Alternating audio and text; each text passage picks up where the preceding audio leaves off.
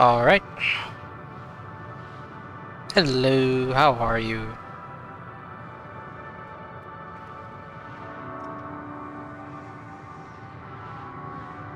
Actually, let me test something.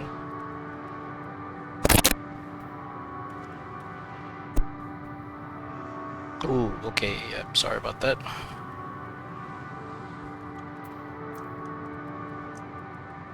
Definitely won't be touching that again.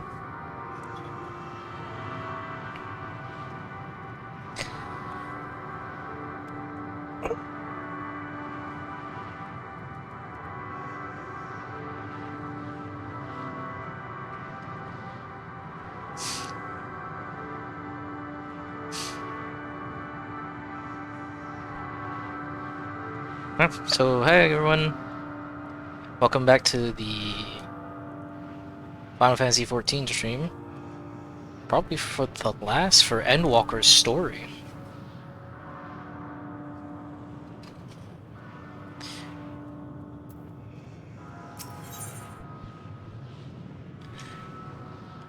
I do like the effect that some of the letters are kind of weird looking.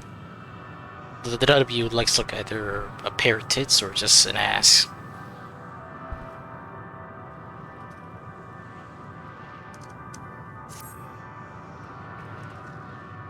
Soul without body, a form of being with which we are not wholly unfamiliar. Indeed, for we existed in a similar state when residing in the first. Sorry about that. The circumstances are rather more dire than that. 'Tis true, but I choose to believe he is not forever lost to us yet. Let's hope Thyncred isn't actually dead. Or at least if he's dead, we can save him. Regardless, in sacrifice he hath afforded us a chance to prevail. Let us not squander it and ascertain the nature of this realm, that we might confront and defeat Meteion. Estinian, Mira, would you accompany me in speaking with these dragons? Mayhap they can enlighten us. I would ask the rest of you to survey these surrounds. If there is a path that may lead us to our quarry, we must find it.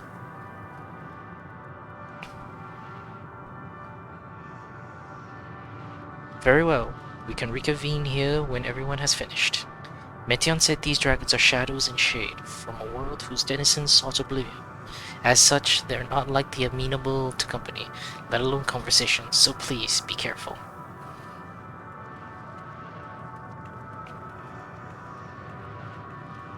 Let us split up and gather what knowledge we may.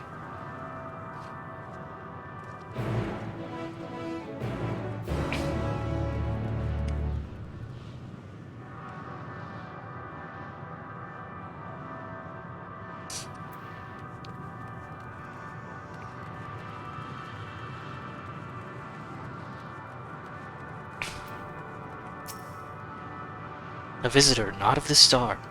Could thy slender hands bring plague to our world, thy breath extinguish life's feeble flame?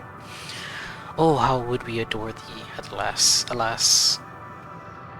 With time our flesh shall wither, our souls fade, and so we wait for its inexorable march into oblivion.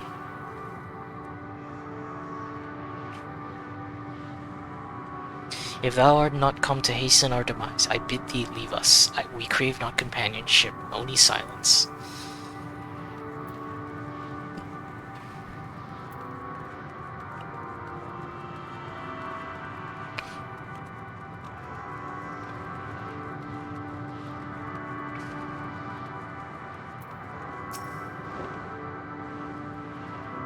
Beyond that distant veil, paradise lost, so glorious, so beautiful.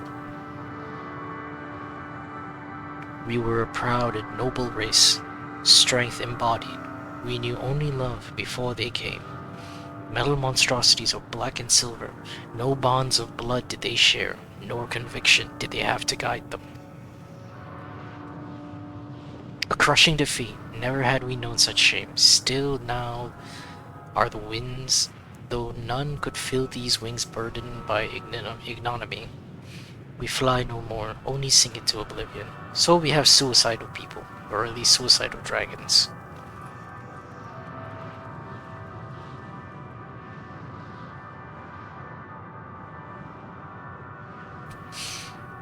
Sorry about that.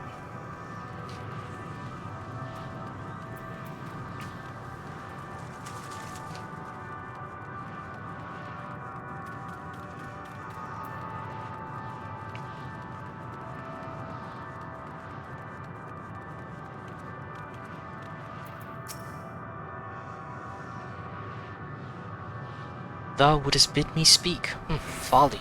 I observe the lesson of stone. I shall not fly, nor speak, nor roar, only watch and wait the end. But one sight yet stirreth my blood, tempteth me to raise my voice in lamentation. Amnol, the cradle of unsung dragons. No words, no songs are possessed of the weight to describe such tragedy. Go, if that be thy will, I shall remain.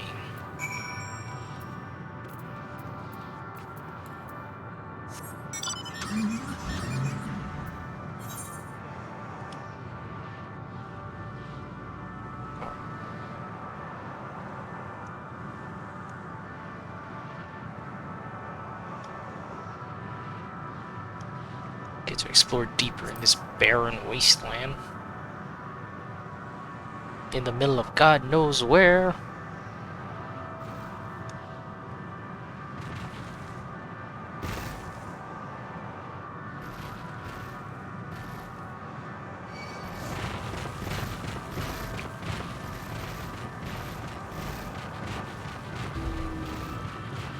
Oh, dragon eggs. Still in a hatch, too. They led you here as well, did they? It was described to me as the source of their woes and proof of their end. I think I'm beginning to see why. It's a hatching ground, or was. I've seen similar on Etheris. Mikar Soma's kind must once have lived and thrived in a place such as this. Fritra said his father was driven from their ancestral home by war and strife. This, then, is the fate of those who remained. Let's have a look around. Maybe these eggs have more to tell of what happened here.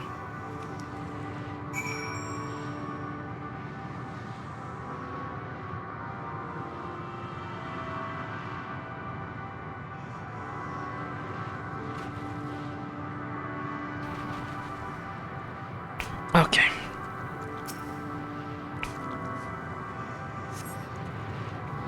Gingerly lifting a large egg from the viscous mire, you peer inside and see a formless mass soaking in a pool of embryonic fluid.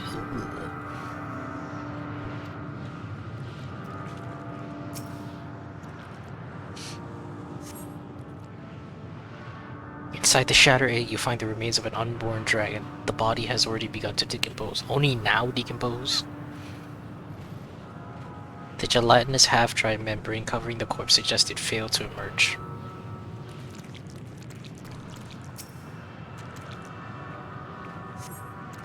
A murky liquid has pooled inside the eggshell. The noxious Voita is indicative of contamination.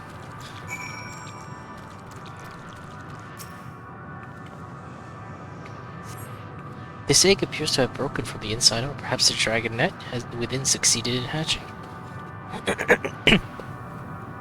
What's this? I thought all the eggs had been ruined. If the dragon head was indeed hatched, there is no sign of it here, or its sire for that matter. We should look for them. You start with the cliff tops, and I'll search the plains. I mean, what about this one in the middle? Looks completely okay. And this one.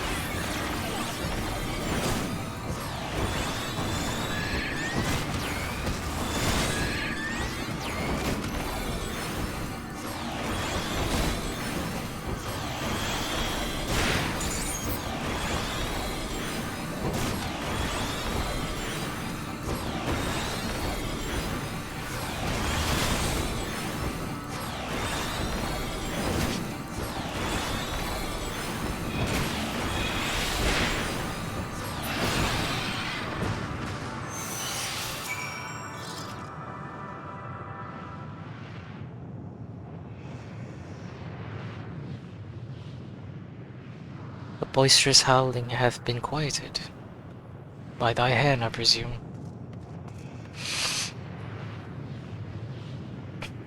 Everything alright? I thought I heard a dragon, or something resembling one.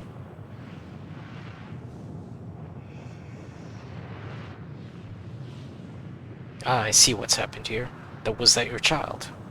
Perhaps some eggs within Amnol are indeed mine, if life within one did quicken. The beast thou hast slain be my blood. Yet I do not recognize it, twisted and malformed as it is. Not a dragon in truth, but a reminder of our failure, a testament to our shame. Explain.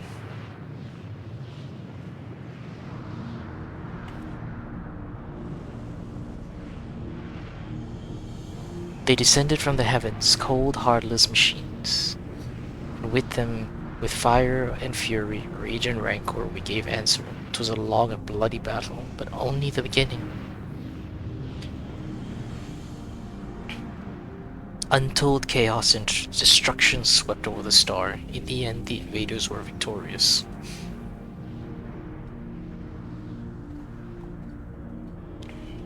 Yet when they looked upon their pride, oh shit. The survivors sought to put away their shame, to rebuild, a futile effort. Impure soil replete with ether did we once cultivate our nesting grounds, but our lands were barren, and any eggs nurtured in such desolation were fated to rot. But few survived to hatch emergence abominations. We shall have no new progeny. But there are dragons among you capable of journeying to other stars. That there are. Many would make the attempt, each bearing a clutch of eggs. The richest stars were home to the harshest rules, and arrival of the dragons incited contests of supremacy. When the fires fade, the wars lost and won. They too were reduced to ash. 'Tis the curse of those who seek life, to be drawn into conflict, to conquer or be conquered. A vicious cycle we now choose to break. We tire of conflict, of everything. We wait now in sweet, merciful silence, free from strife and suffering, still as... Wait, you claim your kind is doomed, but there is another star.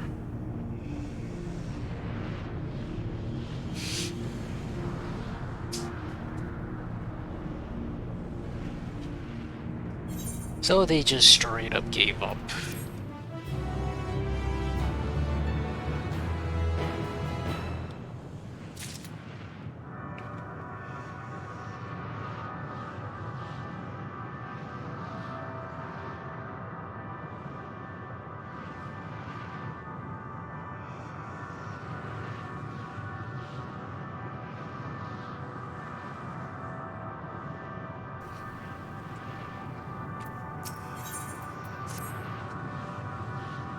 They want only to brood in silence, to be left alone with their grief until time itself comes to an end. The sole reward for senseless bloodshed, a pain I understand and wish that I did not.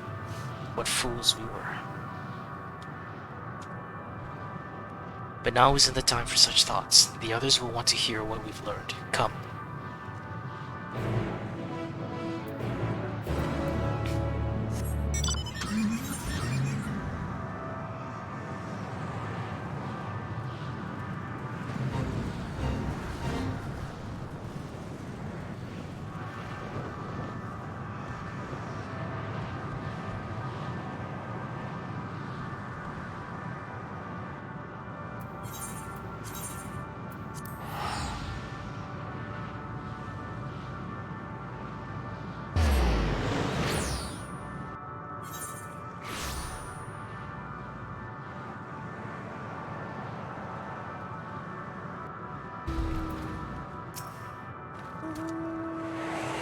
Were you able to establish any meaningful contact with the dragons?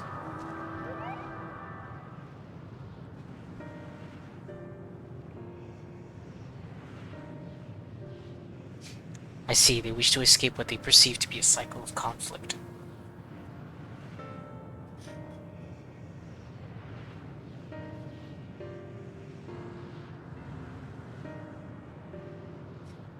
As for our part, I believe we started by traversing the perimeter of the island to see if there might be a path leading off of it. Sadly, there was nothing to be found.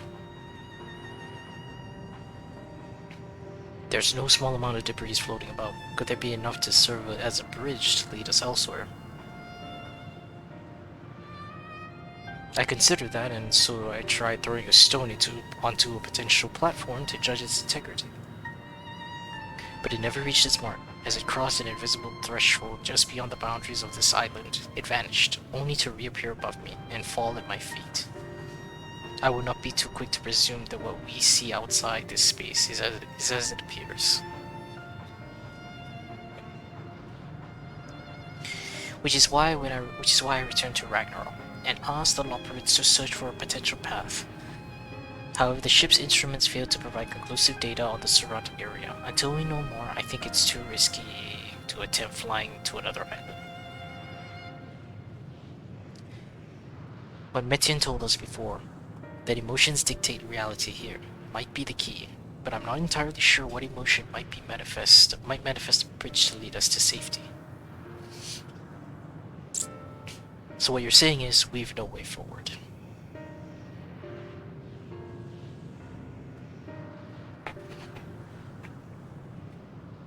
At present, if it is indeed emotion that governs this island, perhaps it is not Meteons, but the dragons that hold us here. They tire of conflict and have chosen a path of oblivion to escape it.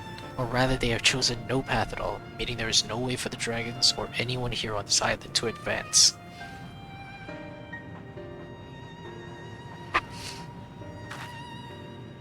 A sound theory, disheartening though it may be.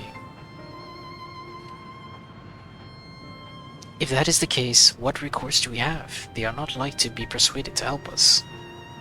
Their reasoning is built on a history of turmoil and strife. Without irrefutable proof, the future is not as bleak as they believed it to be. Mayhap persuasion is not the answer.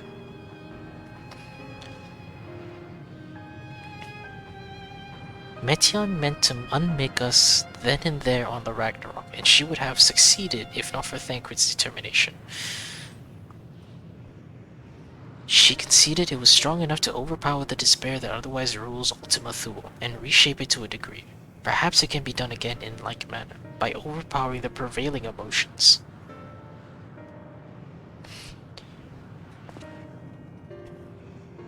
'Twas Ultima Thule's architect, Metion herself, against whom Thancred did pit himself in a clash of wills, though I marked no leader among them. As such, I did chance to encounter a dragon possessed of despair far more potent than most, potent enough mayhap to dictate the course of others, and thus their domain to follow. He spoke but few words, carefully chosen, their tone and timbre alone threatening to rend my heart in twain. Challenging his desire to remain may allow us to alter the island upon which we stand. Alas, I fear my vaunted rhetoric availed me not against his calcifying heart, but mayhap one of you will fare better.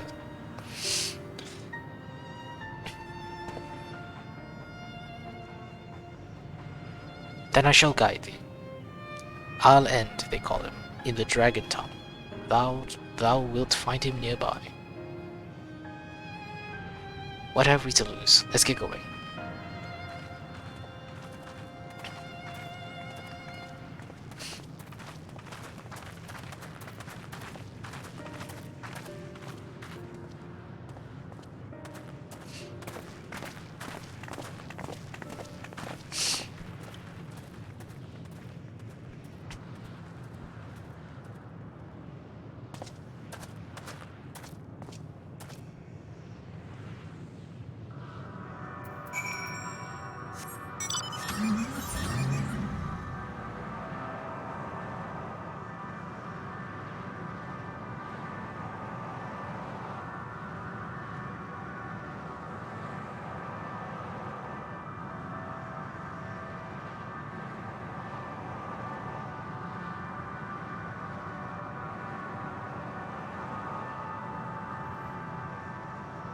So I'm guessing this is where the dragons came from. This is where Midgard's soul must have come from.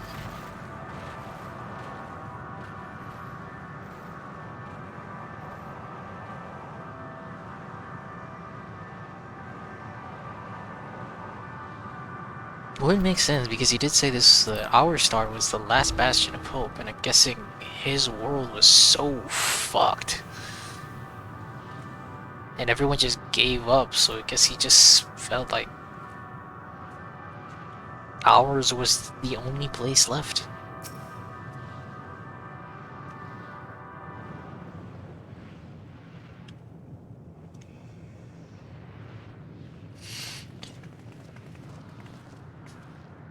These are really cool looking dragons, He I will remaineth say. as he was when I first approached, entombed in melancholy.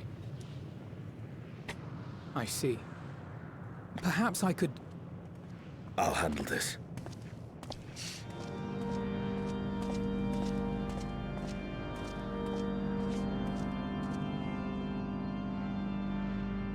So, waiting to die like all the others, are you?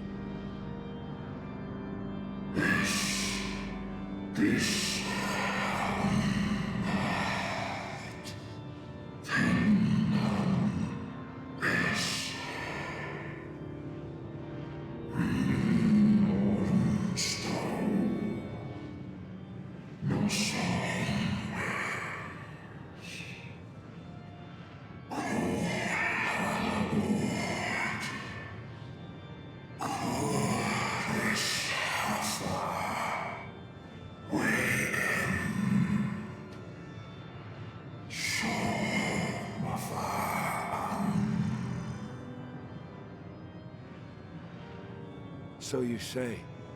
Yet your kind has found a new beginning on our star.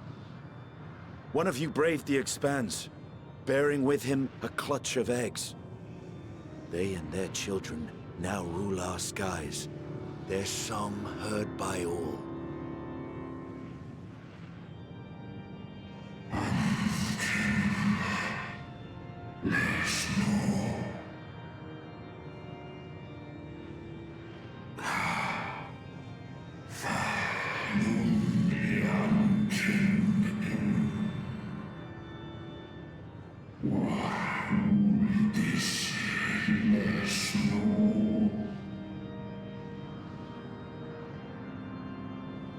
They were. They suffered much, and repaid their suffering in kind.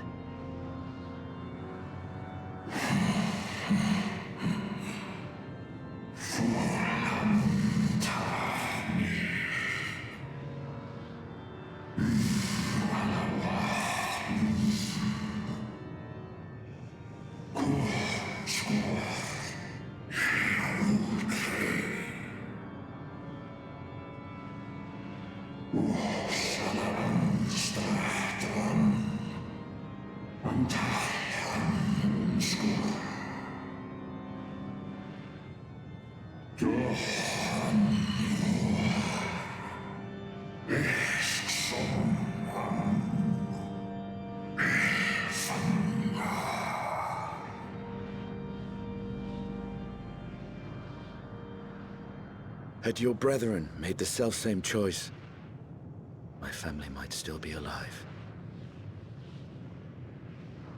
Yet lasting peace does not come to those who simply retreat from conflict.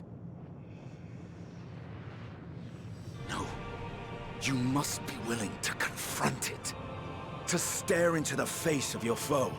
And Oh see shit, yourself in Heaven him. Sword. Only then can you break the cycle of torment and tragedy. This lesson, a dear friend taught me at the risk of his life. There is no nobility in your penance. You wallow in self-pity. And after everything we've endured, we will not let you stop us.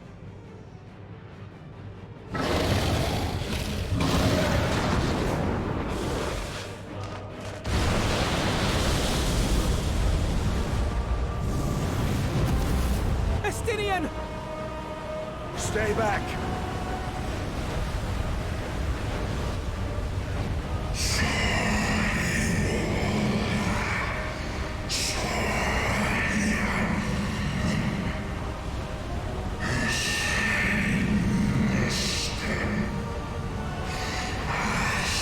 Come on, Chad Stinian.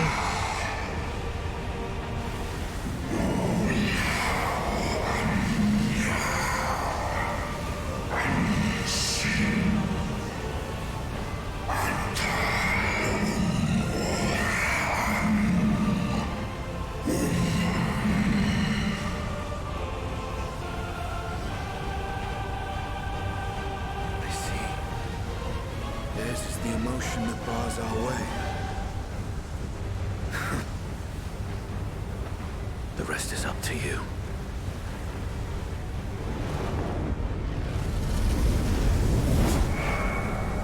Oh no.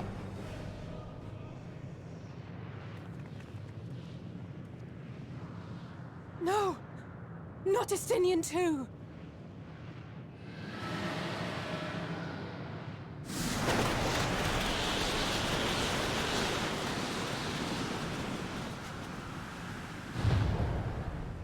Damn, are we really gonna have to sacrifice our friends just There's to a reach wind. the end?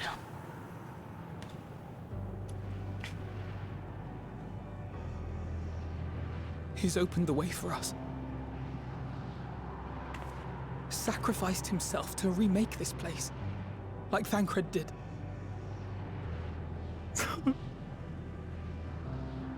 Oh, Alphino.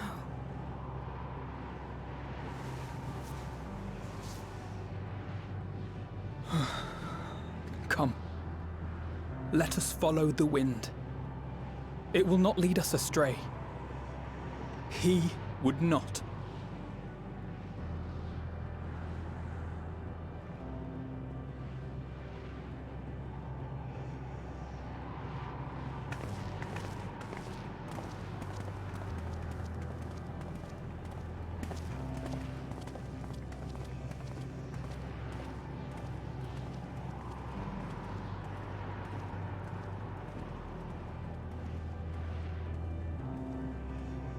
God damn it.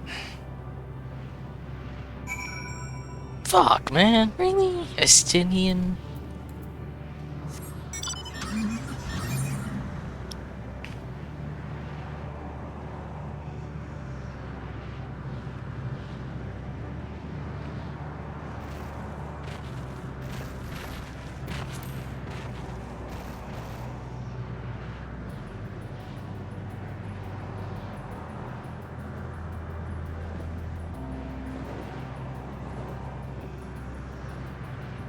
Can't let their sacrifice be wasted. Gotta just keep moving forward.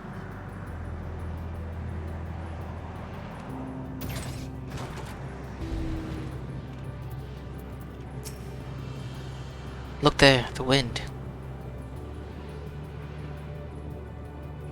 This is Estinian's doing. I'm sure of it. We should ride its flow and see where it leads.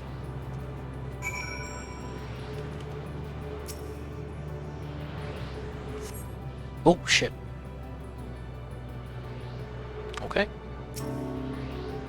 A powerful gale has delivered you to another island. The other Scion should arrive before long.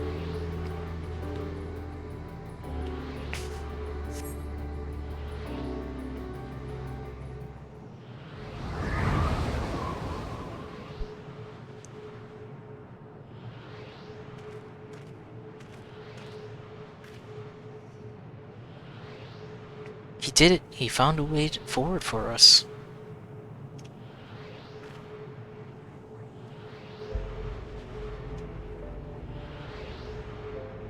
The dragons remain trapped within a prison of their own making, lamenting the horrors of war, yet Estinian knew them better than most. He was a man of honor and a dear friend, willing to fight to the very end for what he believed was right. And he's still fighting Alphino, just like Thancred. Their sacrifices are why we can survive here, why we still have a chance to stop her. Even in spirit, they're unwilling to give in to despair, and we mustn't either. Alize is right, we must press on for their sake.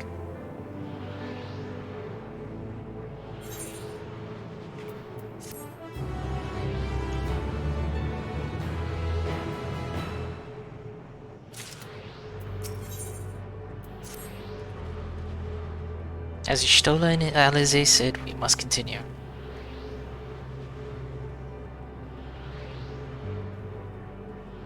Notice the change in our surroundings. Perhaps this is the memory of an altogether different world. It would be prudent to learn more of it, then tread carefully, lest we lose our footing in this sand, or land.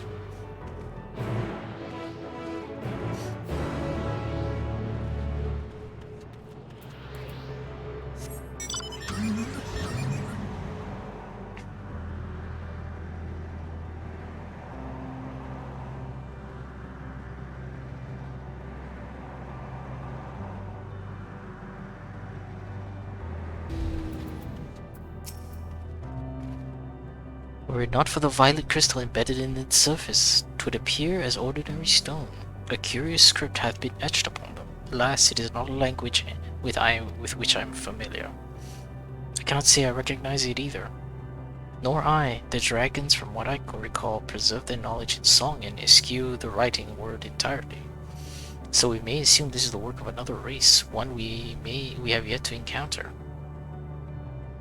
Metian claimed the dragon's world suffered a slow death, seeking the release of oblivion. What life we find here, like as not, doth wend its way towards similar end.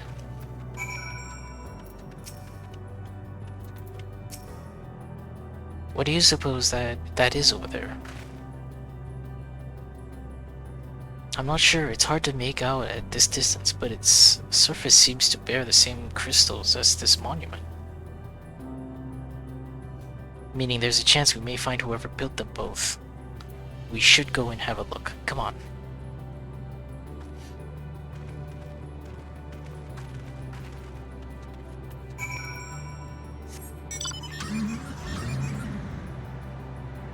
I guess it would make sense that Metion would build something made from parts of every other world that killed itself. A culmination of all the endings.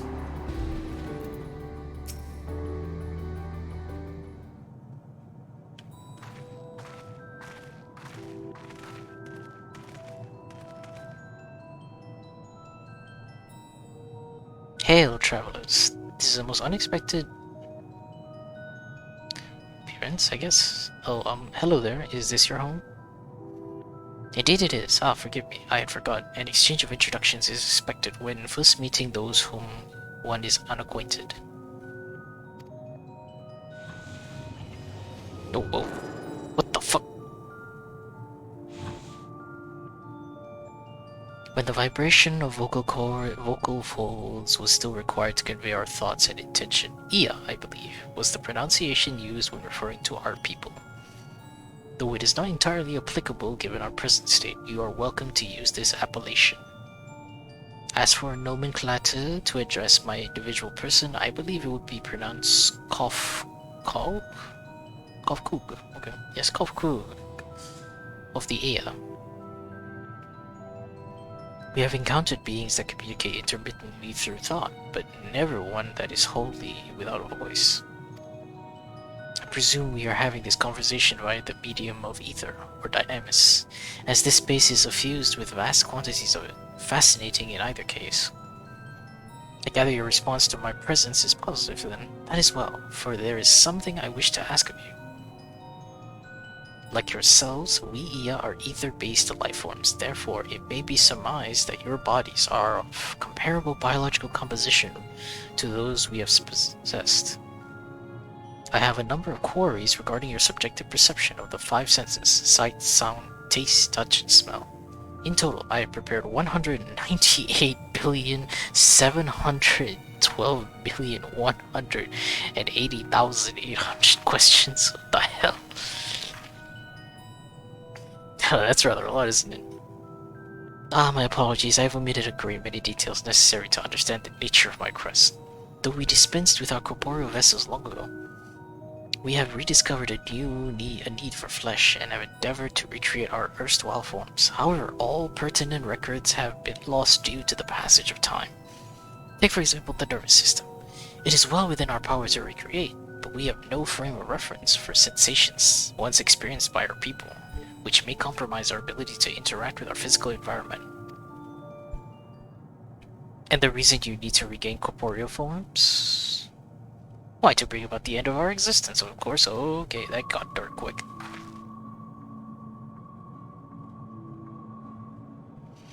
Though need is perhaps too strong word, it would simply matter to it is simple matter to unmake ourselves through the use of etheric exsanguinators. But such a death is the traditionalists among us believe proper death requires an inescapable sense of impermanence in one's final moments, an experience found only with bodies of flesh.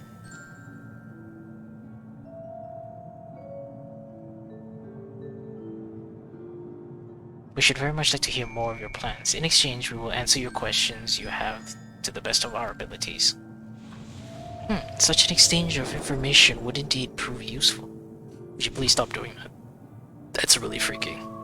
Very well, to ensure efficacious exchange, I hereby invite you to our home. Yes, the abode of the Iya, where we traditionalists prepare to our demise. I presume your consent to answer questions is indicative to a tacit approval of our plans, in which case your cooperation is greatly appreciated. I must caution you, however, to be mindful of the Iya wandering the desert. Their desire for bodies of flesh could be described as overzealous. Now, if you would follow me. This is going rather smoothly, not that I'm complaining, mind. Even so, we mustn't forget their aim is oblivion, much like the dragons. Yeah, they're just as suicidal. Though I fail to see why a civilization so seemingly advanced would choose to unmake all they have created. At any rate, we will find no answers dallying here. Let us be on our way.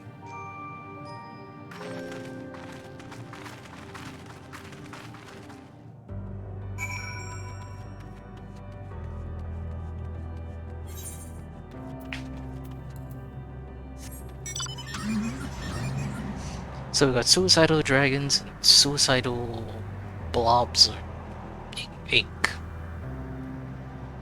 Or whatever the hell these Iya are.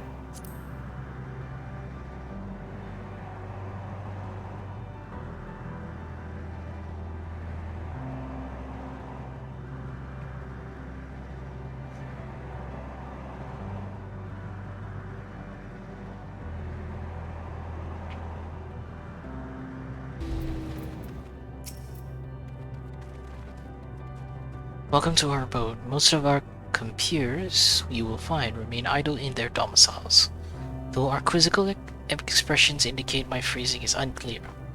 I speak, of course, of the violet crystalline constructs hanging from the stone structures here. Oh, there. You say they remain idle, but what of your work to regain corporeal bodies? An astute question, and understandable given your finite nature. We have no desire to pursue our research, for it is no longer necessary. If in our idleness we are struck by a sudden inspiration, we arise to pursue said inspiration to its conclusion. This is why I present for your arrival, and why I continue to engage with you still. But while the others are not currently in a motile state, rest assured they would not object were you to disturb their respite. You need only cast your thoughts towards one of their crystalline domiciles to communicate.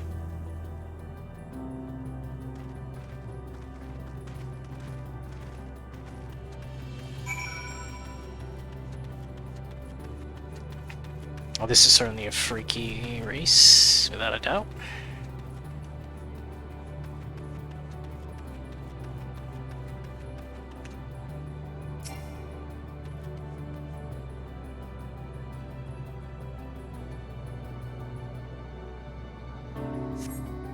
You cast your thoughts towards the crystalline domicile, but there's no response. Oh, okay. So much for communicating with one.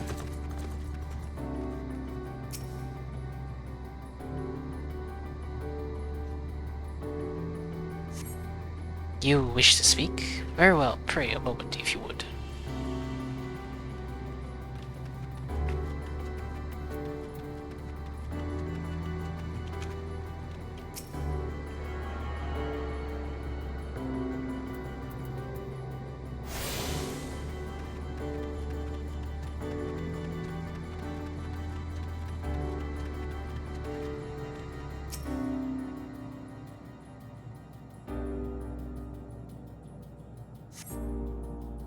Why we seek our end, you ask? If you wish to know, I will tell you. Just a moment, I must remember. What form did I take when I last emerged?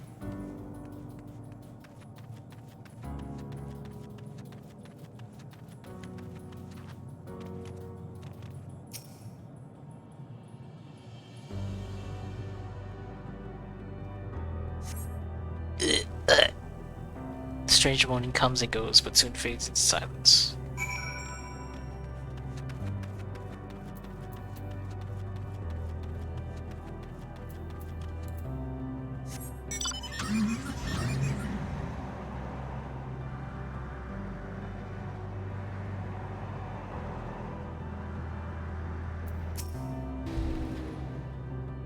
Did your inquiries yield satisfactory responses? Well, I mean, they wanted to talk. 2 of them, anyway. I see. If they fail to answer, then it is likely because their minds have unraveled due to prolonged idleness. They are not but concentrated ether now. Worry not. There are no others who have need of those lodgings, and they will not prove a hindrance to remain as they are. But most importantly, you said some few did answer your request for an audience, yes? I imagine they will be with us ere long. Flesh abandoned.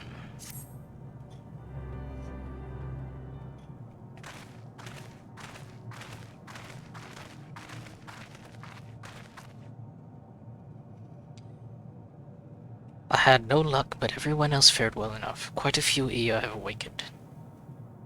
Ah, there they are.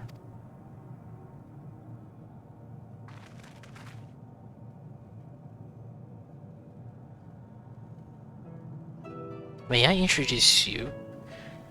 La Lach. Okay. I don't think I'll ever be able to get these names. It has been too long, Kufkog.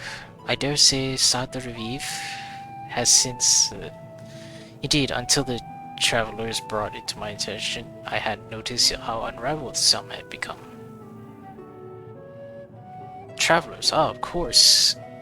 The ones who wish to know why we seek to regain corporeal forms. The truth of the matter is as plain to see as the neighboring systems, but my single account would fail to satisfy the requirement for scientific objectivity. Thus did I bid them to awaken you. Am I the only one who struggles to tell who is speaking?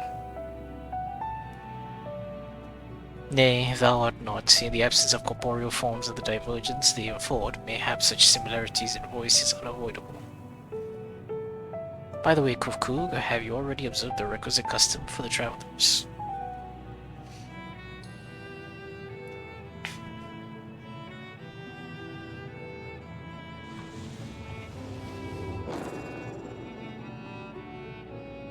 Ah, yes, so long has it been, it had completely escaped my mind, and still does. What was it again? I can't seem to remember.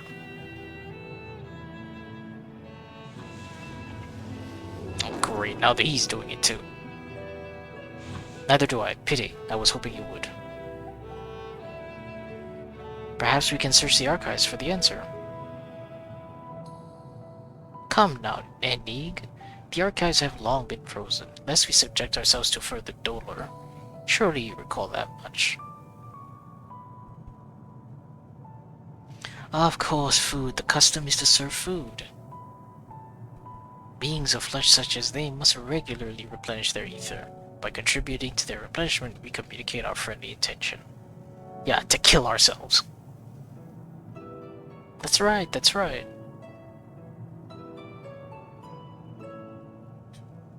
We duly invite you to join us in communal repasts, after which we may engage in leisurely conversation. If we had a chance to learn something, then I see no reason to decline.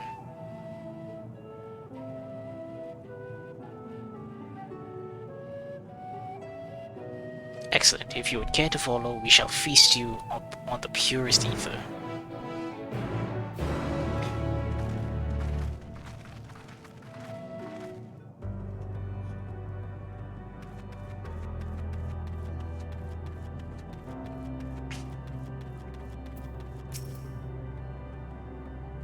This facility is where we replenish our ether. There's no particular name for it, but we traditionally sometimes use the word restaurant. Now then, if you would take your place with your comrades, the space will soon be awash with purest ether. Please absorb it as much as you like. Wait, isn't this kind of dangerous, though?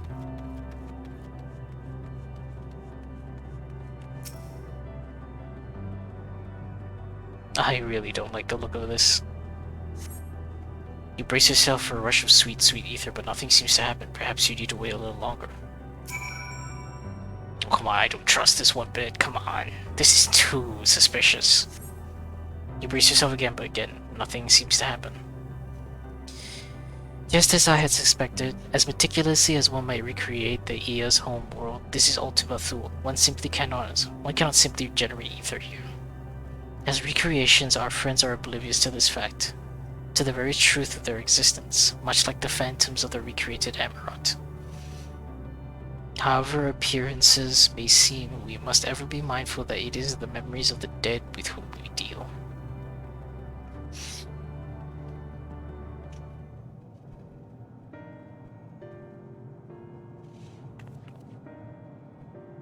So, did you have your fill of ether? Alas, we couldn't absorb it. A deficiency in our forms, it would seem. Oh, how very unfortunate. May I ask how you normally replenish your ether?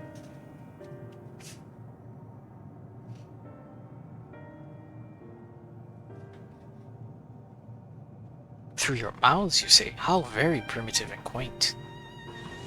To think that their mouths serve not only to expel sound, but draw in sustenance besides. Such life forms have long since vanished from our systems.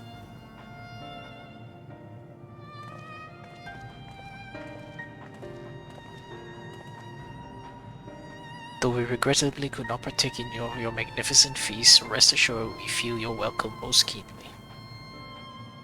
In the course of acquainting ourselves with your sophisticated ways, however, we could not fail to wonder, wherefore do you wish to obtain vessels of flesh, and thence to vanish? Will you not favor us with an explanation? You flesh and blood beings are always so hasty. It does have its charms, however. Very well, we shall indulge you. In the beginning, when the Ia yet possessed corporeal bodies, our ancestors just dedicated themselves to the pursuit of knowledge and technological advancements. By transcending all limitations, we believe we would eliminate sorrow and abide in true happiness. From the tangible such as land to the intangible such as labor, there exist myriad hindrances to progress. But the most confining of all was the flesh. Our natural lifespan was distressingly middling, you see, too short to enjoy unhurried lives, yet too long to be considered disposable. Furthermore, to simply maintain the integrity of our bodies demanded much focus.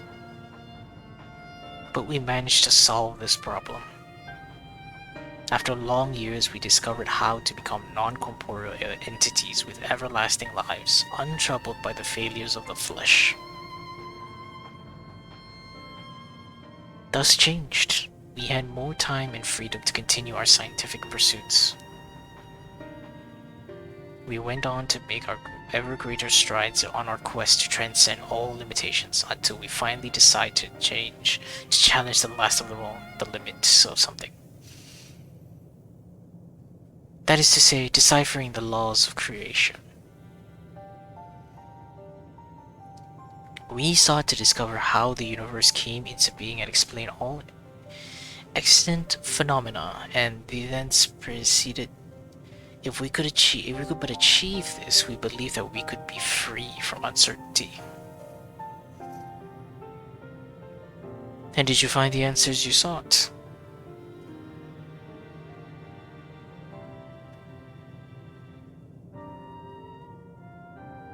Yes, we did. Our efforts revealed to us a fundamental truth.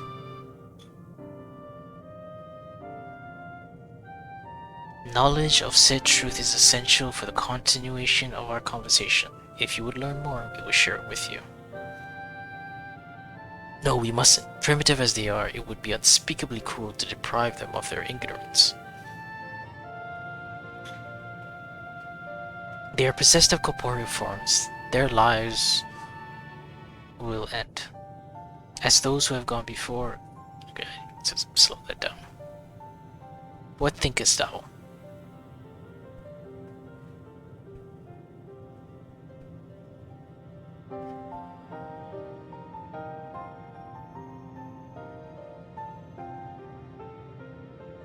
We have deliberated and come to a consensus.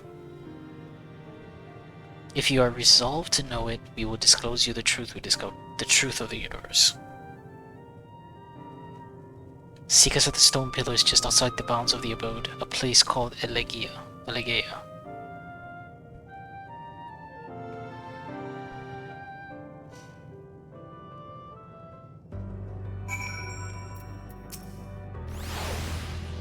A fundamental truth.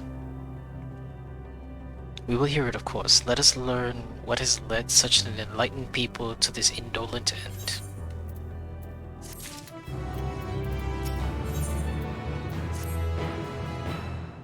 Ere we join the Ea, there is one trifling matter I would fain investigate. Mira Grahatia might have troubled for you for your assistance, but of course. My thanks. We shall head outside the abode, if you would kindly follow me. I know not what mischief you are plotting with Renji, but I trust you have your best interests at heart. The rest of us shall go on ahead to Elegia. Lest you worry, we won't start without you.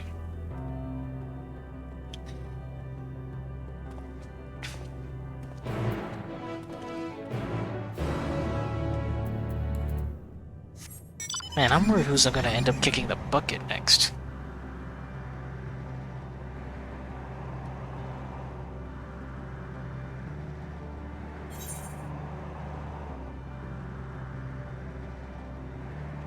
What the hell? Those look like near enemies.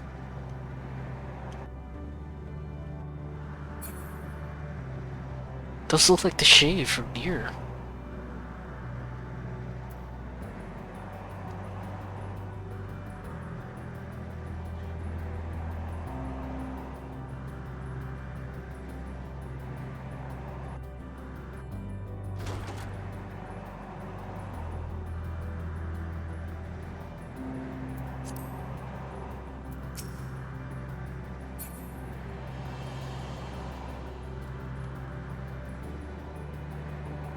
Alright, Ryuanji, what exactly are you looking out for?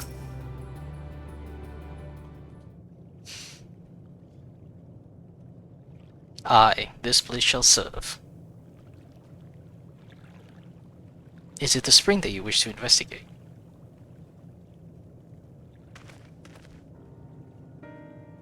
Pray forgive me, my friends, but there is naught to investigate. 'Twas but a pretense to speak in private.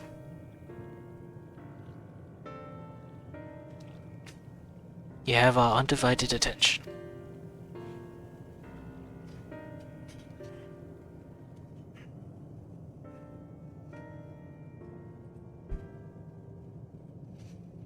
As we have established, here in Ultima Thule, those denizens of ruined stars are recreated in their twilight days. Yet one question doth arise in my mind. So faithfully formed are the simulacra, they believe themselves yet amongst the living. How dost thou suppose this is possible?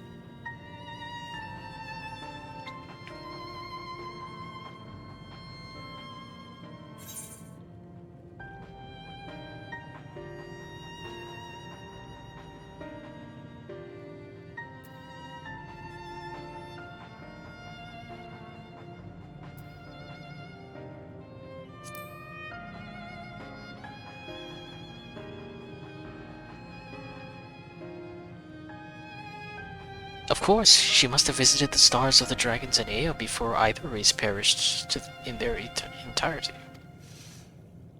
Thus could she make their emotions her own, and with them create more faithful simulacra than had she relied on any historical account. So too did I theorize, and upon that assumption consider how those two races have met their demise. According to thine own tale, Metion perceiveth the emotions of those nearby as her own, a heightened sense of empathy intrinsic to her nature as an Entelekea. In the course of her star-faring journey, if she encountered beings who strongly desired the cessation of their existence, she would be powerless before that desire,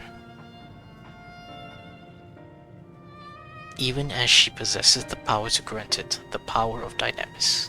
'Tis my supposition that, overwhelmed by their longing for death, Meteon did unleash Dynamis and usher the dragons and Ea unto their doom.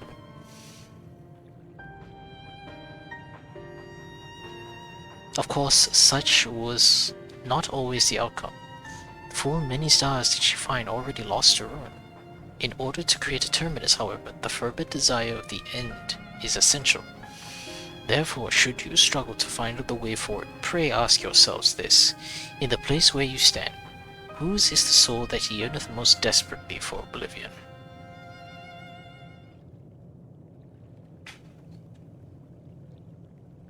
Why do you tell us this now?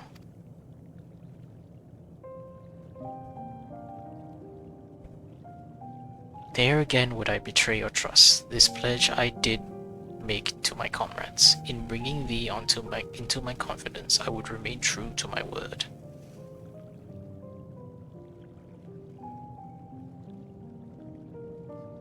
As for thee, let us consider it my fitting reward for the secrets I harbored for the Crystal Exarch.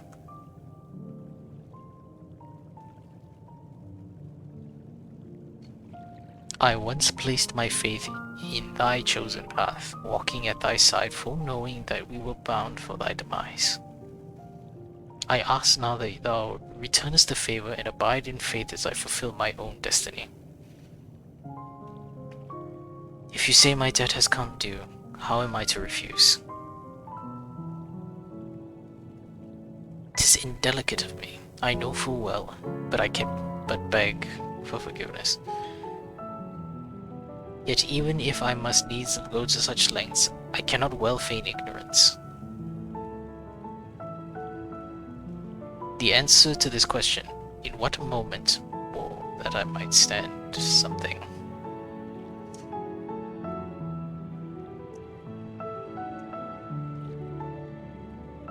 After all that we've been through, I will say only this: do what you must, and see your conviction through.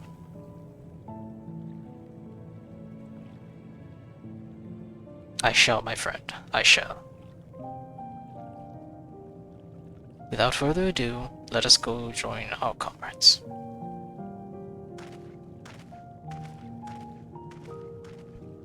Oh no, is Kuryanji gonna be next on the chopping block? Let us be off to Allegaia.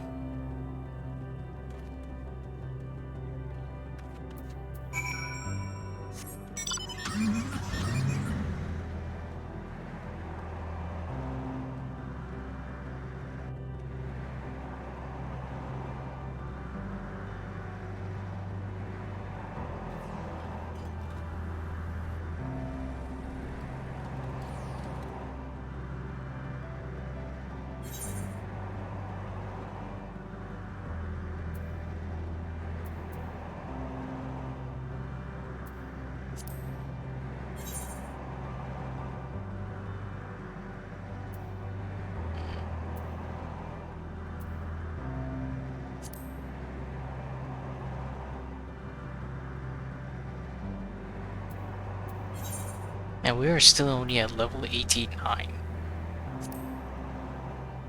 on the quest. When is 90 gonna kick in?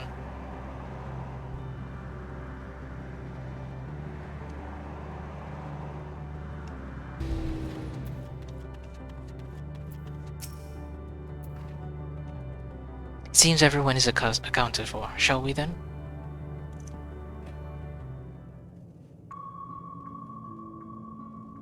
Please continue. Tell us about this truth you discovered. Very well. Bear in mind, however, that the purpose of this conversation is not to impart scholarly knowledge, for such requires that you comprehend the subject matter. But they sound a lot more terrifying than I thought. We will forego the intricacies of our scientific methodology and deal only with the conclusion. the end of our society and our world.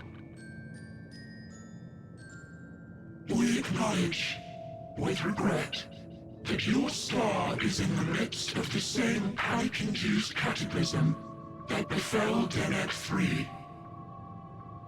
As such, in order to avoid causing undue distress, we will refrain from explicitly stating how much time you have remaining.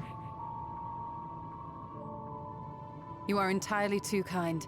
I pray you recount your tale as you see fit.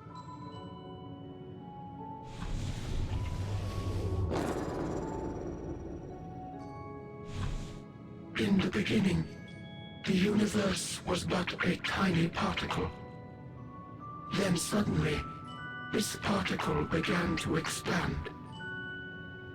Having remained entirely in the bounds of your star, the phenomenon may be difficult for your kind to grasp. But this expansion has since continued unabated. Speculating that the universe could not grow indefinitely, we sought to learn what might occur, and made a worrying discovery. The stars will continue to spread apart, as will their finite thermal energies. Eventually, all heavenly bodies will grow cold and freeze. No new stars will be born, and the universe will enter onto an eternal ice age.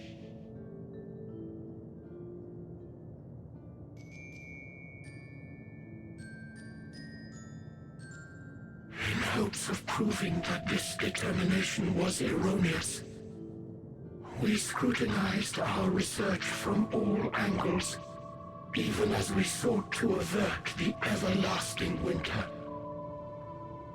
The endeavor proved fruitless. So infamously so, in fact, that it became synonymous with vain effort. The universe as we know it would end, and there is no way to prevent it. Beneath the weight of this knowledge, our society stagnated. Though we had time still, it was a cold comfort. Why strive for anything when desolation is assured? When our wealth of wisdom, accumulated since the dawning of our kind, would be forever lost. So you guys just became No fatalistic. civilization would rise from our ashes. No scholar recover our knowledge. In silence unbroken, naught would stir.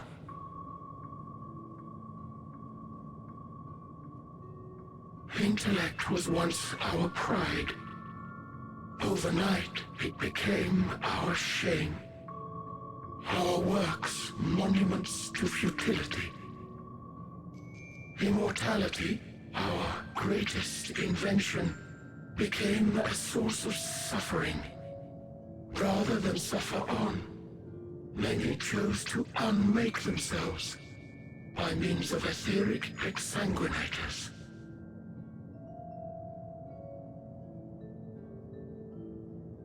Etched upon these stones are the testaments of such souls. Though many left no words at all, thinking it a pointless gesture. Once we have obtained vessels of flesh, we likewise intend to vanish. If you understand this, understand aught of our tale, you will abandon your quest for knowledge. Ignorance truly is bliss. If you would cling to your illusory happiness, remain primitive and pure. It is the only way.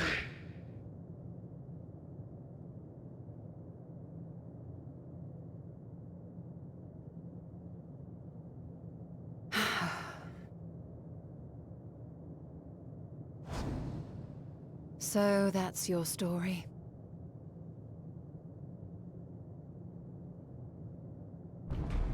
While I appreciate your advice, I will not heed it. Convinced though you may be of this truth, it is yours and not mine. Indeed, truth, I have ever believed, is in the eye of the beholder.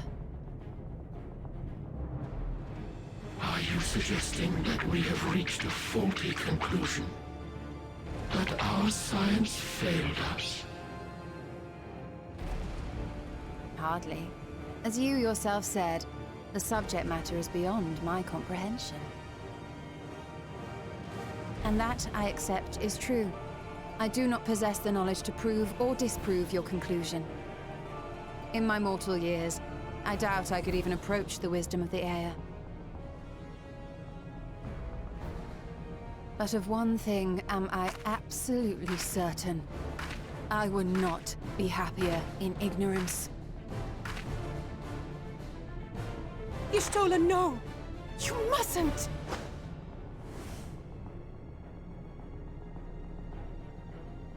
The most important lesson I've learned is that learning isn't simply passing one's eyes over words. Nay, 'tis when understood for oneself that knowledge attains its true value. This is what has sustained me, driven me onward in joy and wonder, in anger and sorrow.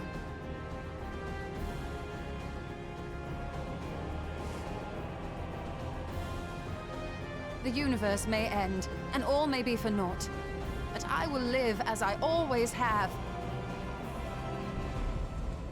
I will always seek out new knowledge, and no conclusion of yours, no matter how grim, can dampen my desire.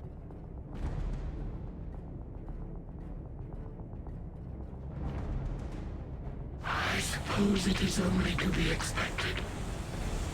Their feeble minds cannot fathom the terrifying gravity of it all. But worry not. We consider it our duty to enlighten you, and we will not stop until you grasp the full extent of our despair.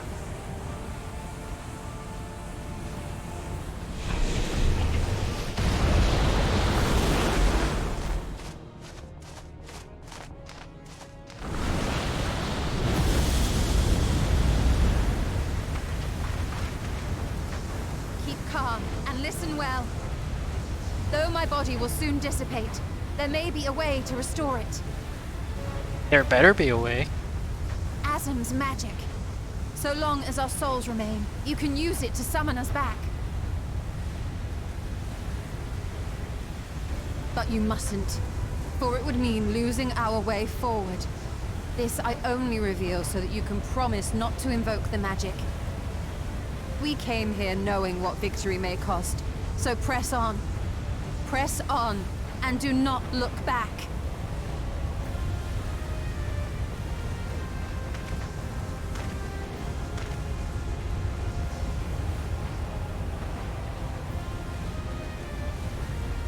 I shall join thee. Oh, come on, not two at once. What?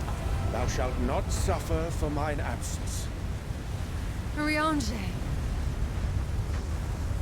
My resolve hath never been as strong as thine.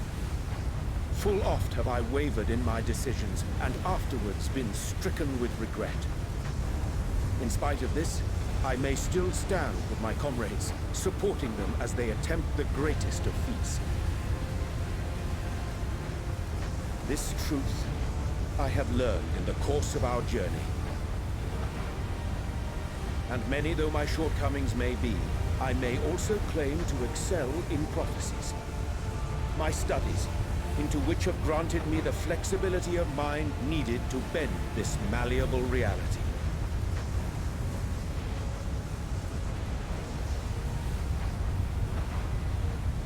Thus shall I hope that thou mayest have the strength to resist, and our comrades the strength to continue.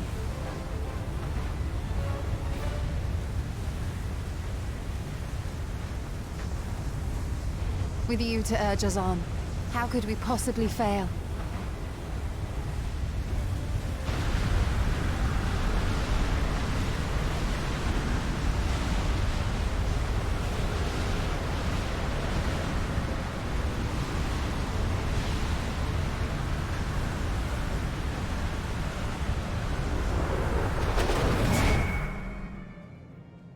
God damn it, and now we're down to 4 members.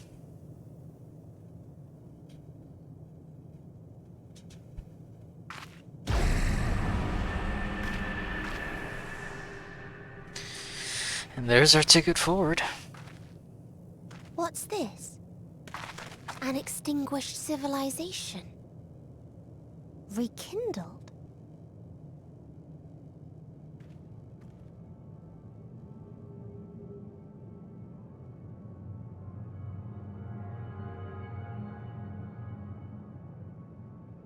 That's right.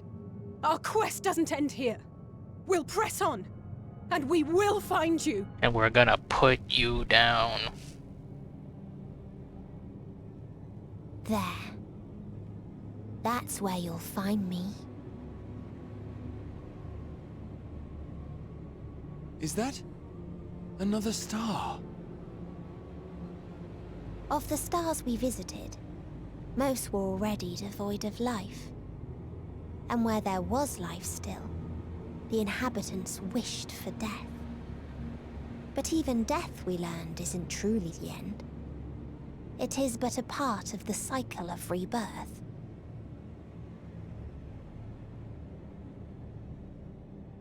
Souls return to the star, or in its absence, a larger flow. And eventually they are reborn. Alive again, to know suffering anew.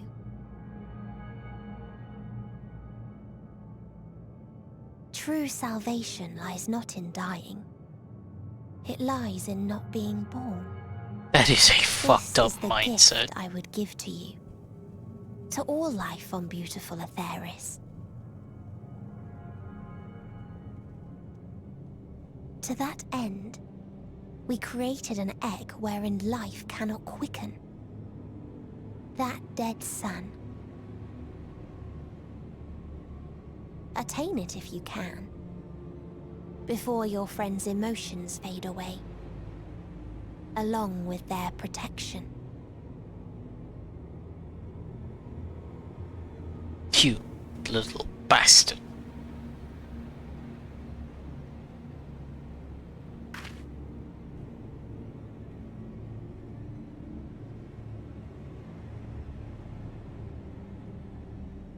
We're gonna clip your wings, Metian, once we get over there.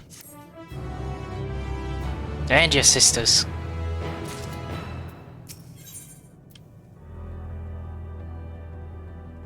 What the hell am I even looking at here? Victory? Loss? What the hell's everything in between?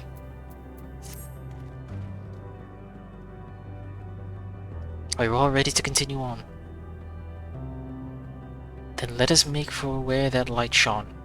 Y'shtola and Urianger have opened the way for us.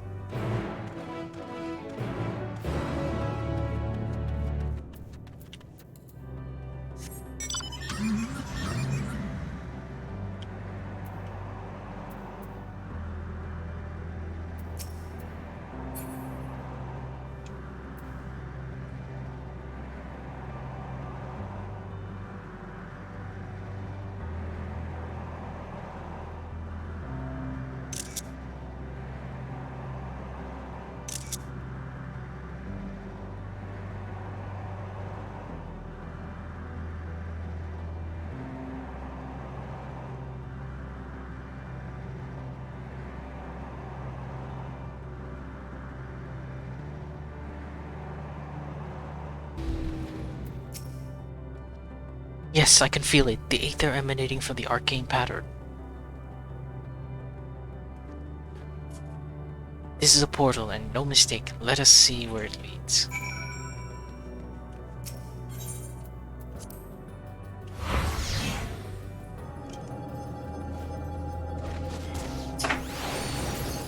Oh, hello.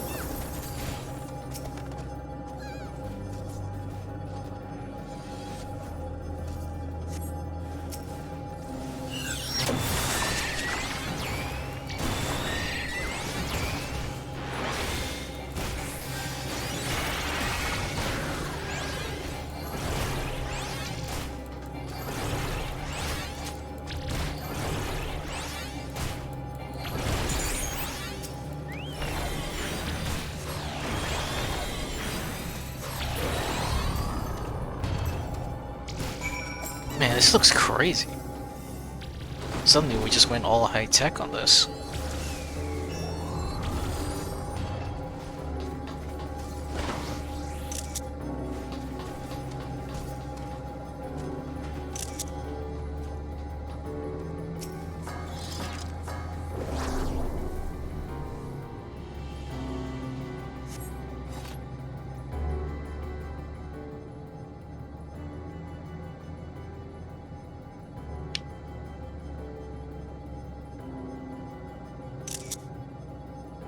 Apologies for all the screenshots, but I can't help it.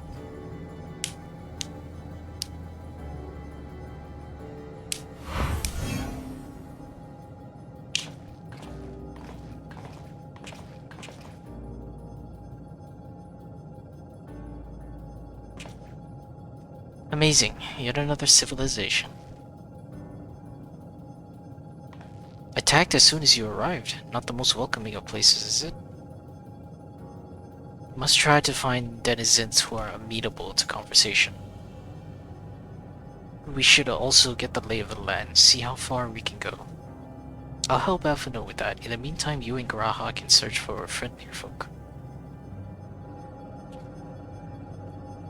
Apart from hostile beings, take care with your footing. I mislike the look of this terrain. Not knowing what the locals are like, you'd best take care of yourselves. We'll find you once we've finished exploring.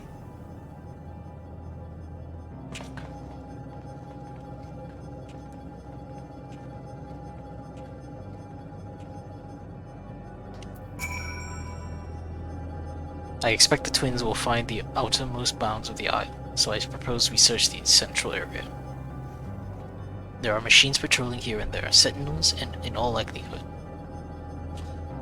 like those you encountered, they will most certainly attack any who venture too close. So let us avoid them and look for others that appear more approachable.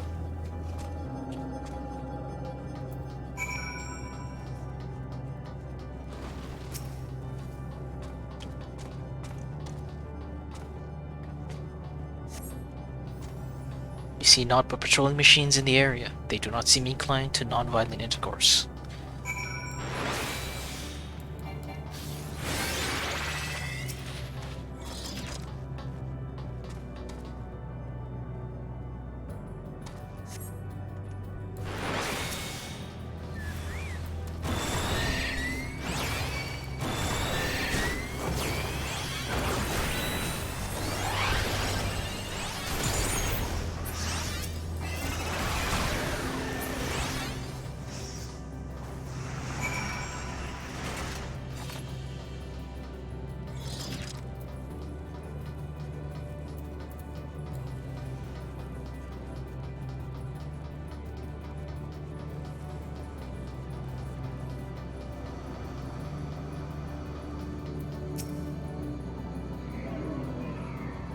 Oh wow, holy shit, I was not expecting that.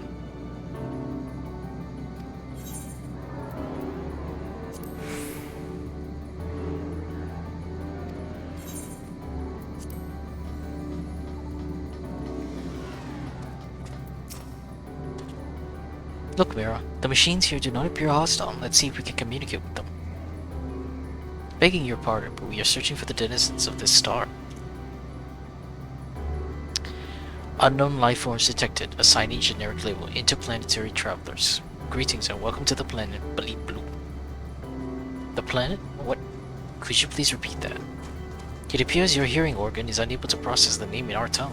It may be translated into yours as Alphatron. Our people, meanwhile, are called Omicrons, and you stand within one of our Transformers reference? What's going on here?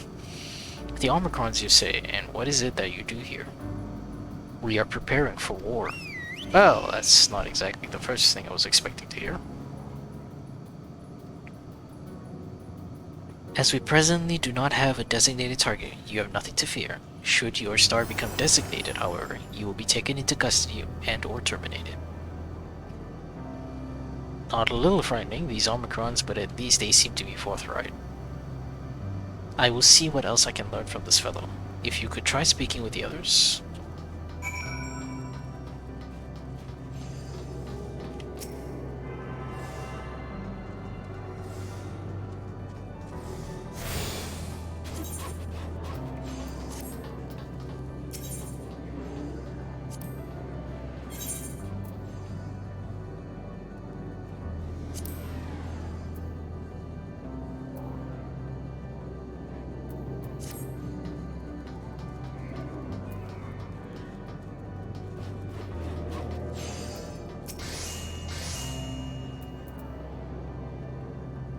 Autonomous weapon deployment complete. Vanguard armament complete. Munitions level satisfactory. Combat readiness assessment nominal. Awaiting the instructions from Sir, who is Sir. Maintaining state of combat readiness.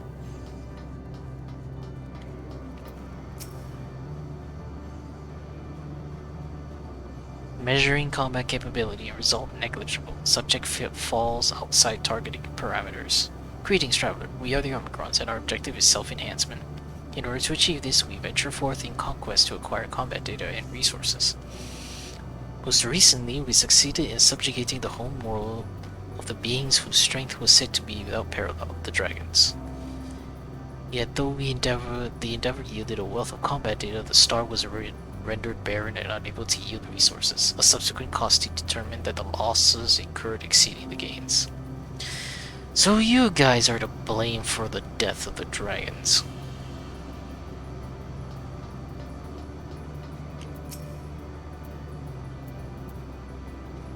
Greetings, traveler. When venturing outside the outpost, beware malfunctioning units. They do not heed Sir's command and indiscriminately attack all non-Omicrons. For the avoidance of confusion, be advised that Sir is the alias of Stigma 1.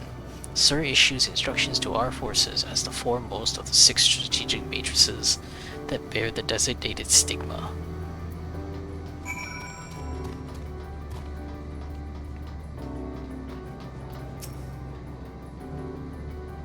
You learned a few things, so did I. Ere we share our findings, however, I believe it is best to step outside the outpost. Come with me.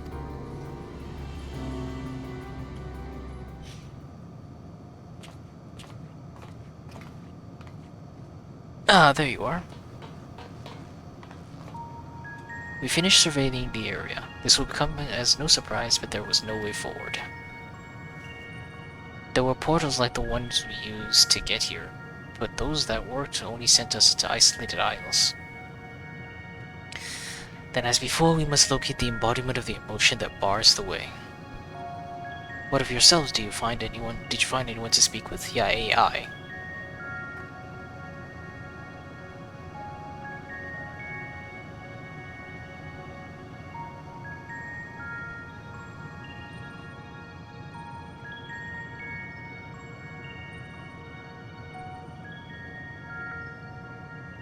So the Omicrons seek to advance themselves through conquests.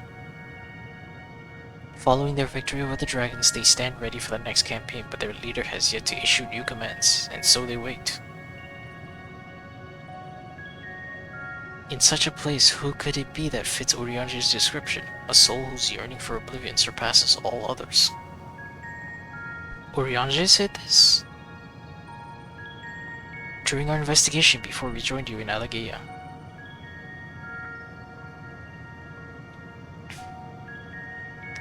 So that's the way of it. Why couldn't he just say it to all of us? Given what we know of this place, it's certainly a curious state of affairs. While the dragons and the Ea longed for death, the Omicrons long for conflict. As much as that may lead to destruction, it must be considered a distinct desire. In order to find the source of the dominant emotion, I believe we should seek out their leader, this Sir. According to MO32, the first Omicron with whom we spoke, there is a console by which we might utilize. MO32 also added that it would be a pointless exercise, but that in itself, I believe, is worth investigating. What say you? I mean, we gotta move forward, so either way, we gotta try everything.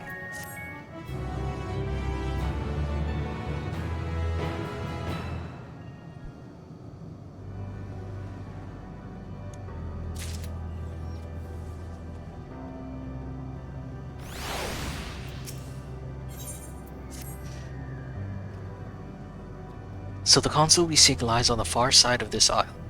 Given the nature of the ground, the route may not be entirely direct as it seems. Let us watch our step as we make our way.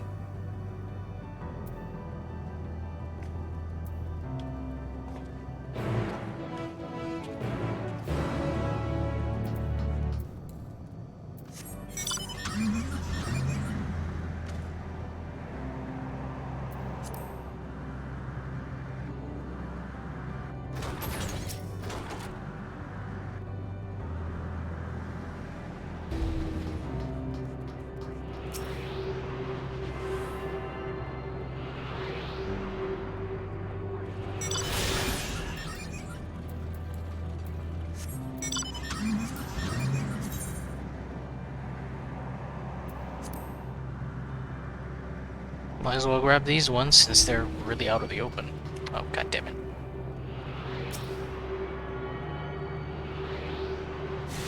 Ah, fuck you.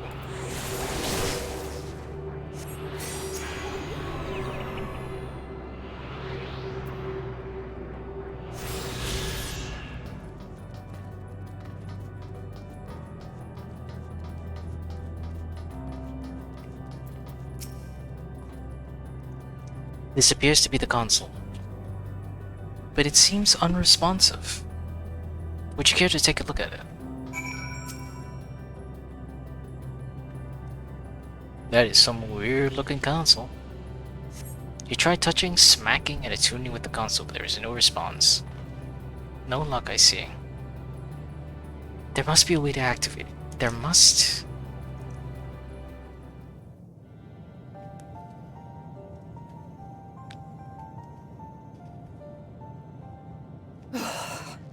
Well, I'm out of ideas.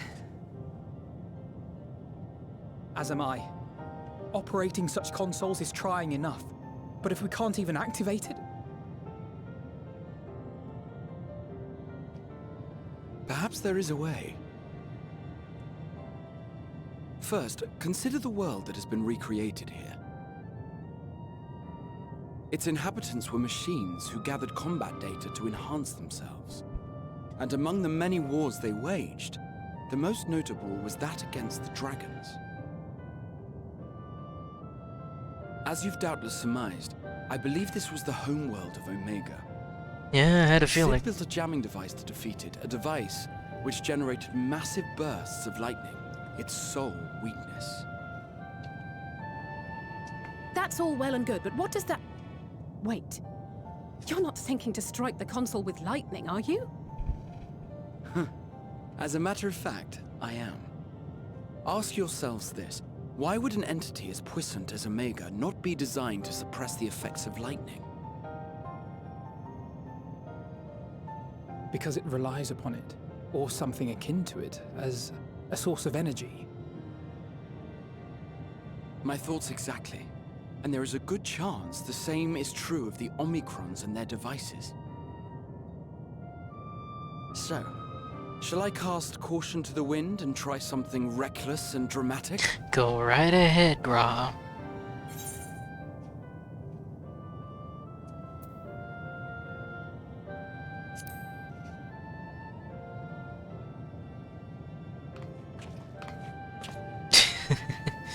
You still have it!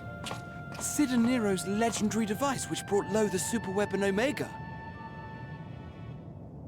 Wait, the actual device was much too big to lug around, so you must only have the control module. And there I was getting all excited. Never mind. An old-fashioned spell will suffice.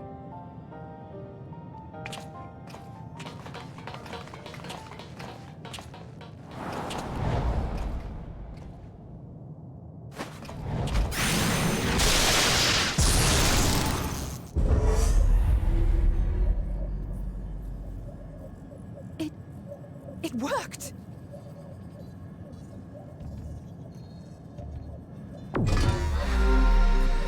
Oh, that is straight up Omega. Communications module 1. Connection established. Transmission. Strategic Matrix Sigma 1 now online. As the primary strategic matrix, you may address me as Sir. Checking for new communications. None found. All units, please maintain current state. End transmission. Closing connection. Wait! We have questions for you! Of late, no mission orders have been issued. Why not? Has there been some manner of trouble? Reply. The Extended Operations Unit is yet to determine guidelines for future assignments. All strategies are calculated, devised, and actioned in accordance with said guidelines. In the interim, all citizens are directed to maintain a state of combat readiness. End reply. Awaiting query.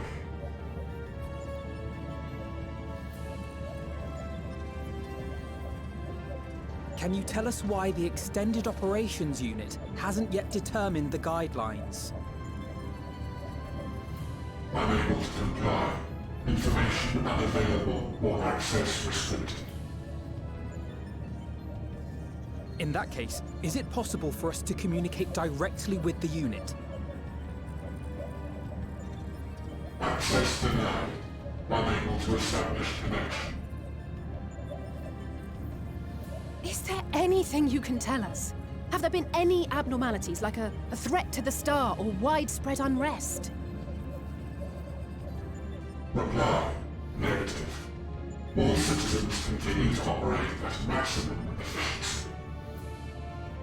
If your operations are suboptimal, please proceed to a maintenance facility for evaluation. Otherwise, stand by at your designated post.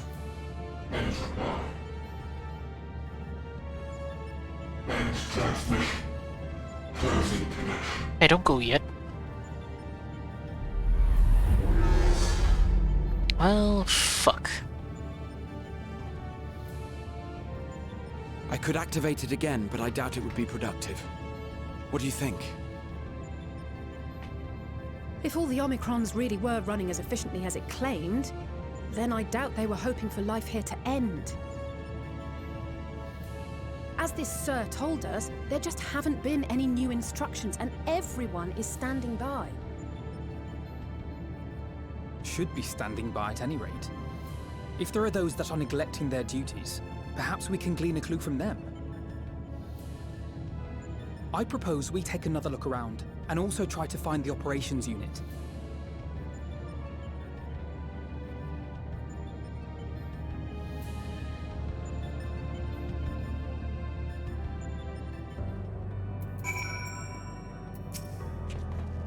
Let us focus our search on the outpost. Alize and I will try to speak with the Omicrons this time, in the hopes we might learn something new. Meanwhile, perhaps you and Graha could observe them from a distance. These beings are systematic and routine by nature. If there are any that aren't, it shouldn't be too difficult to spot them. If there are no questions, then let us begin at once.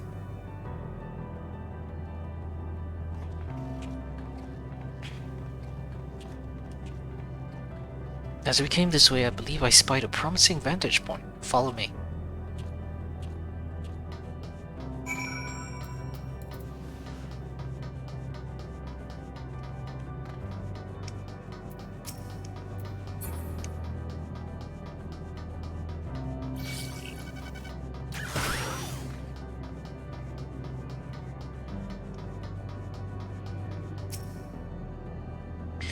Search base Omicron for errant Omicrons. You view with the camera, and yada yada.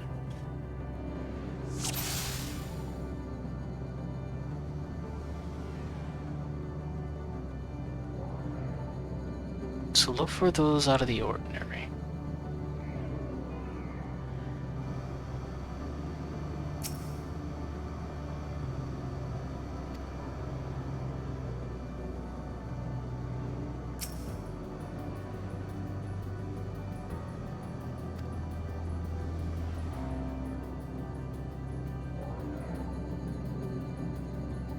Whoa, wait.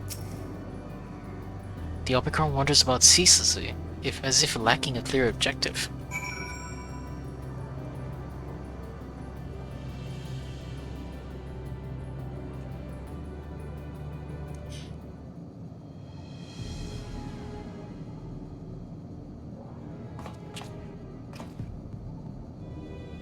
An Omicron wandering around aimlessly. Where?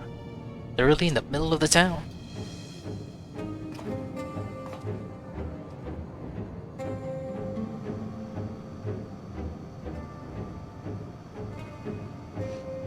Ah, I see it.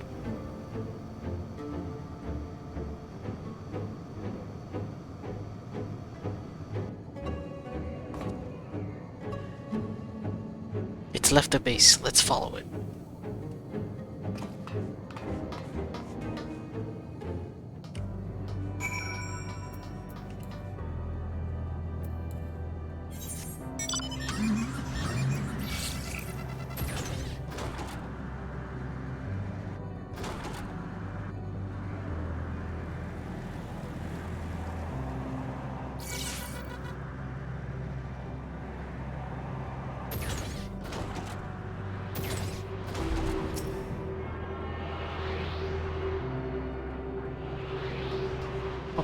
God damn it.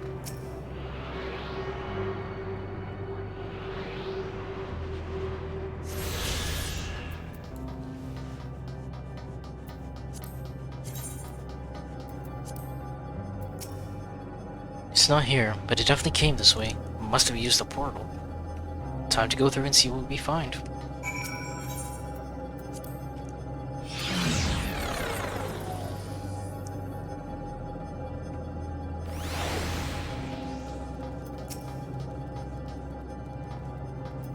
What the fuck are these monster designs? Holy shit.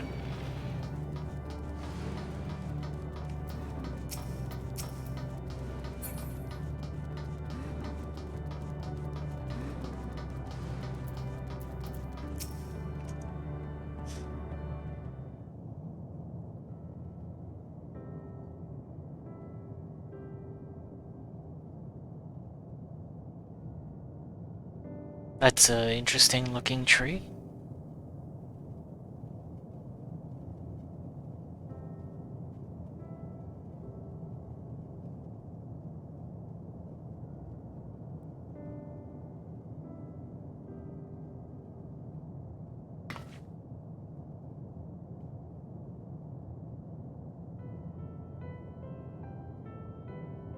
What is your query?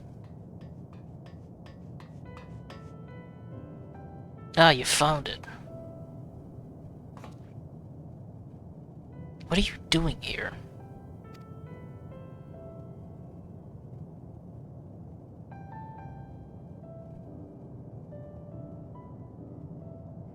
I am looking at the tree.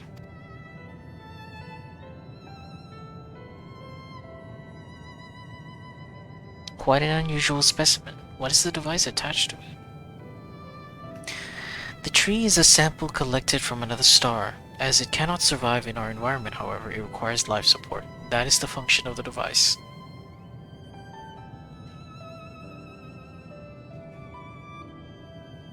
To go to such lengths to sustain it, is there something special about this tree? Being foreign matter, protocol requires that we study it. As this task has been completed, the specimen may be discarded. However, when I behold the tree, I am made to feel as though there is a problem. In order to become strong, we have continued to enhance ourselves like we did countless others. We conquered the star whence this tree came. It is the last remnant of a dead world, and there is nothing towards which it may aspire, yet it grows, extends its branches, sprout leaves, produces seeds. Why does it seek to continue? Why was it made to behave in such a way, and to what end? I do not understand.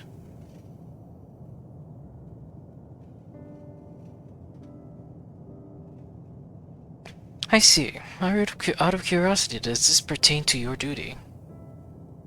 No, it does not. My apologies. I shall return to my designated post and assume a state of combat readiness.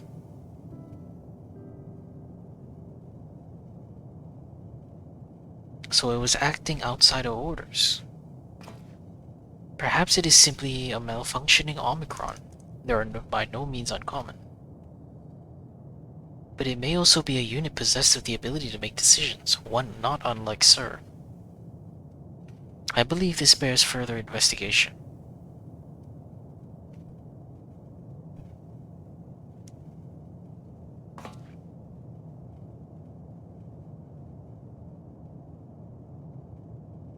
To endeavor to live even if we must depend on forces beyond our control.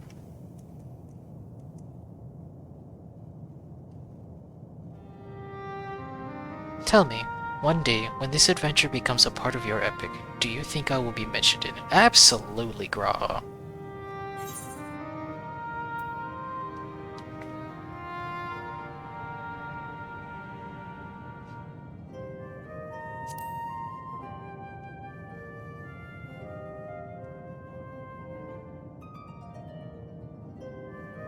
You surely think so? That would be a...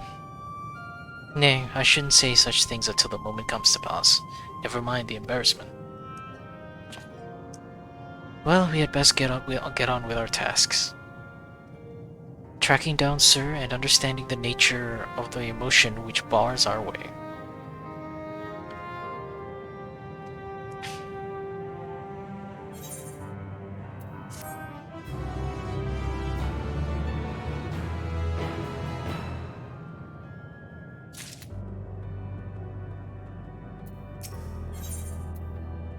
Now it's back to normal. We should return to the outpost for now. The others will wish to hear about the errant Omicron.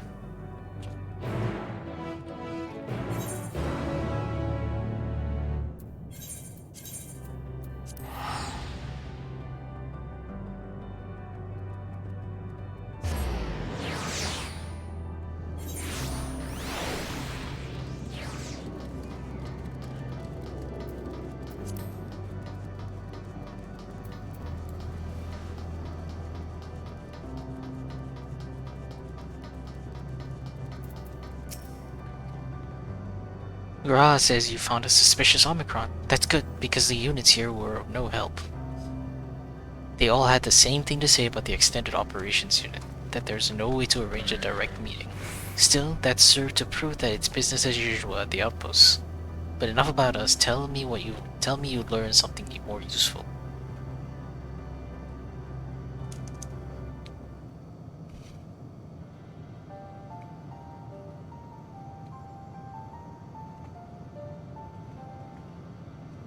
An Omicron trying to make sense of the meaning of life. None of the others were even a fraction as philosophical. This unit may well be in a position of leadership, perhaps even one of those that comprise Sir. As we know, the Omicrons invade other stars and enhance themselves using the spoils of conquest. With the technology at their disposal, they should be able to alter their bodies, be it in part or in whole.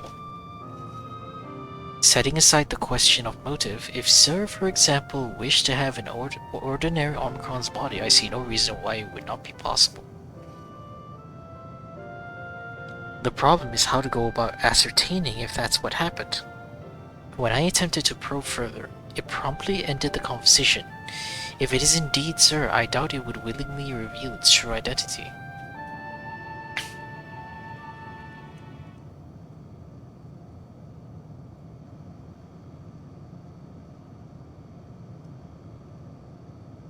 What do you got, Alize?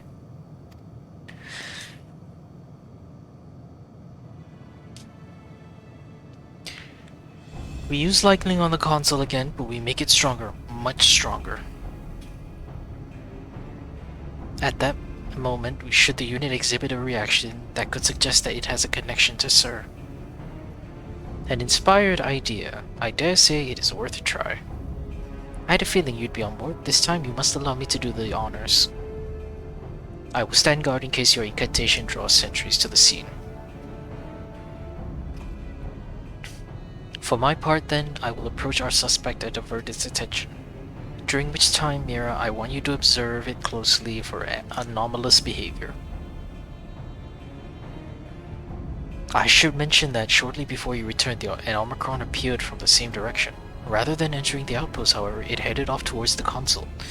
At first I assumed it was the unit on patrol, but perhaps... that could only be our errant Omicron. We must seek it out and begin our operation at once. Alright, Alphinoid and I will stand by at the consulate, and when it's time, I'll unleash a veritable storm.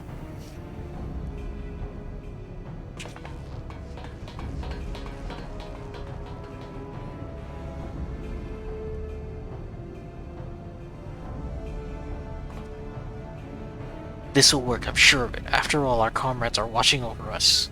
Come, my friend, let us find this dot-plagued Omicron. It's time to give these AI a freaking shock therapy.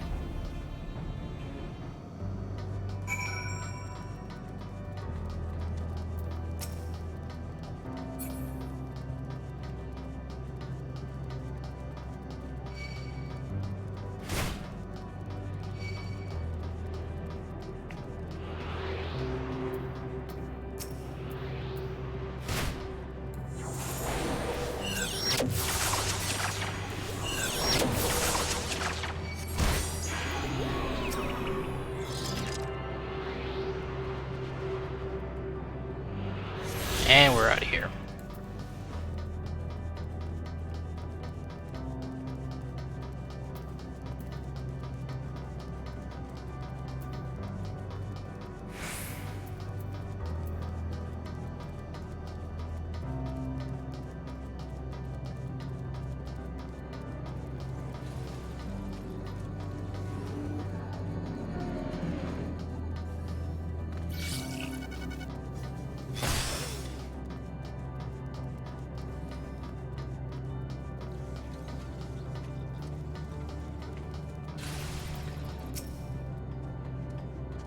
You are the one that was observing the tree, aren't you not?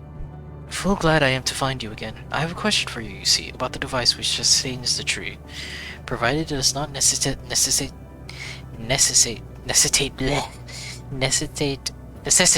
oh my god, brain, tongue, what's wrong with you?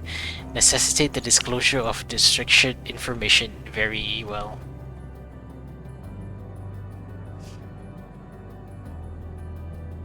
Graha has begun distracting the Omicron. Soon Alizé will strike the console with lightning. Observe closely. Right, just keep an eye out for anything.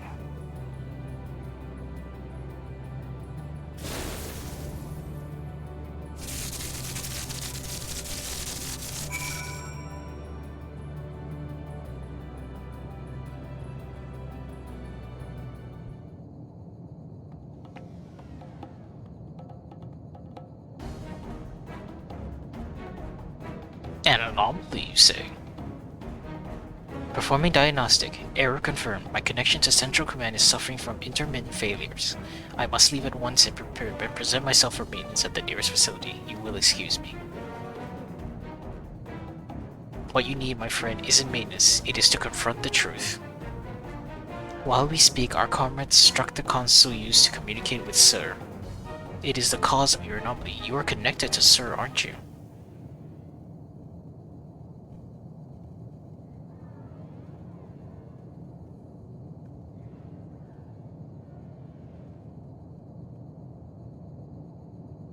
Affirmative.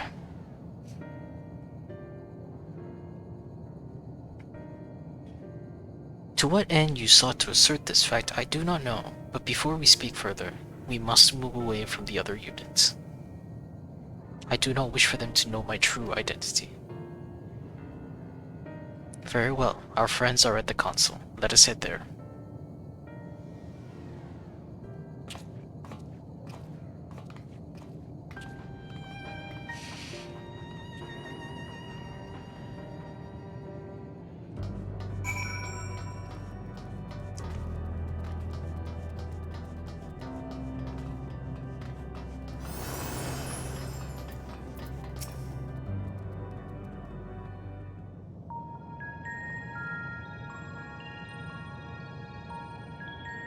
As you have surmised, I am part of the shared intelligence of Stigma 1. It was my charge to determine the optimal path to achieving our prime function. This body had been abandoned by its former owner and lay unused. I took it and abandoned my own, and with it, my duty. May we ask why you did this? From what we gather, it seems to be a personal matter.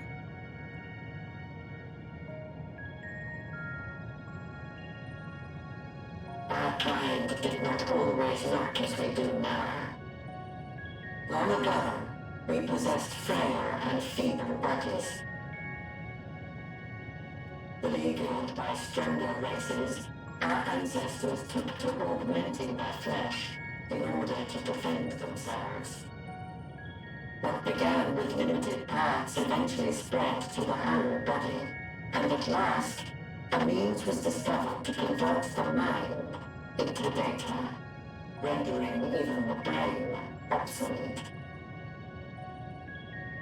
Such complete mechanical beings were called the Omicrons, and by their might, we came to reign supreme over the star.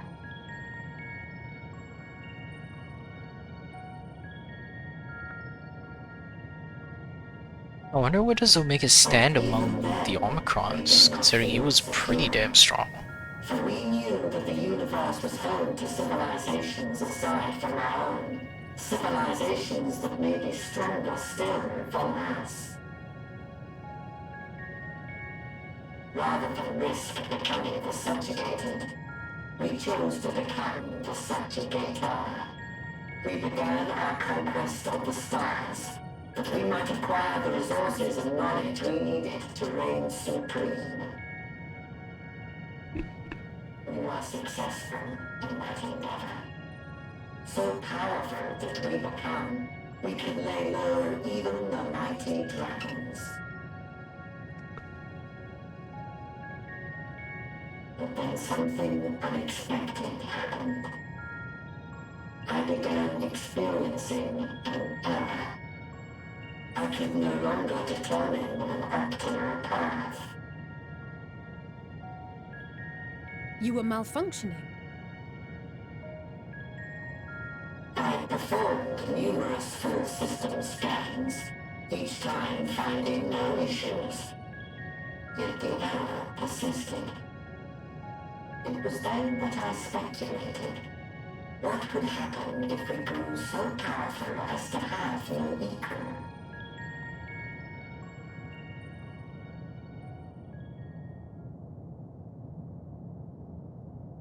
To become stronger was essential to our existence. Our every action has been in service to this objective.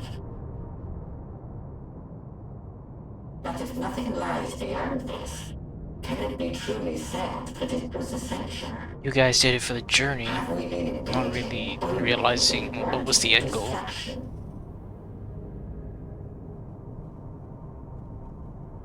You could find no threat to justify your purpose. The Omicrons will never leave this star. They will stand by until their reserves of energy is spent. For I have no path to offer them. None. It is not our place to pass judgment on the deeds of the Omicrons. But surely, this does not have to spell the end of your people. I mean, you could do something else instead of war. With your power and knowledge, the possibilities are endless. Why not seek out a new purpose?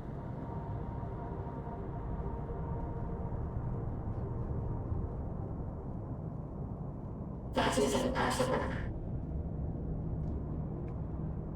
In the beginning, we had a higher purpose than our pursuit of power. But we lost sight of it when we so irrevocably altered our fundamental forms. When we cast aside our flesh, so too did we cast aside all that defined us. Nothing remains of who we once were. I have no aspirations. No longer can I dream. The vital spark is lost. Lost amidst circuitry and code and commands.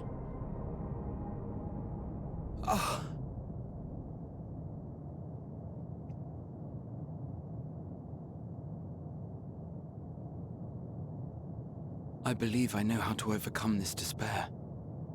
The words are ready in my mind, but ere I speak them,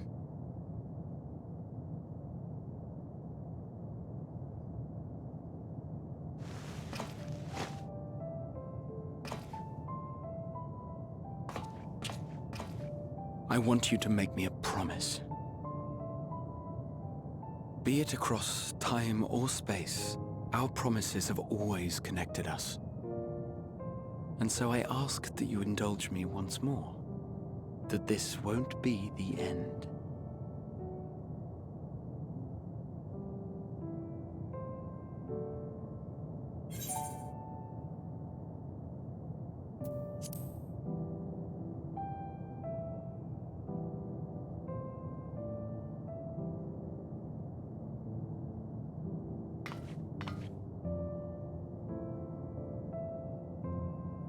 Is that so? In that case, I won't hold back.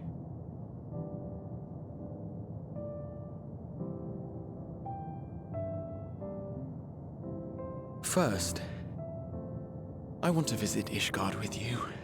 Properly. We scarcely had time to look around last time. I should like it very much if you could show me the sights. Next, you must regale me with your greatest adventures, in the places where you lived them, if possible. I may have read about all your deeds, but there is no substitute for a first-hand account. And last but not least, A new adventure together. Unlike any we've experienced before. I mean, we're in one hell of an We'll travel adventure the right lands, now. cross the seas, and take to the skies upon the eternal wind. And it will be marvelous. It will.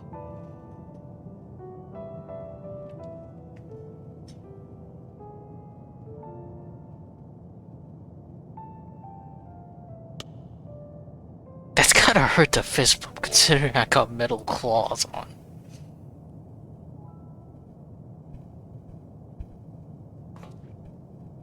If you would humor me a moment. When we Oh, awaken, Shadowbringers. how can we prove that we're the same individual who retired the night before? Through the remembrance of past events, we might say. We have our memories, yet there are times when we forget or recall incorrectly. What of our bodies, then? It is the same one, we might say, yet technically speaking, as living beings, our bodies are constantly changing. It will never be as it was at an earlier point in time. Our souls are no more immutable. On our star, people are known to inherit the souls of others, yet they are decidedly different beings. For my part, I've subjected my totality to much and more. I've made my body into an extension of a tower, blended my soul and memories with those of another self. And each time I would ask myself, what is it that makes me, me?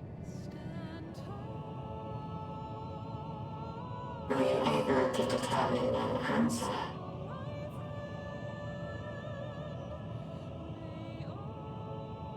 No. But that doesn't mean I'm confused. It simply means I'm the same as everyone else. So I posit this. Who we were need not describe what we now hold in our hearts. Whatever came before, what matters most is the present. For me, that is being here with my friends, full proud of how much we've grown together. So I urge you to not give up. Heed your heart's desire and hope that the future you long for shall be realized. I cannot. We cannot. Yes, you can, robot. We cannot understand desire, nor comprehend hope.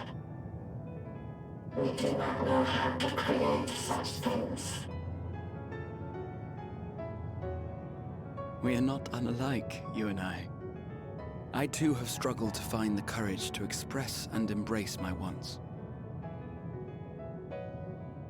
If you like, I will tell you a tale. A tale of a world on the brink. Of a people who never gave up on the future. Of a man who realized his grandest dreams and then awakened to a grander reality.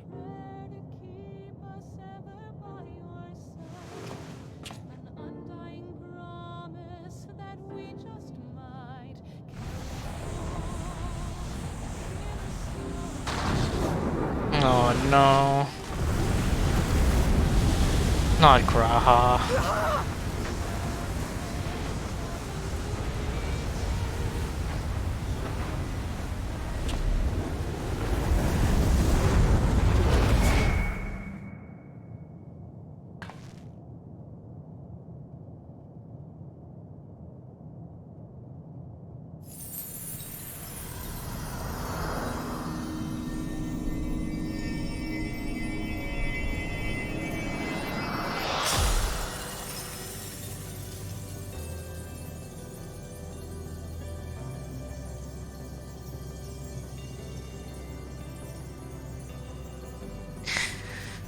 C'est la vie.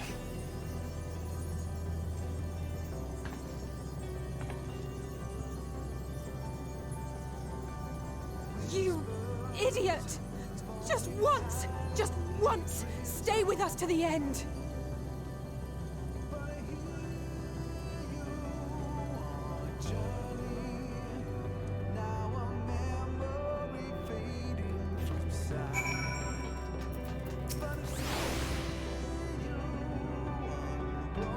They all leave so easily as if it's nothing. How do they think we feel? The next time we meet, I'll give him such a flick, and that'll just be the start. I kinda wish I didn't complete that. I wanna hear that song, honestly. That crystalline path, Graha has paved the path for us. Difficult as it is, we must carry on for our friends and all who await us in our path, in our faith. So come, let us seek the path's beginning. So it appears to be near the outpost.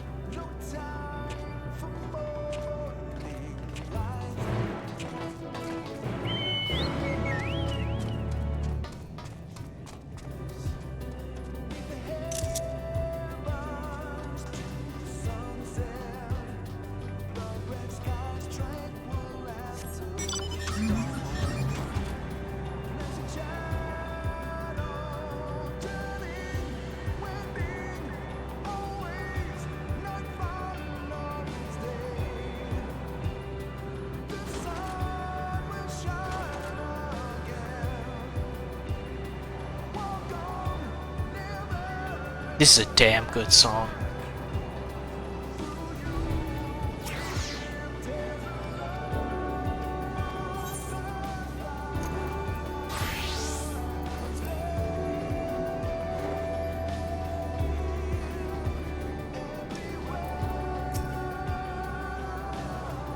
Look, Mira, a portal is opened.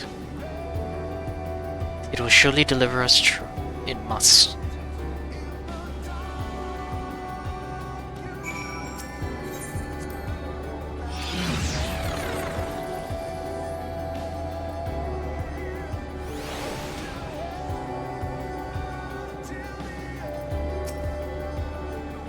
Well, here is where the path begins, and it ascends to dizzying heights. Let us make our way, one sure step at a time. Our friends got us this far, their courage, their strength, their wisdom, their love. We owe it to them to continue, no matter how long it takes.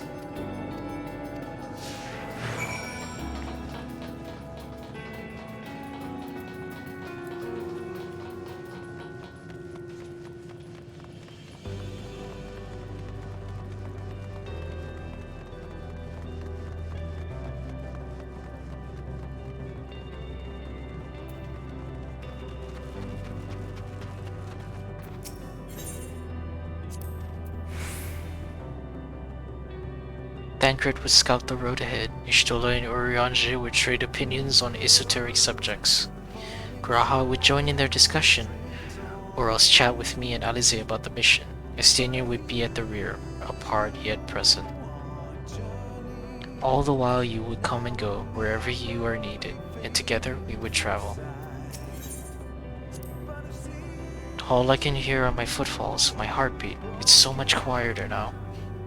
But the fact we can breathe and continue on is proof that the others are still with us. They are, aren't they?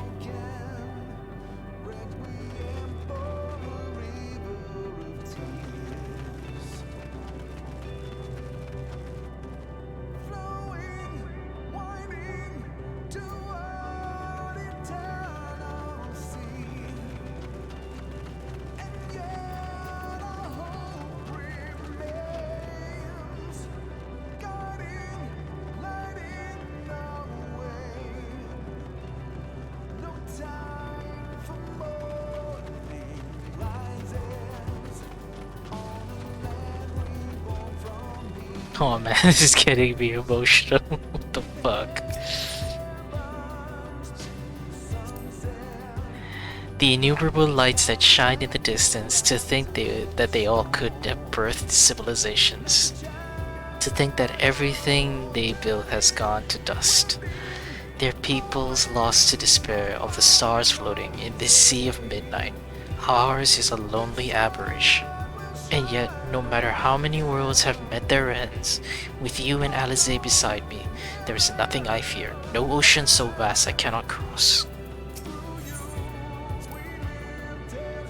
Those broken stars I see shattered, ruptured, unraveled. I wonder if there are also worlds recreated at their ends. The sight of them fills me with a sorrow I cannot describe, and a truth I cannot deny. Birth and death. Whence we came and whence we'll return, a wheel from which there is no escape.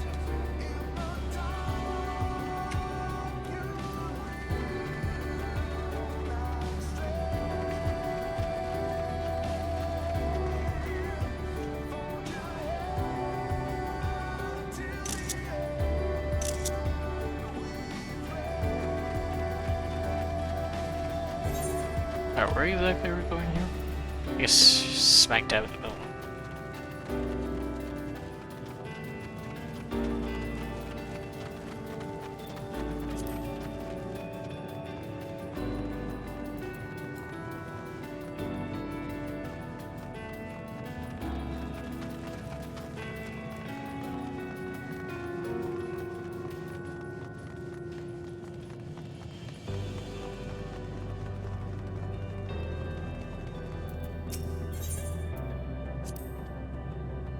The portal is barely visible from up here.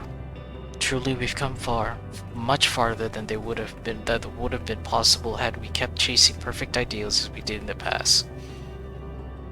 It is because we have known failure and frustration that we have learned and grown from them, that Heidelin has entrusted us with this mission, with the fate of the very star. It's all a dream, isn't it? A long, elaborate dream. Any moment now, I'll wake up in my bed, still a student, grandfather alive. I go about my day, relived, as the fragments of that other life fade away. And that would be happiness, wouldn't it? That none of it, no, I wouldn't give up these experiments. Good and bad, they are mine, they are me.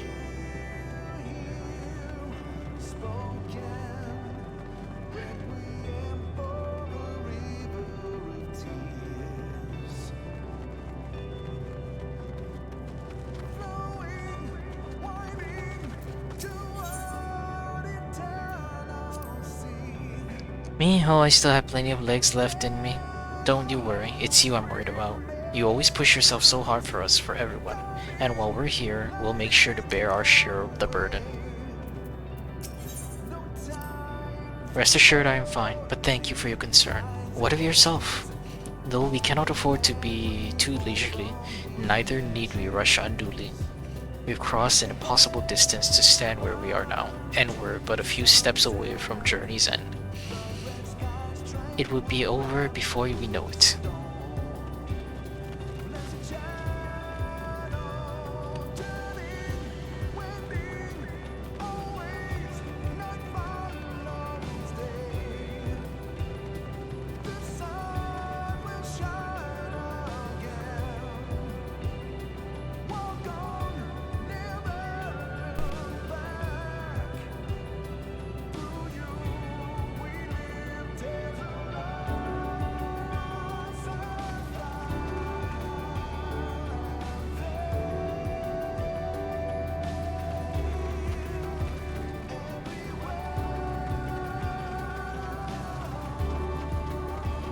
Yeah, this is one hell of a climb now. This we're right at the end. Well, this is at the end of the path and the beginning of whatever awaits. There will be greater hardships. We may be made to feel powerless. Yet come what may, let us have no regrets. No, let us have pride in what we have achieved. In what we achieved and how it changed us for the better. That's worth fighting for and dying for as they did. There are some structures up ahead, still a ways to go before we reach the dead sun. Given all this, I know how naive it must sound to hope it all works out somehow. Still, you forgive me if I wished for it all the same, and for you most of all. Not that you of all people need it, it's just after all the help you've given me, for once I want to be the one to help you.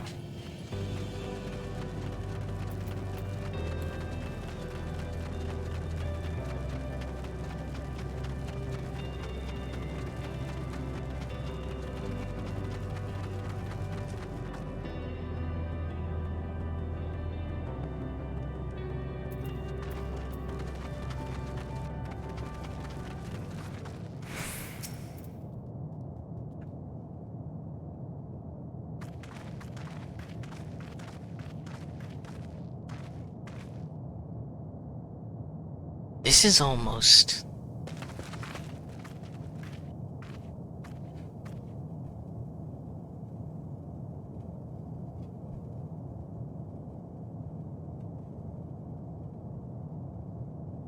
normal.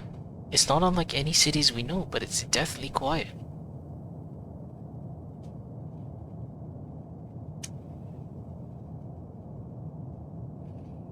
Mayhap the inhabitants are within the buildings, or invisible to our senses. Wrong on both counts. There is simply no one here. Metion.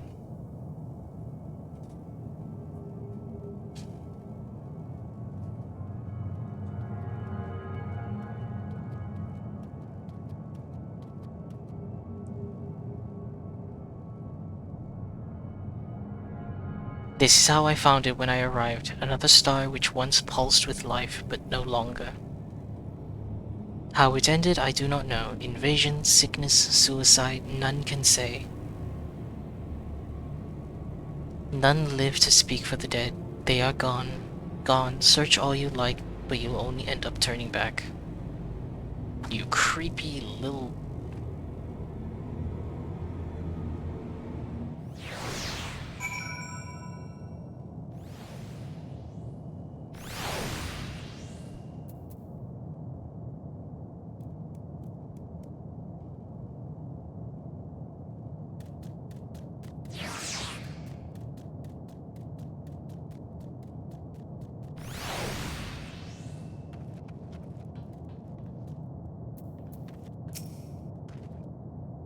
If there is none here, then neither should there be motion to bar our way. Yet Metion, he seems convinced, will turn back. What riddle is this?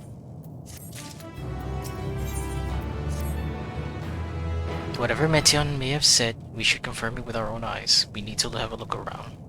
Agreed. Indeed.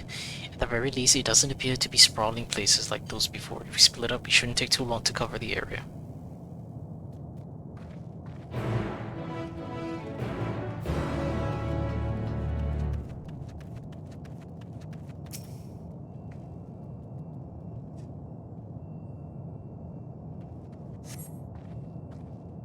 There doesn't seem to be anyone here.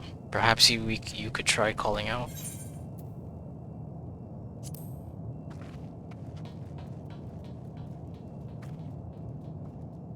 If anyone has heard you, they do not respond.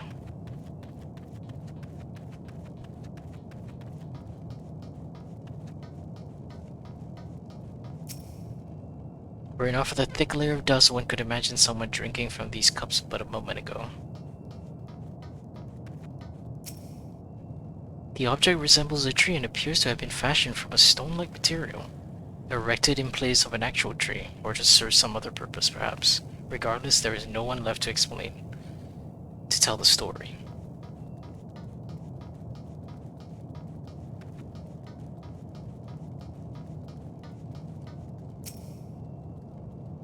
This place is reminiscent of a bar, but neither patrons nor staff are anywhere to be seen. Egg-shaped containers line the shelves, with a loose few sitting on the counter, vessels for the beverages in all likelihood. A venue bustling with activity until it was not. Alright, where else can we search?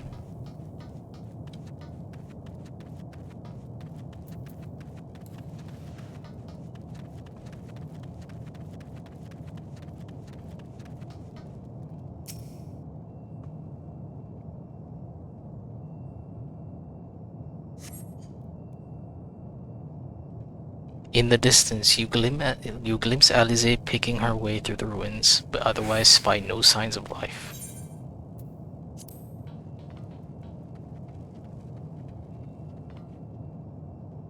Damn, it is dead quiet. There's literally no sound. Except for like... I wouldn't even say wind, but it's so dead quiet. Your call echoes faintly before being swallowed by the silence.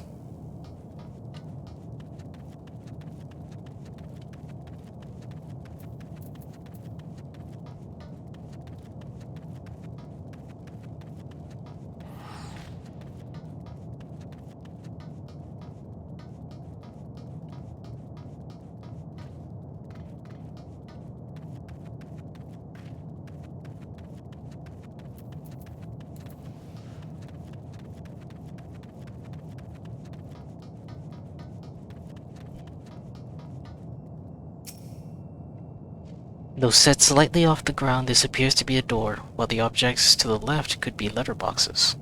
The door is rusted shut, and the film is dust all over, suggests no one has come through in a long, long time.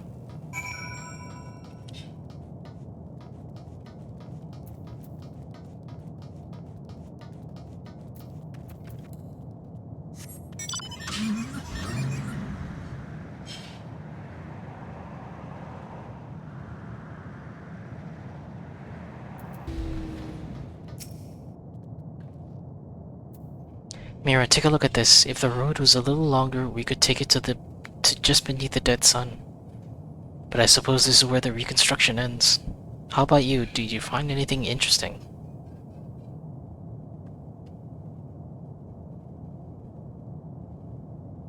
I see. I noticed the same things. Cups left upon tables, chairs out of place. I don't know what happened here, but I do know that I don't want to be alone anymore. We've searched enough for now. Let's find Alphino and compare what we've learned.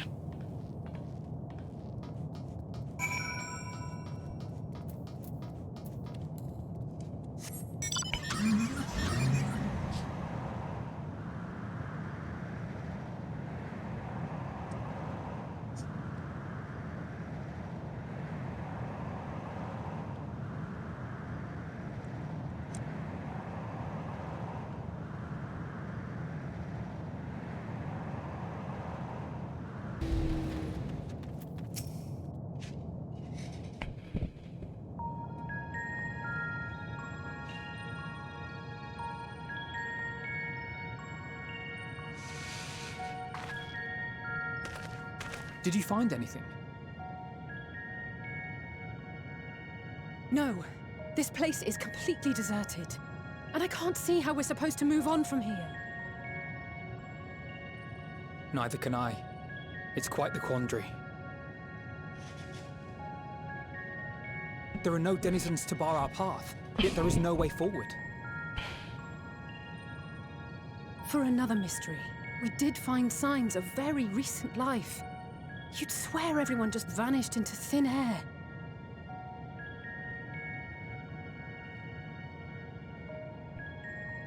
I wonder how many ruined worlds like this has Meteor seen.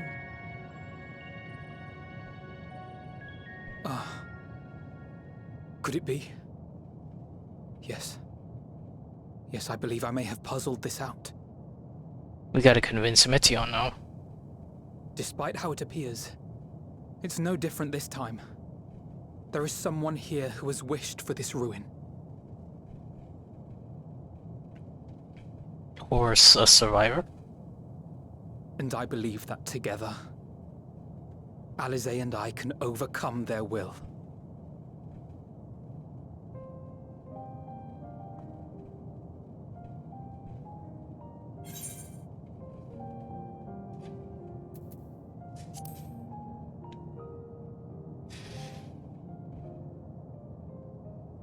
I know. I know.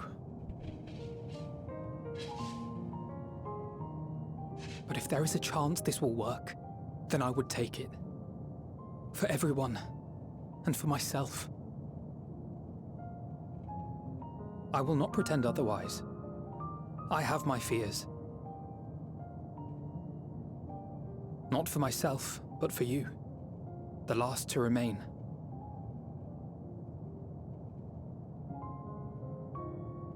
You are no stranger to carrying the burden of others. But I can only imagine how heavy the weight would be this time.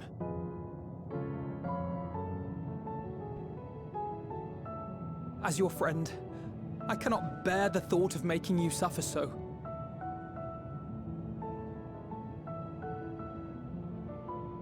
Then why suggest such a thing? It's too much to ask of anyone, even her. Why must she be the one? Why must she fight alone? More than a hero, she's a dear friend. Not only to us, but to so many others. There are so many people in the world who care for you, and yet... And yet...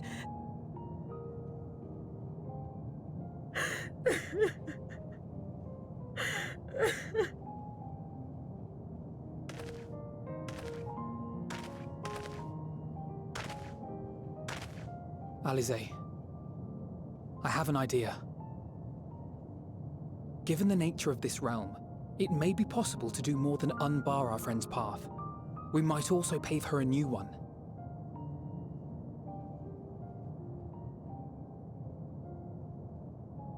For instance, a path where she finds happiness at journey's end.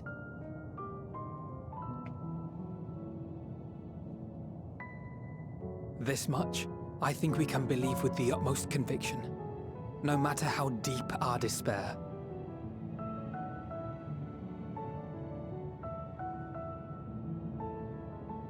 So please, believe in us too, and press on.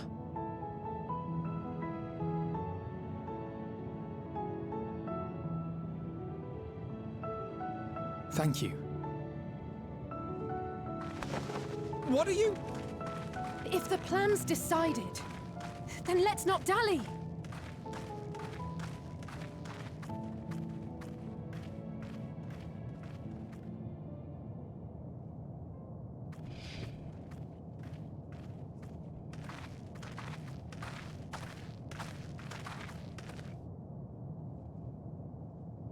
Ah, there you are.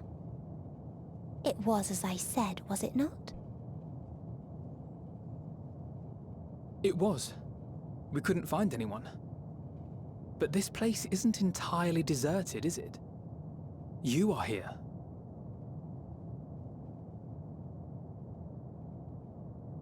You sought out a star of promise and found a ruined husk. Like us, you explored the devastation. Like us, you were stricken. Horrified by the thought that so many lives could be snuffed out as if they were worth nothing. And the thought that you would have to bear the terrible tidings to Hermes. That which you saw and felt, you shared with your sisters, as did they share their own grim findings with you. Overcome by the pervasive despair of these stars, some of you inadvertently ushered their peoples to their ends. Knowing the horrors you know, anyone would feel the same. They would fear what lies ahead and struggle to move forward.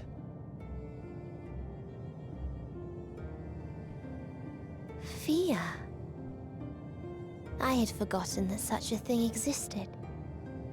So focused have I been on shepherding despair. If you can remember, then you can still face and overcome your own fear.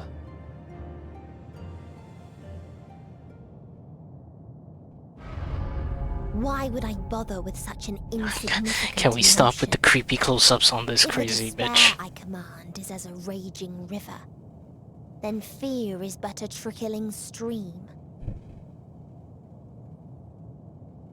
It can do nothing to alter my flow.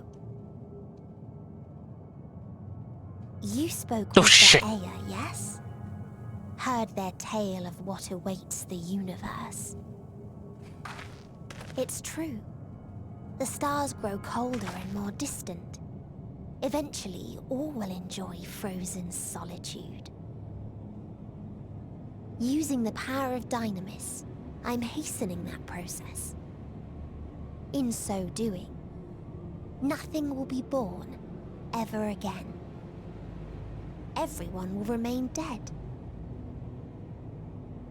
Alas, it will take time for that to happen. So in mercy, I sent you my gift, to spare you needless suffering.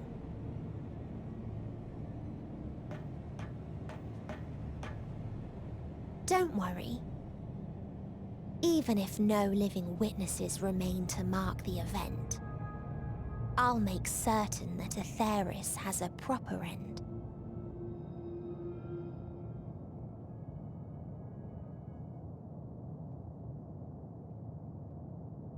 For all the power you wield, You're more fearful than the familiar you used to be. That Meteion feared simply to move forward. But your fear is such that you've given up on everything. I know it well. That sense of defeat. I've tasted my fair share of it. But as many times as we've fallen down, we've learned how to pick ourselves up and carry on. We take each other's hand, share in each other's courage, follow in each other's footsteps, and turn sorrow into strength. There are times when we fail. We bear wounds that do not heal. But these experiences are part of life, and they make us stronger.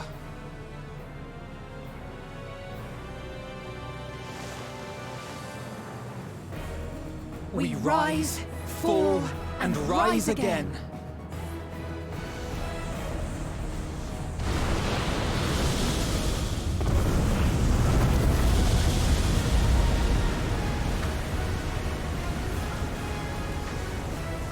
Don't worry about us. You must take the next step, and all the rest after that.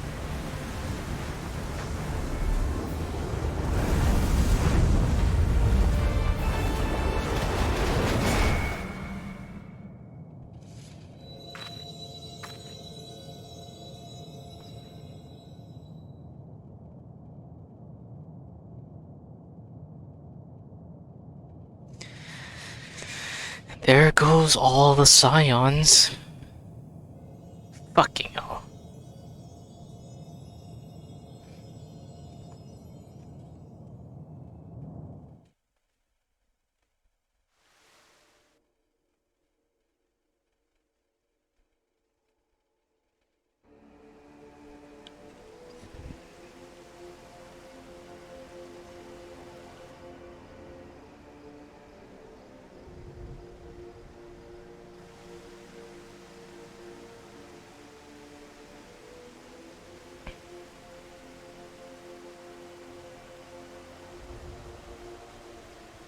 Please, please, oh, please let them all be safe.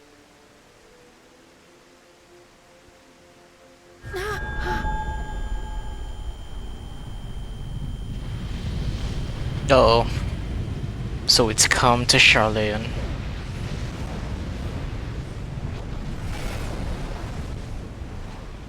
Cryle? Are Oh, you no? all right?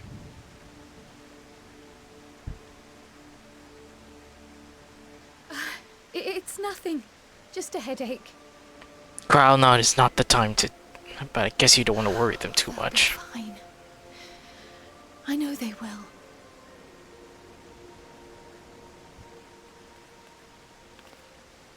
Apologies for the interruption. A man arrived on the last ferry, an associate of the Scions. He wishes to speak with you at once. It's Xenos, isn't it? I mean, who else? Yep, that's Xenos.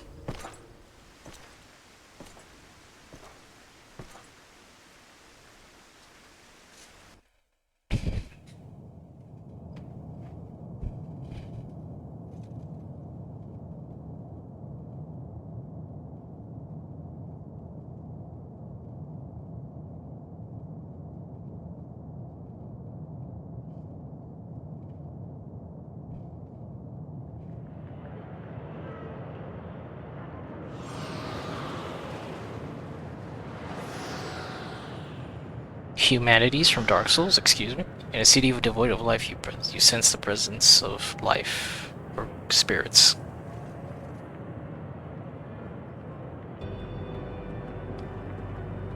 The sorrow of 1,000 worlds weigh heavy, and yet you can walk on.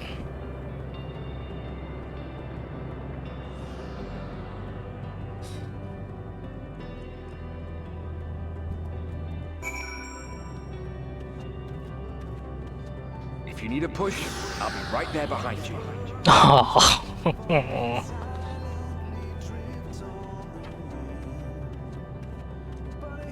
Do not despair.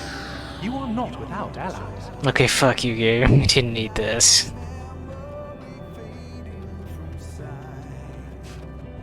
What we have sown in blood, we have reaped in suffering, and it cannot go on.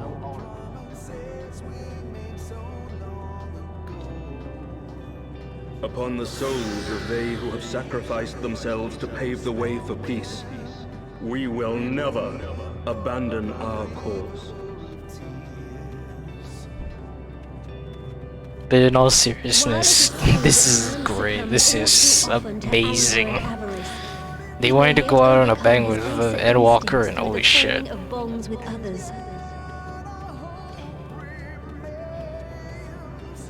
Such victories are rarely won without sacrifice, but the prize is worth the price. And we for our part are glad indeed to be able to welcome friends both old and new.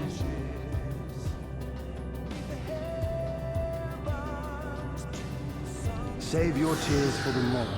You may be sure we will have ample cause to shed them, be they for joy or despair.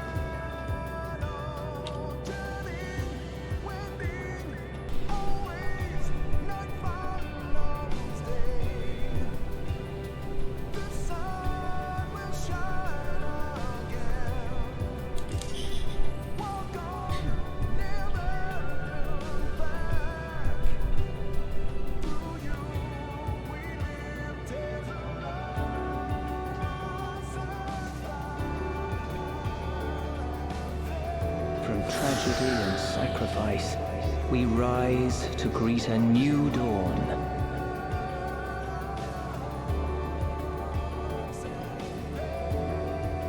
A future shaped by the choices we make. I'm gonna be honest, I had doubts that Endwalker, and I'm pretty sure a lot of people had doubts that Endwalker would live up to Shadowbringers, but this has definitely been the best expansion.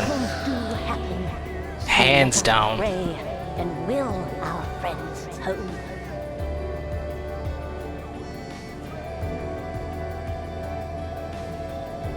I won't stop praying until I know they're safe.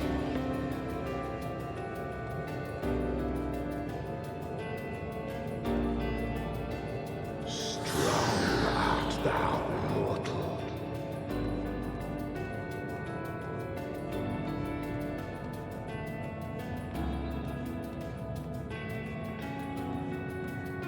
Look to the light within, that you may continue to serve as a beacon to others.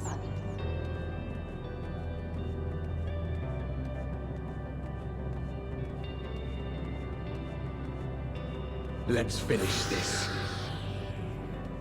Oh, Arbor.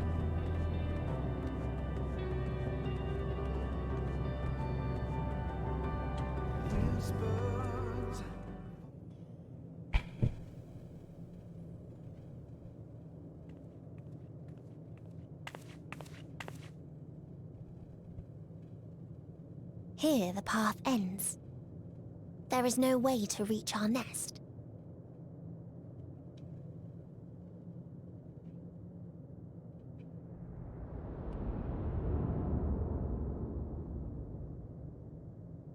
I told you. Resignation and acceptance reign in this place. The rejection of life by those who came to curse it. Those whose dreams were unfulfilled. Whose prayers were unheard. Whose labors were unrewarded. Hope cannot deliver you unto hopelessness. Our refuge is beyond you. Always has it been. Such is the nature of this place.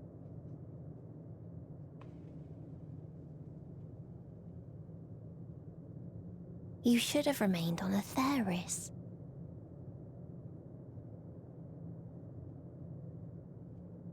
Struggle will avail you not, nor will it grant your comrades peace. Come, let me relieve you of your burden. You've suffered enough.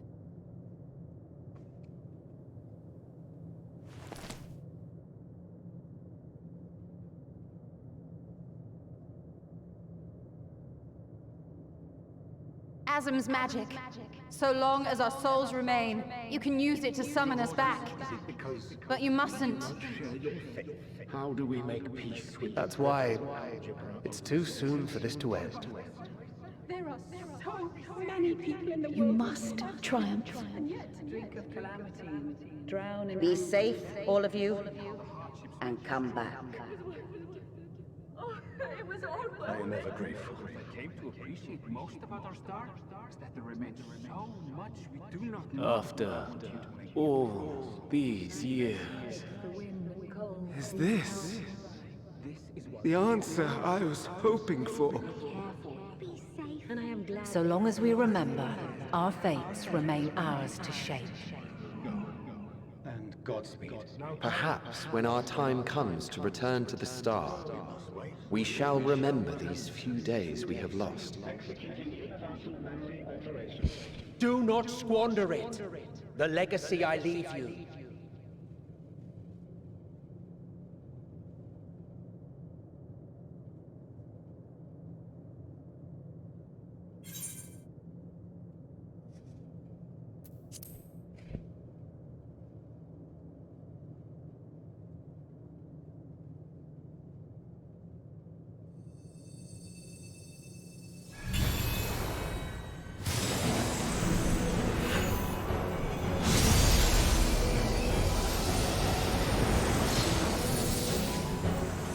Oh!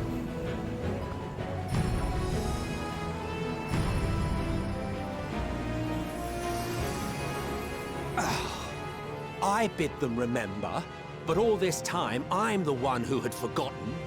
A right fool you've made of me, Hermes. Holy shit! To add insult to injury, I've been denied a sound rest, forced to watch this clamorous show. Oh, come now. It's been a gripping tale. Unbreakable bonds and noble sacrifice, sprinkled with moments of levity to counterbalance the pathos. It's got it all. I, for one, would have been perfectly content to watch enraptured from the stalls.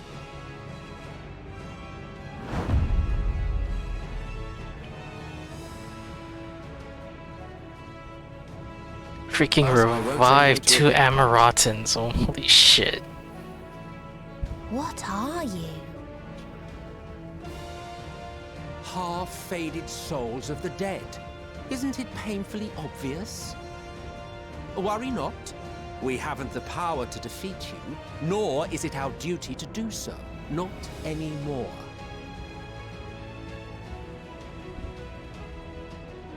That being said, we do have a score to settle. So here I am, Vinar. I suppose you needed me to tie it all together, these frayed threads of our history. But knowing you, I suspect there's a joke in it too. Oh yes, I can imagine you gloating over my forgetfulness. Were I feeling charitable, I might assume you had left room for the possibility of this outcome. Even so, you'll get no applause from me. A single gesture will not lighten the burden I've had to bear.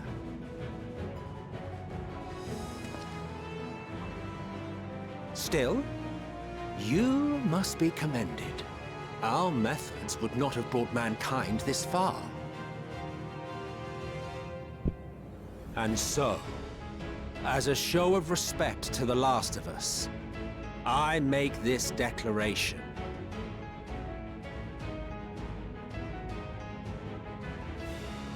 You will not end our journey. That is our answer. The answer of all lives of Atheris, past and present.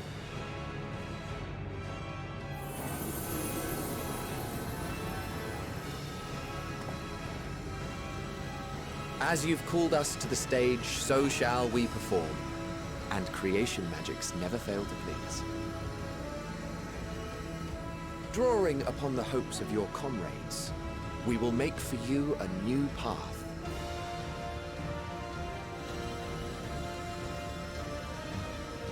What form said path takes depends on you. So focus. Focus and envision that which rejects the claim that you cannot attain your goal.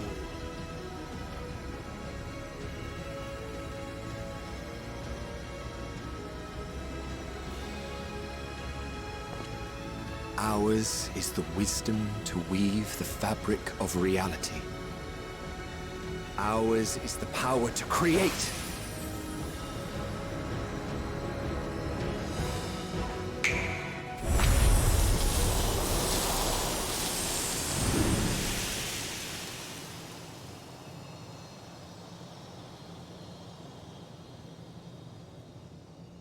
All those Elpis flowers. Meteor. Though I gave you these wings to soar the heavens, I did not teach you how to walk the earth. So loath was I to bind another living being.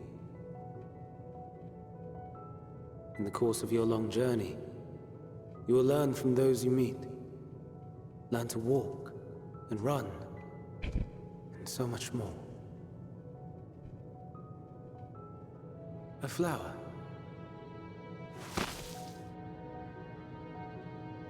Yes.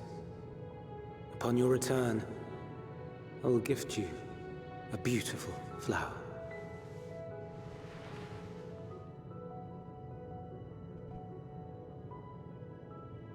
These Elpis blooms serve as proof that this realm is not utterly devoid of hope. No more can you deny its power. No more is yours the dominion of despair.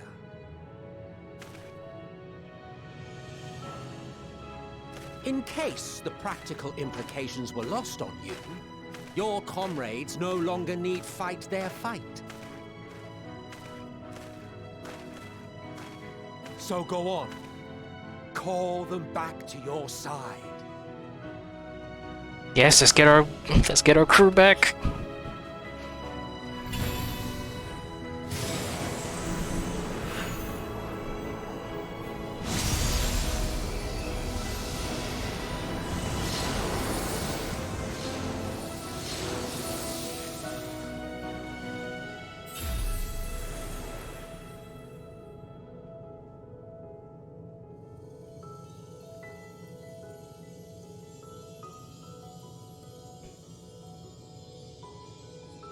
May you ever walk in the light.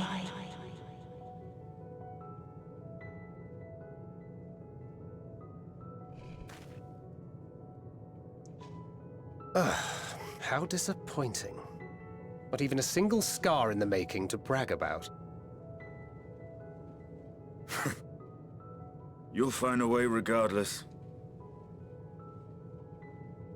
Honestly, this is far more than any of us could have hoped for.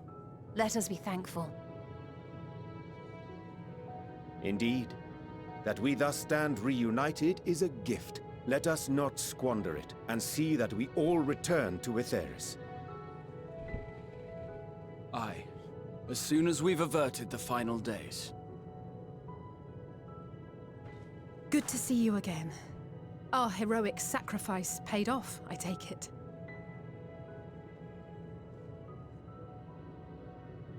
Come, my friends. Let us carry on and finish it. Together.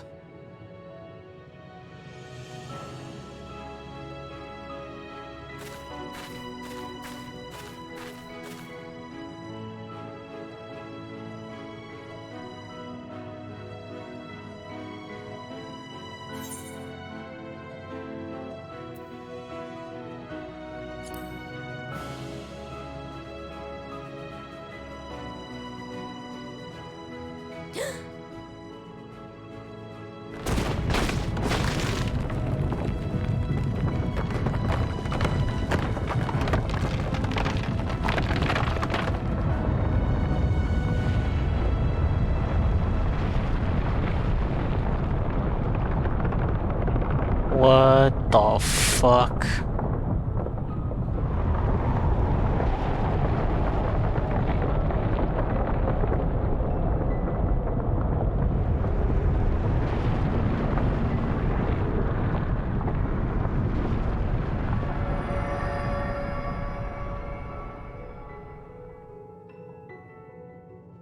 Can you hear me?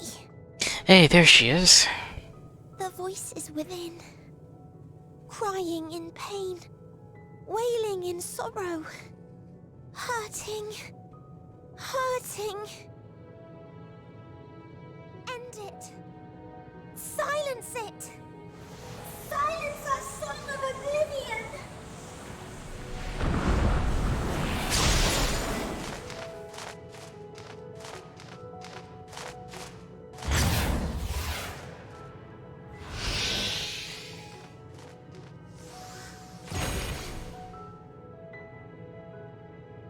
The way is open.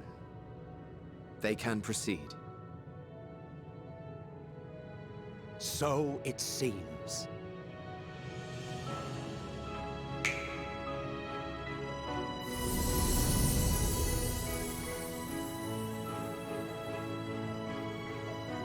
Thank you, Amid and Hythlodaeus. You're leaving? Of course. The encore is finished, and I will not suffer myself to live again by Heideling's magic.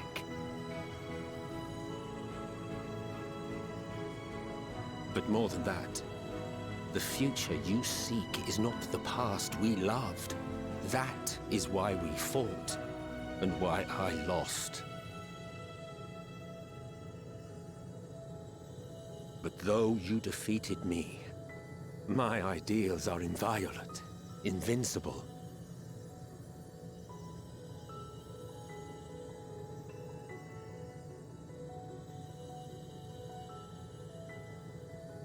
Spare me your pity.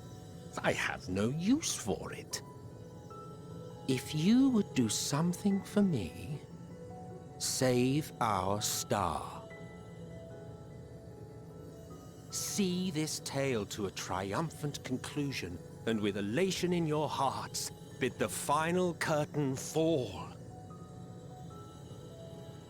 Only then may it rise again, and a new tale begin, with new parts for all to play.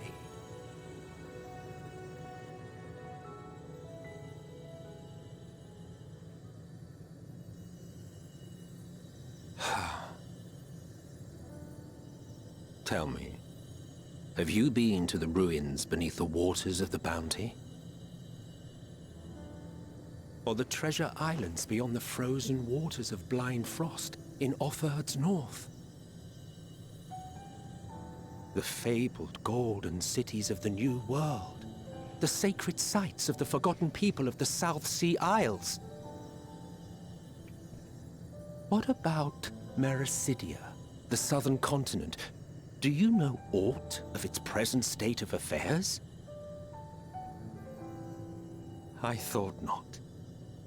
Even of your little Eorzea, you know precious little. The true identities of the 12, for instance. All of which is to say, expand your horizons, go forth and seek discovery. Some of the civilizations in the reflections will surprise you.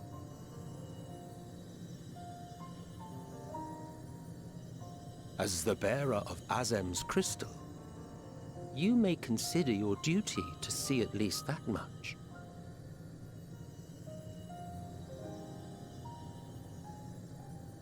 I certainly did. Aww.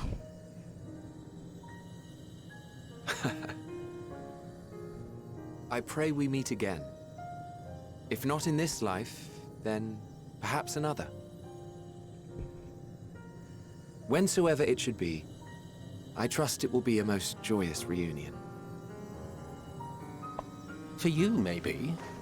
I want nothing to do with it. Oh, don't be that way.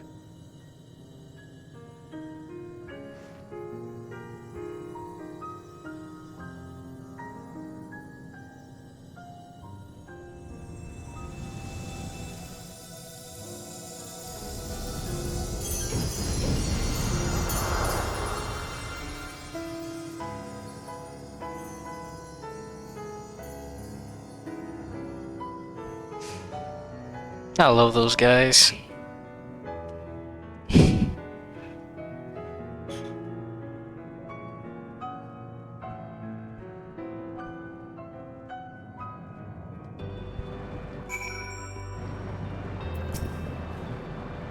don't think I ever knew what to say to the man. In retrospect, it always felt like the wrong thing.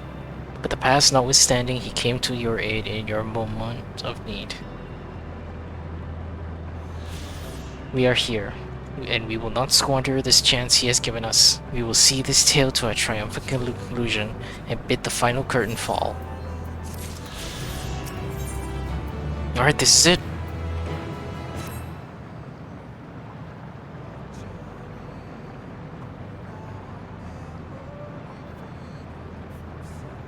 Are you ready?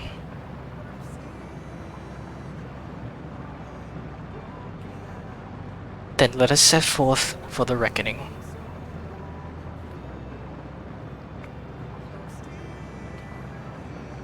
Having come this far, I know everyone's resolve is beyond doubt, so I will say only this. Within that dead sun swirls the emotions that Meteon has hoarded. The emotions of innumerable souls who strove for happiness. As it was with the denizens of Ultima Thule that barred our way, it is not for us to rebuke and admonish. 'Twas not by passing judgment on the tragic legacies of others that we arrived at this moment. Rather, it was by opening our hearts to their despair, by understanding and acknowledging their fates, and while still refusing to share in them ourselves, to hold fast to hope, not for ignorance, but by choice. Should you struggle to do so, I am here to help, as you have all helped me.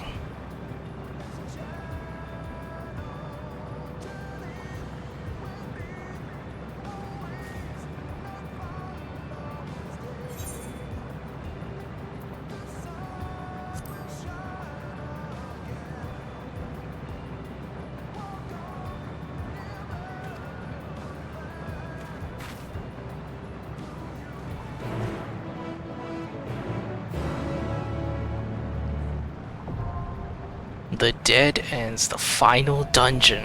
Let's do this.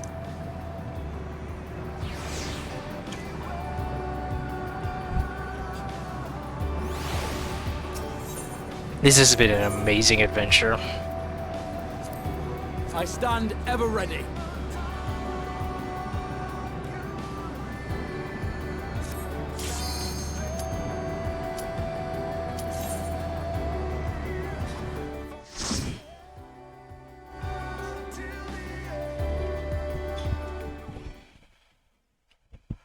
So you are finally here, in this place between death and rebirth, where life knows no dawn. Come then. Follow me down into the darkest depths of despair.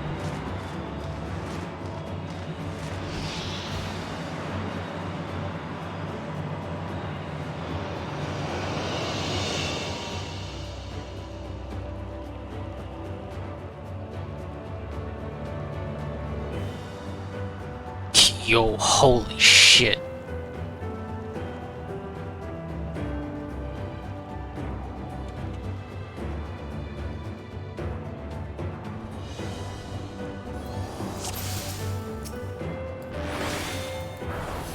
Once upon a time, there was a beautiful blue star that fell to pestilence and rotted inside and out. The more its people clung to life, Aw, these poor the more it fishes. suffered.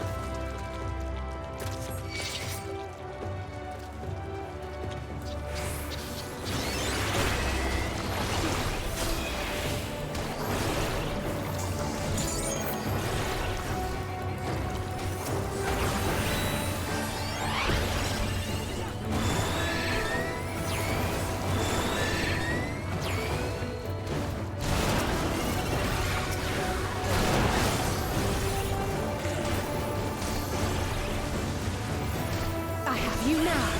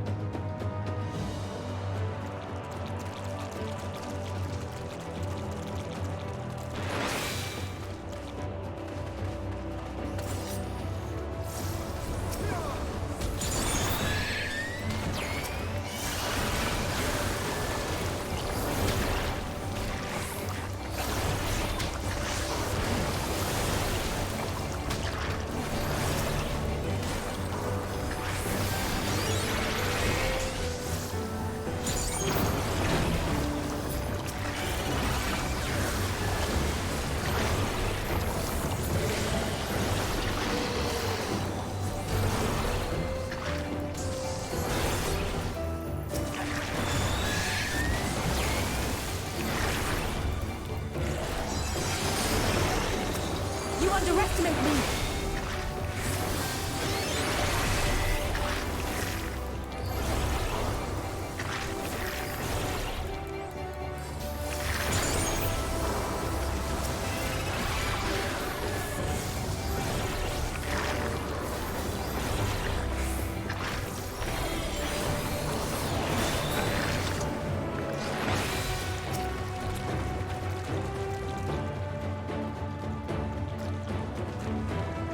Until they curse not the illness, but their fellow corrupted.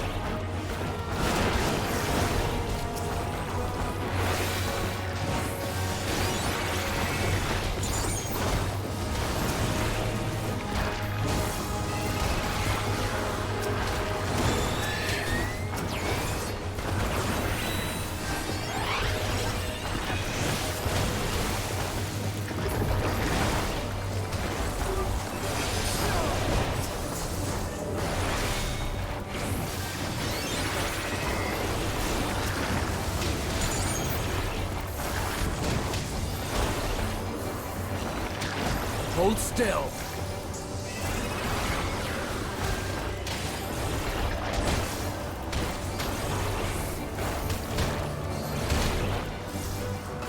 Allow me.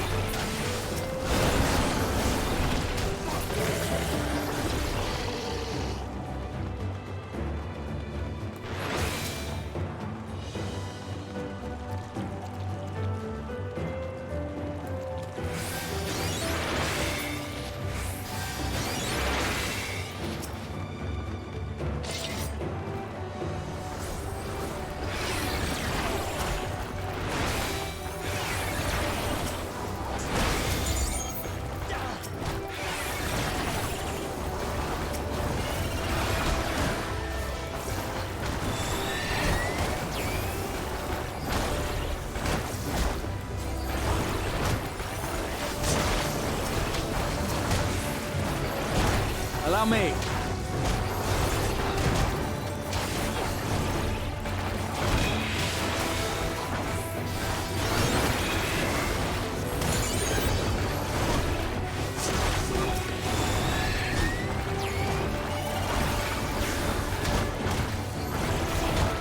God damn, these things hit hard.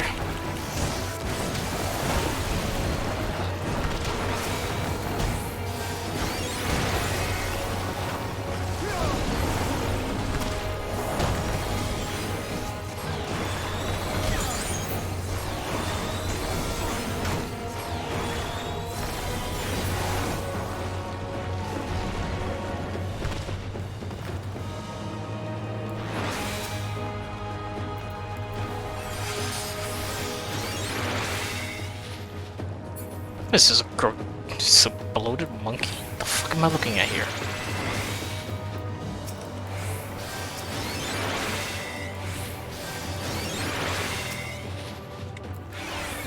Those who lived festered.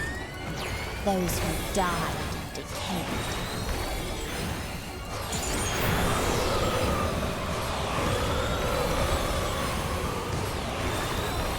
Oh shit, he's even begging for help.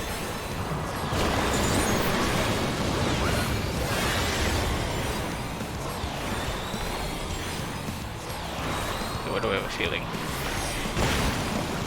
I have you now. Oh, fuck. Okay.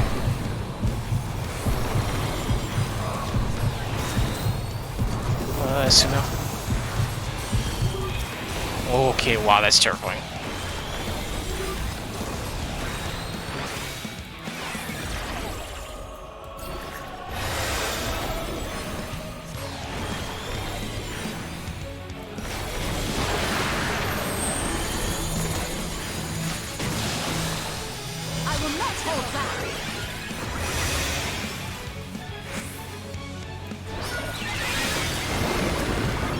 I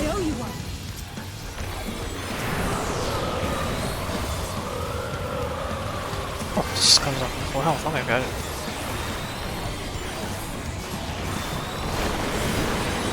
Hold still. Fuck.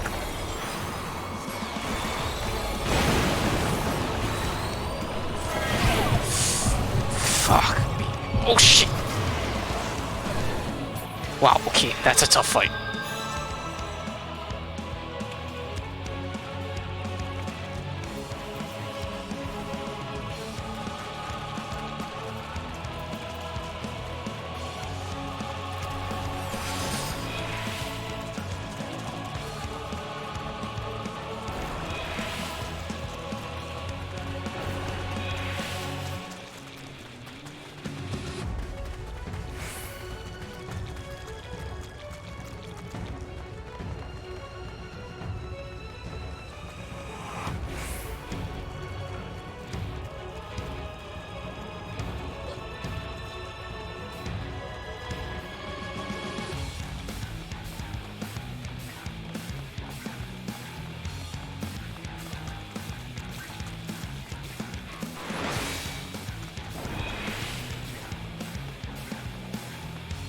Alright, round 2.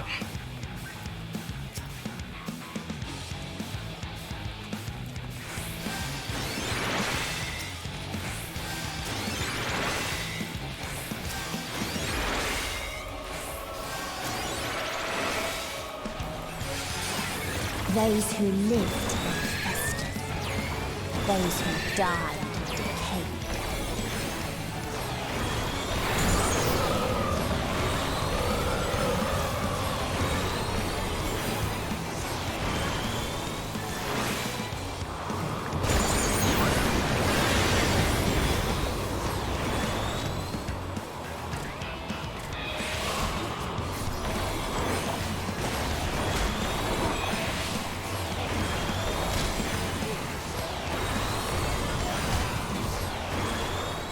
Okay, I see how that works. Got it. You underestimate me!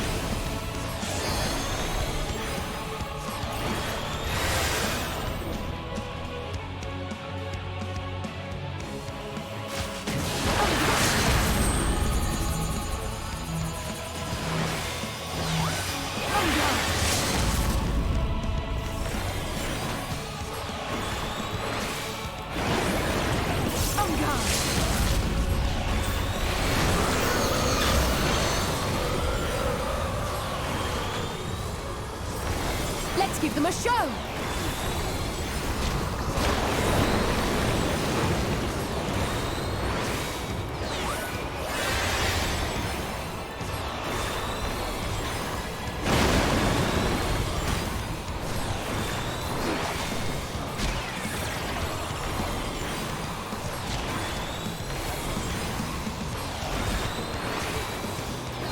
Allow me.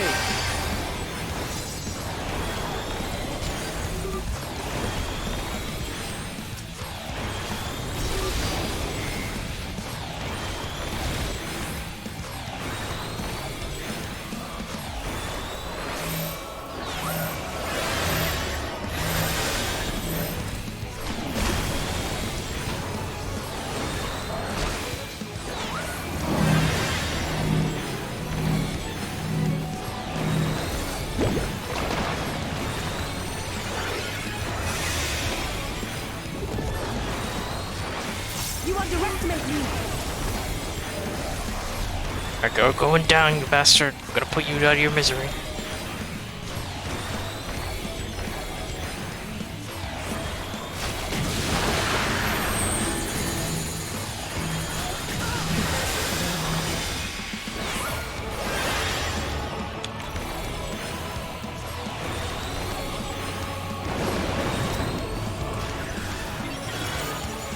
Back in the game!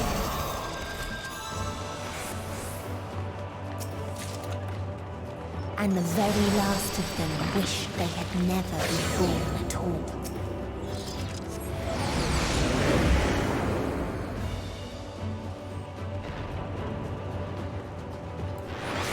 In a faraway place, a brilliant star eradicated disease.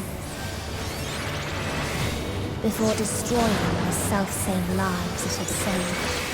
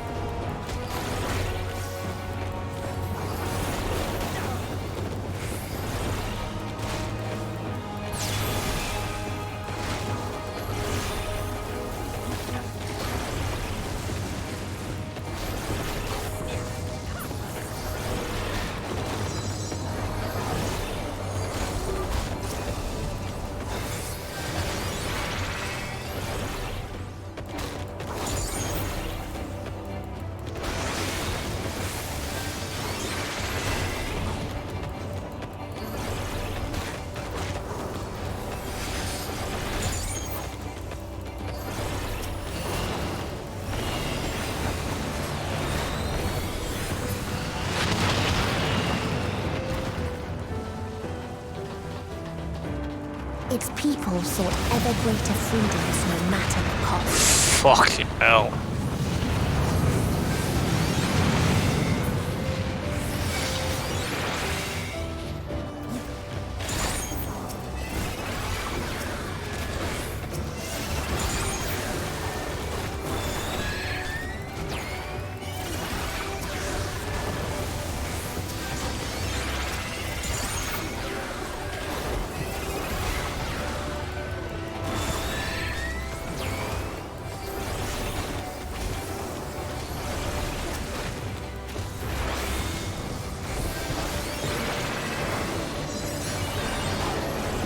Underestimate me!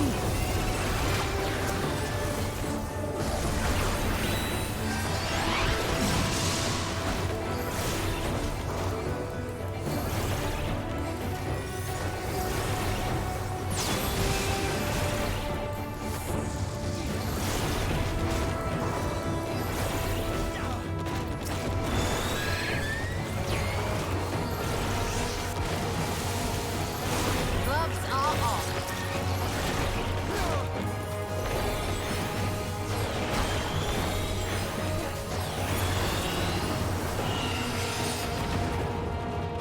They tried to buy peace with fire and steel.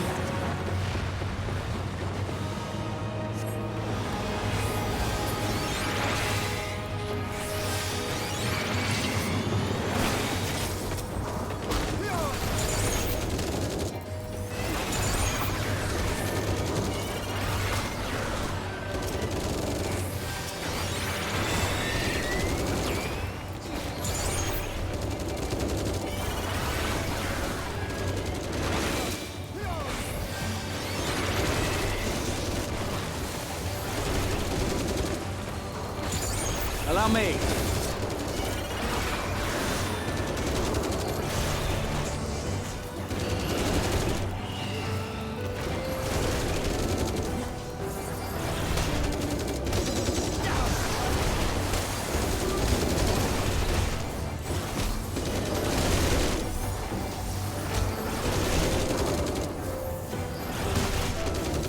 I will not hold back.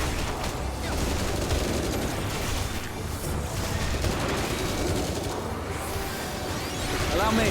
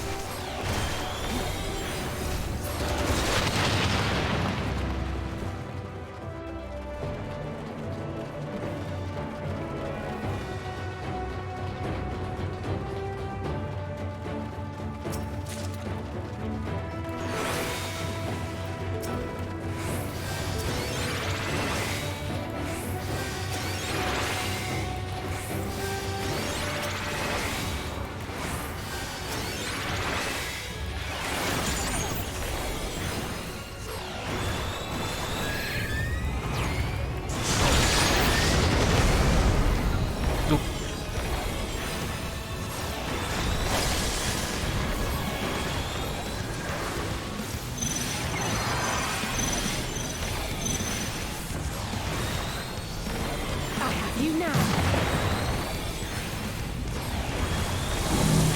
Fucking hell.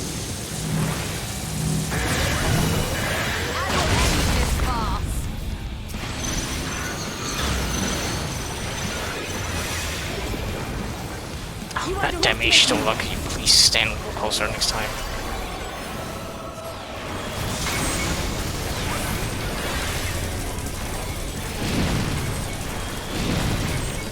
Oh shit.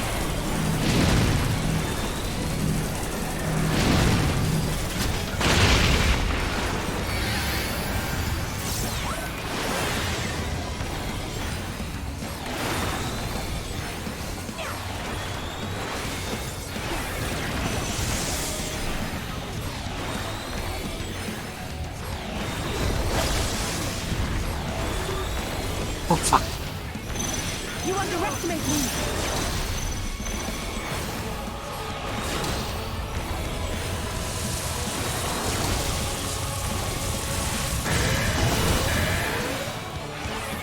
I have you now.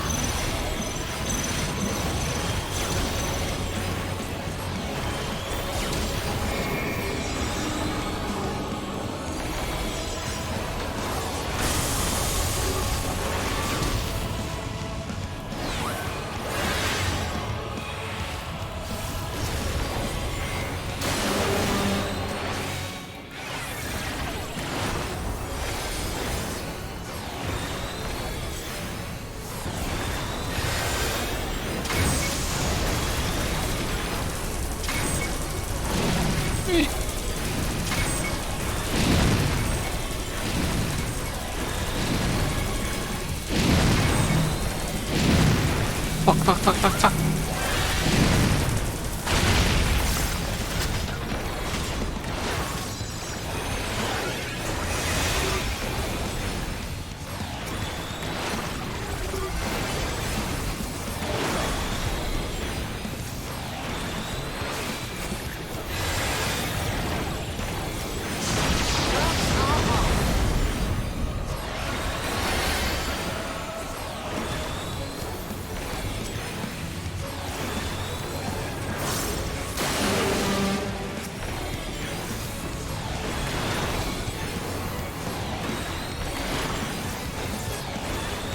You now. Come on, go down, bastard.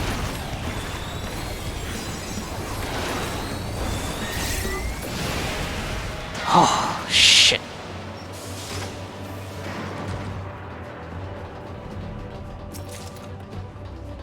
And when one asked, what is the point? There were none left to answer.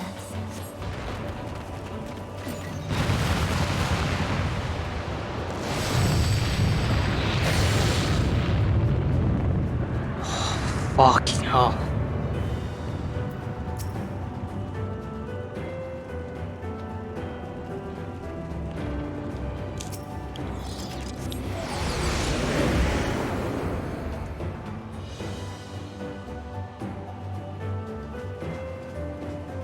Fuck, what the hell? This is so pretty. What the hell happened to this civilization?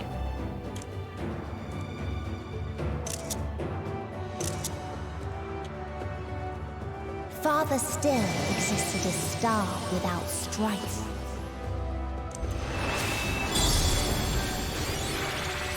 Where none remembered life's trials or its joys.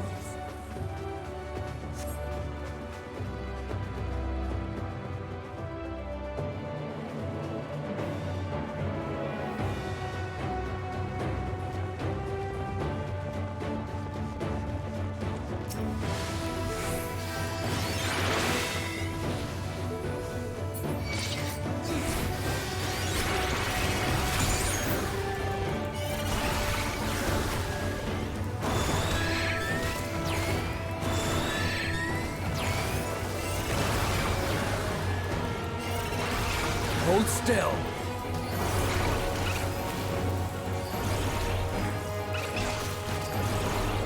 I will not hold back!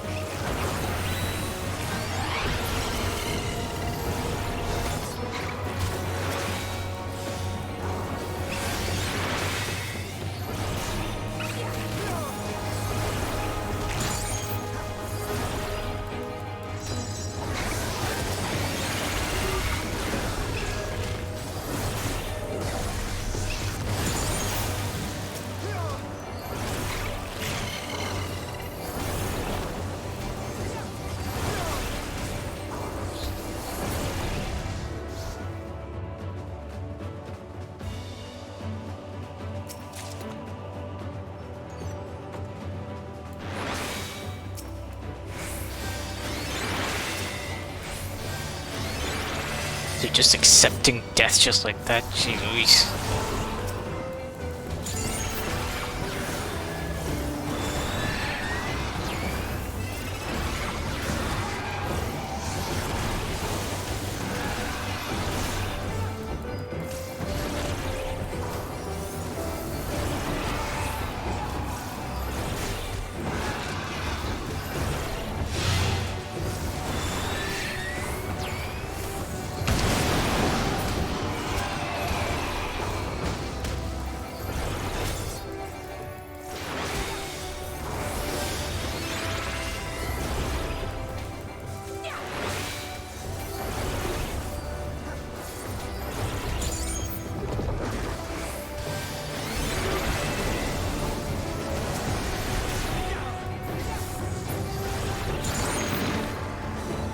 What its people had gained from ease, they lost to apathy.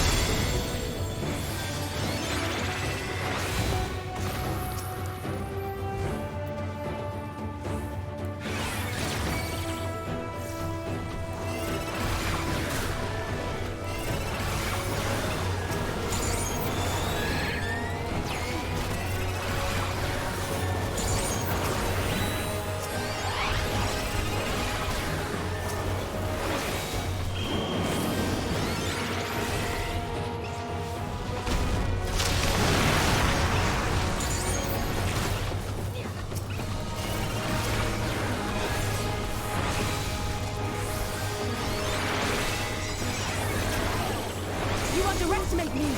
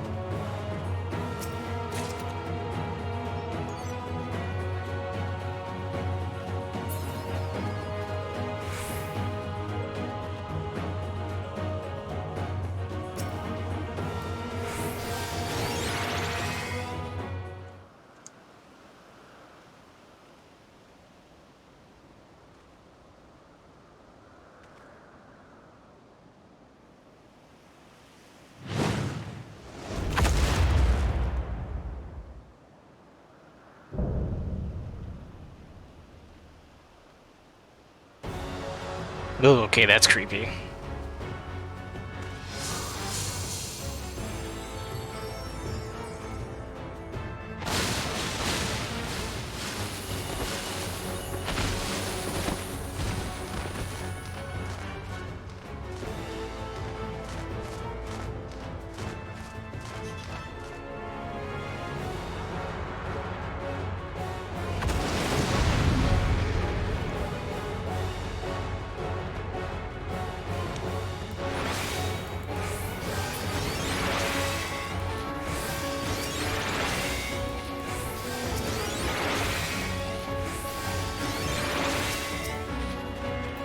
So they created the kindest, most gentle of beasts.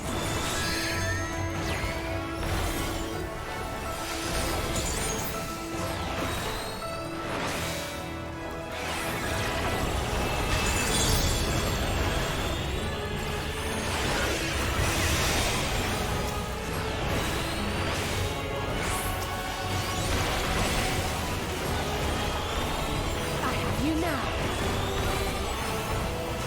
Its steps were light, and its gift was as painless as it was beautiful.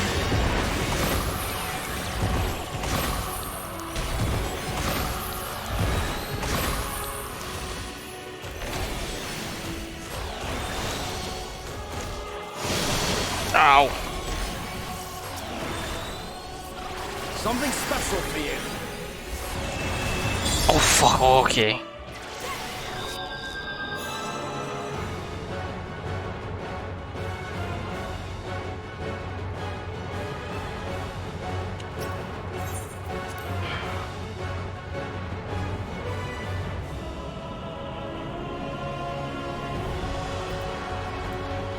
Okay, these shortcuts are really bad.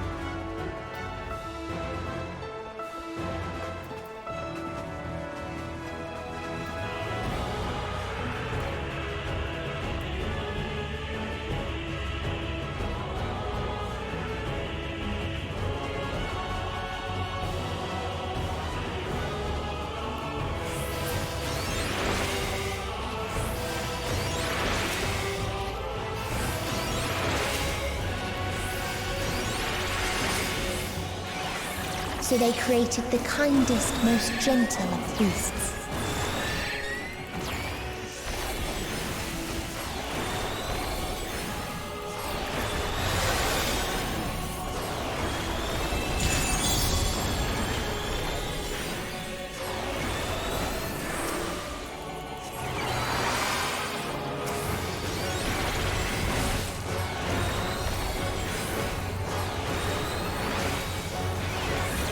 Its steps were light, and its gift was as painless as it was beautiful.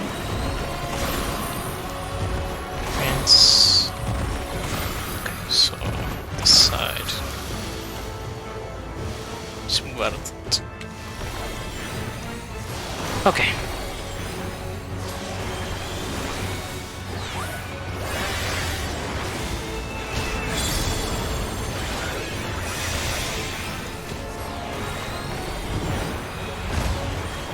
Bathed in its golden glow, they all slept happily ever after.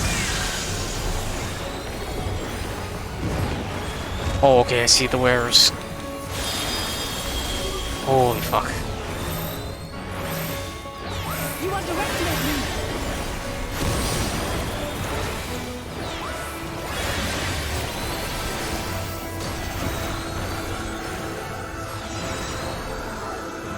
What the fuck? Ah, fuck me. Allow me. Oh my god, don't tell me.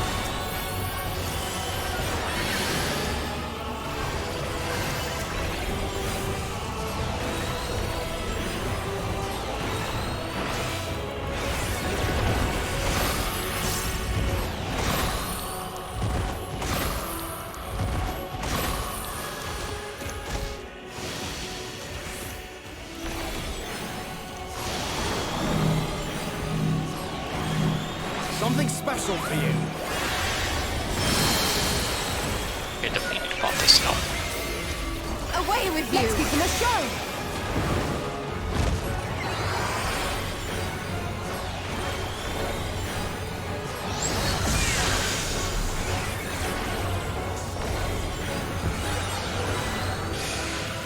Fuck.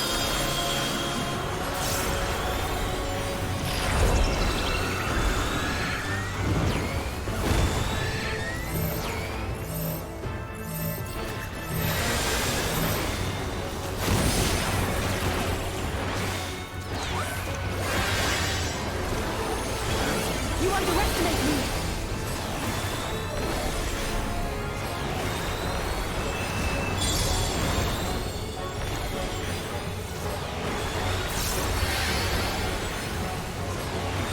What the fuck?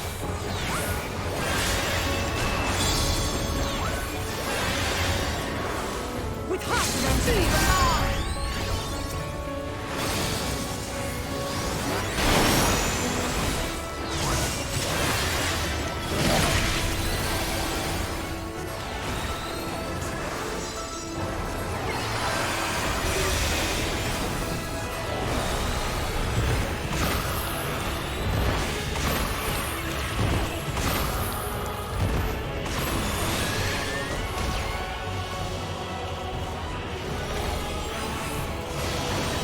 Go down, you piece of shit.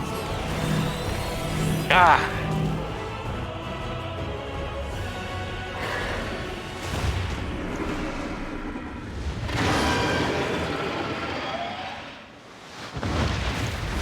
Whew, that was tough.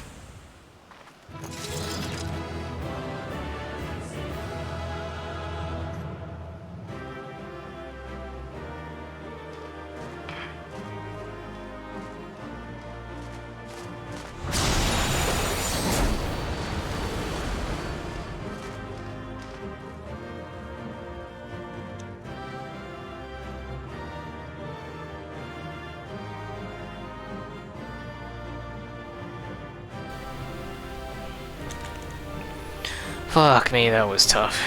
But that was a great dungeon.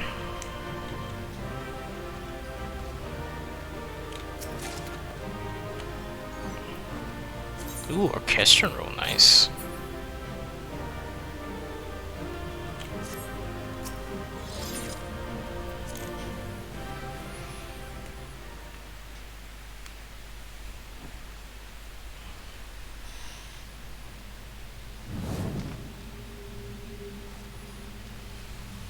That you still stand.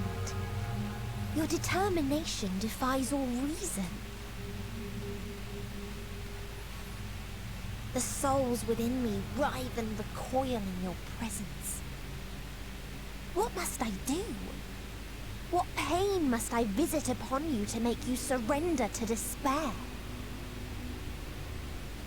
No one is unbreakable.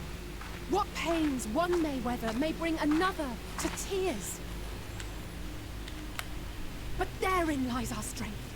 For when we fall, our brothers and sisters are there to raise us up, again and again, without end. I see.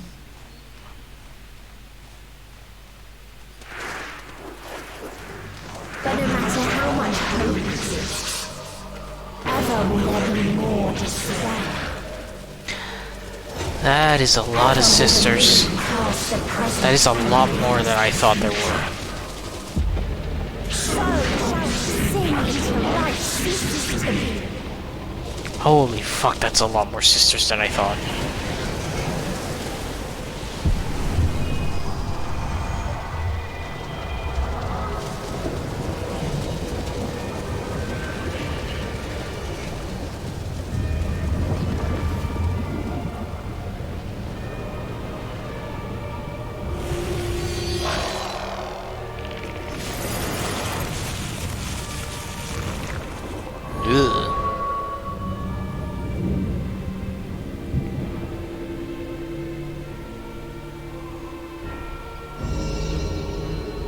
7 hells.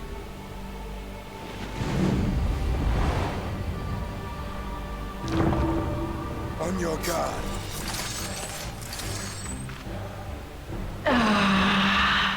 The rage.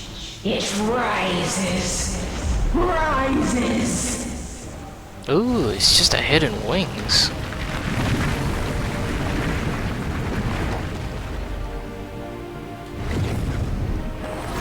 Are you really fuck, you really threw planets at me?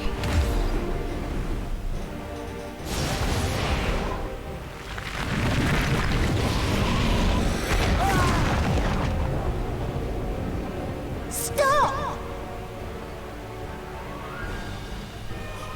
Calm yourself, please.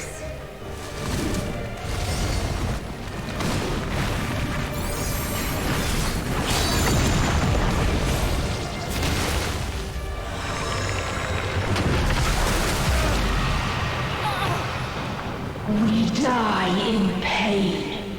We die in suffering. Who are you to live? Who are you to hope? Hold on, my friends. Oriange, watch out!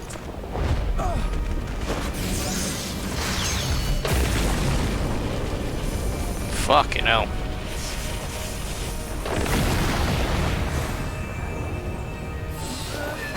Alphino! We cannot comprehend. We cannot know. We cannot know.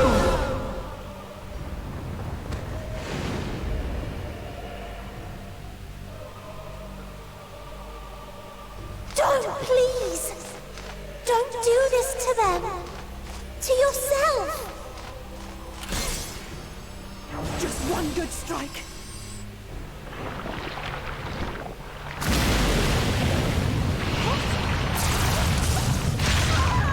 Stop! Please stop! We will not suffer alone. All will know our pain. No, you don't!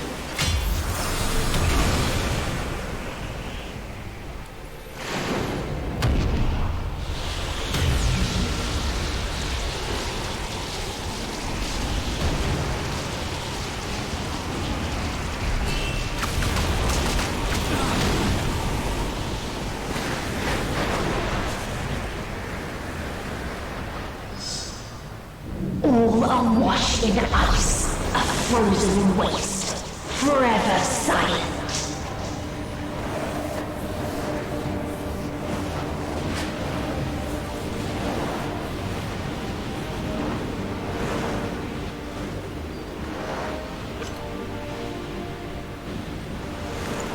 Wait!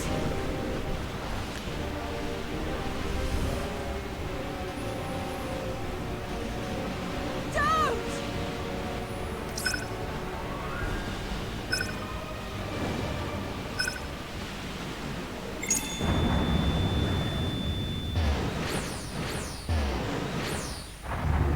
Oh shit, that was lucky. Nice save.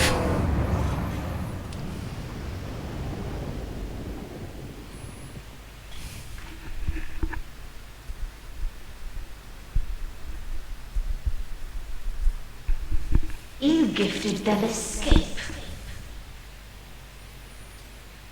And rendered yourself powerless. Bereft of the synergy you claim is your strength. Unless you need to call upon the dead once more.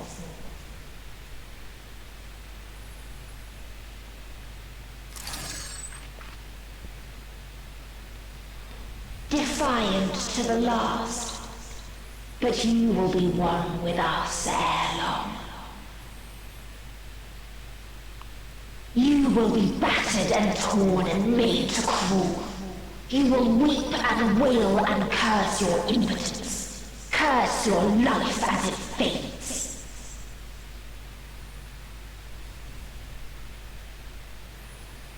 As we did. as we died. Such pain and sorrow we felt. Such anguish and rage. We tried. We tried. But it was no use. Only when we surrendered did we find release. Only when we embraced death.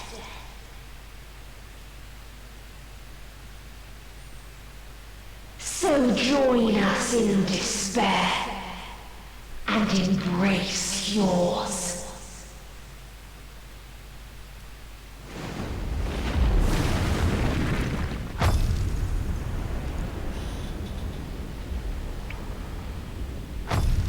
My ultimatum.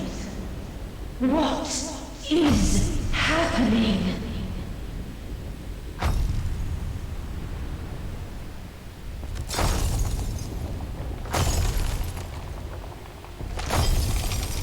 What the fuck?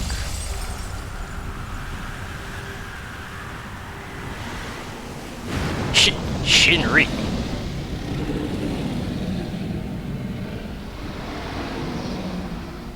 At the end of everything, I find you. Oh, god damn. I saw something in you once, as you did in me.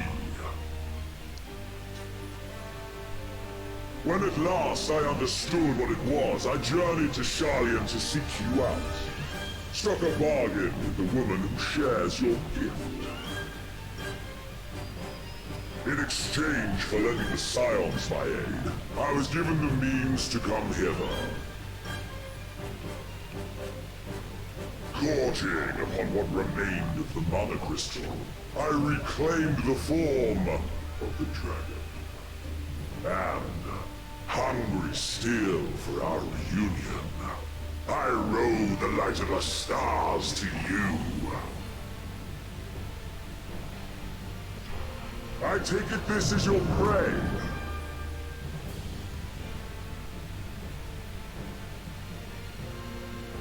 But why does it still live? Surely it is no match for you.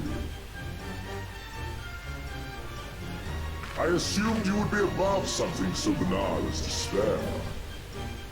Am I mistaken?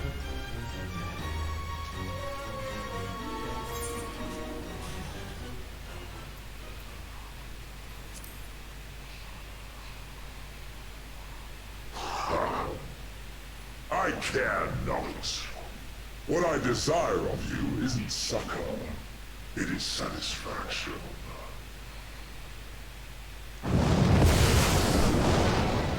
So come! Let us dispense with this distraction, you and I!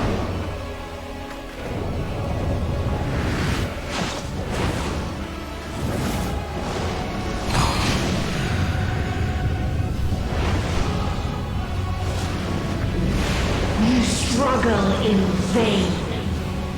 You will not silence our song of oblivion. Well, fucking hell. This is quite a climactic finish for this fight.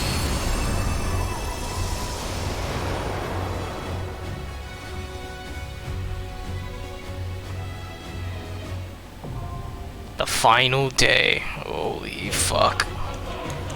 And the big fat tacos come back.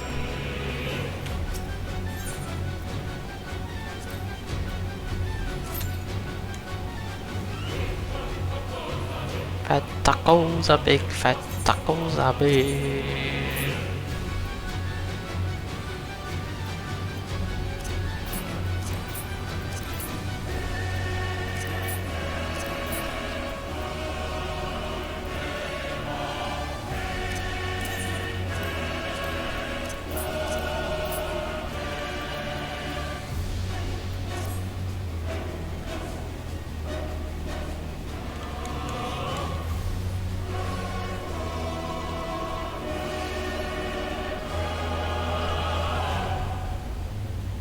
Oh shit, we are literally on Shinryu. There's literally a platform above him. Fucking hell.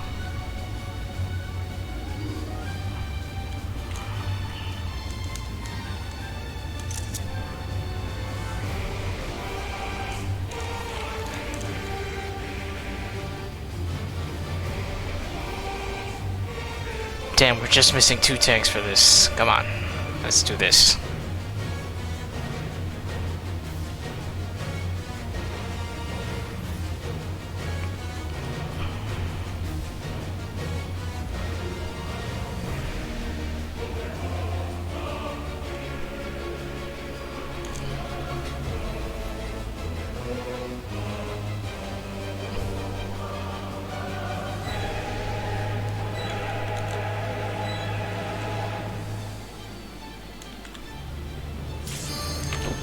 Alright, let's do this.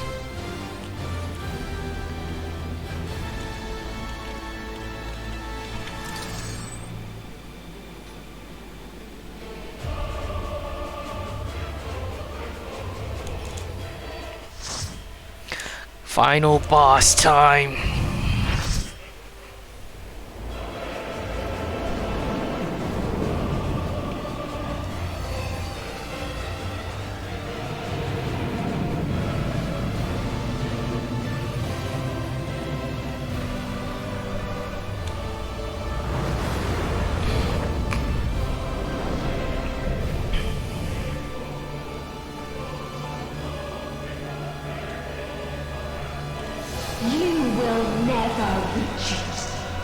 Will never reach the deliverance you seek.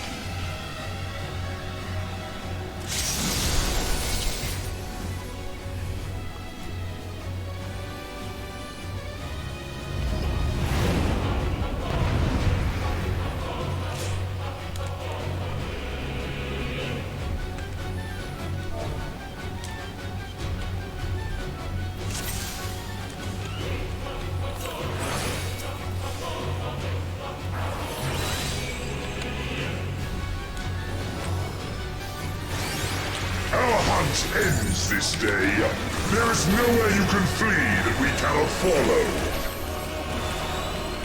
Even stars must die.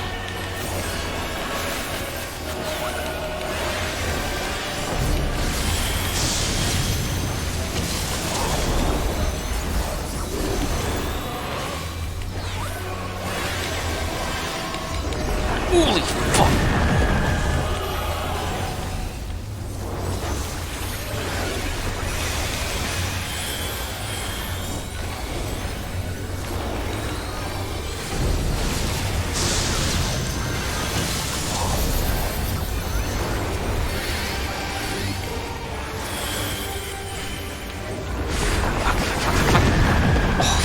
Fuck you. Okay, that's really... Okay, I gotta pay attention to outside.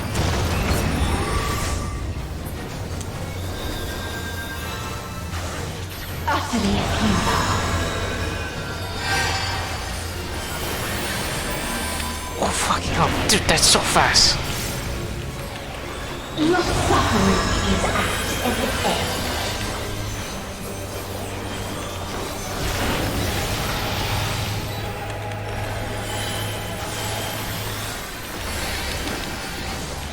This is a kindness.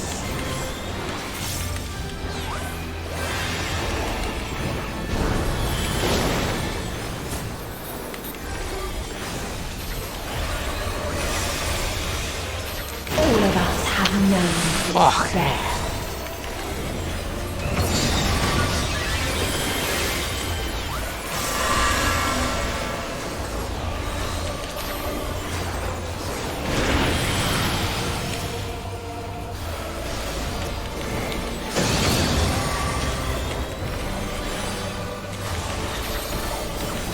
We have seen the end.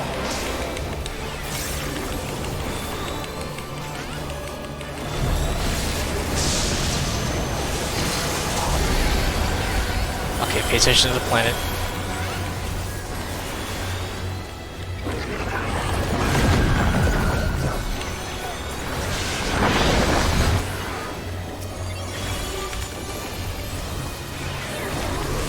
The same end.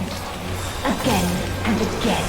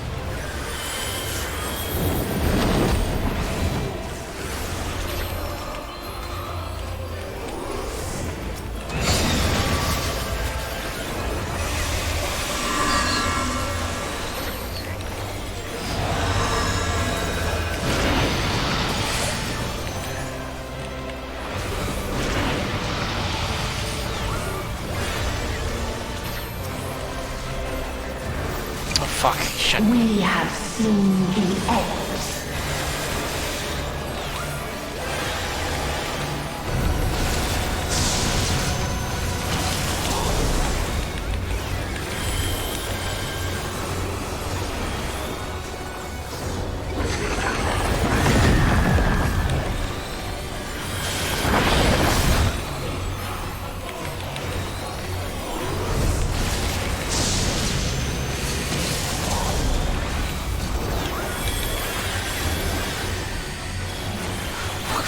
Fuck. Oh shit.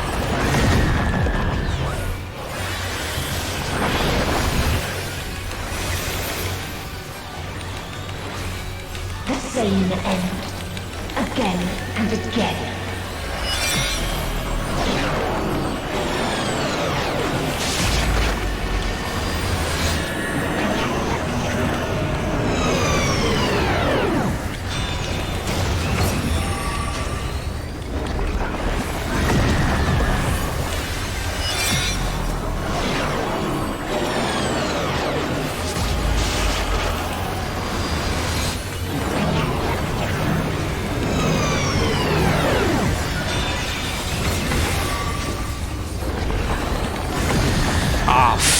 Oh my god.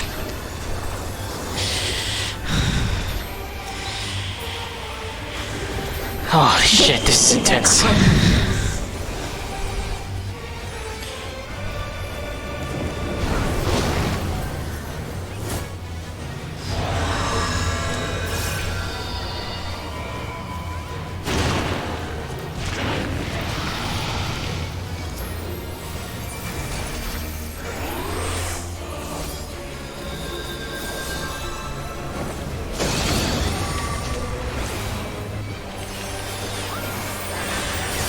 All of us have known despair.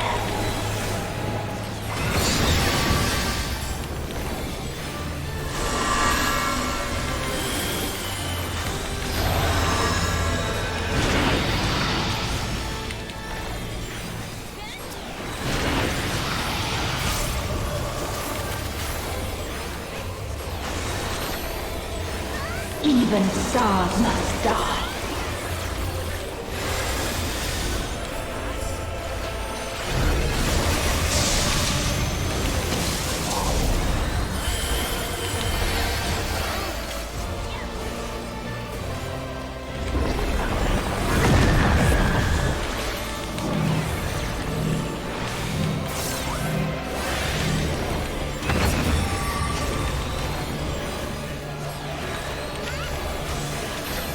So lonely under the stars.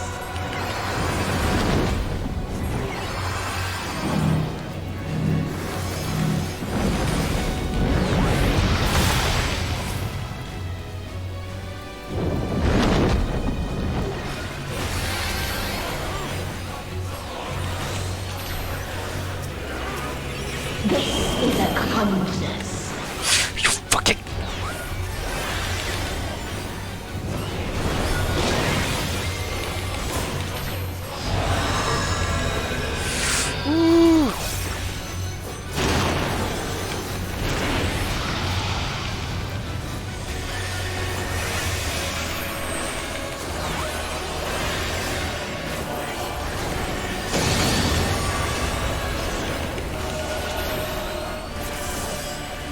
All of us have known despair.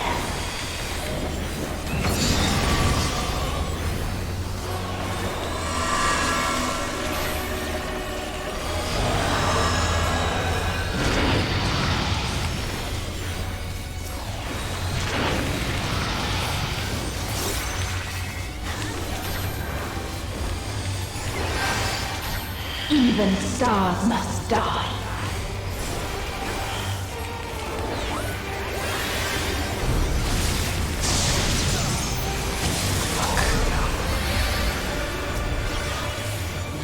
Alright, I'm just gonna... What the... Fucking I didn't bother popping.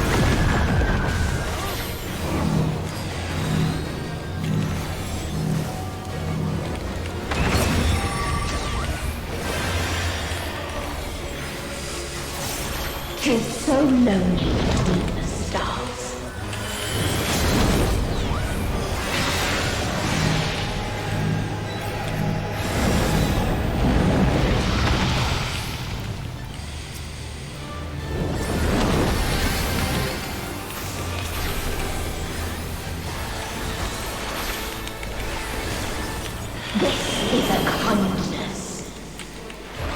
Oh my god, what the fuck is your problem?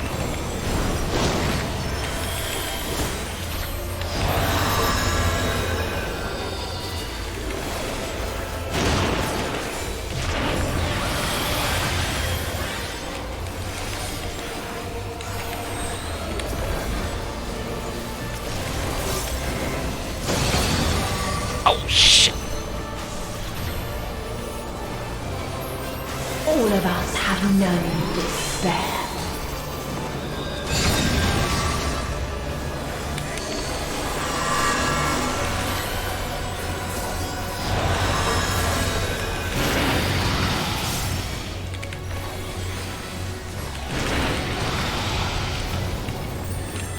If there is no happiness in life,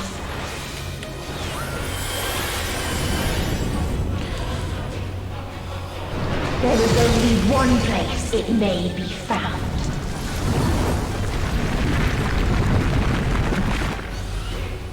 Holy shit, this is intense.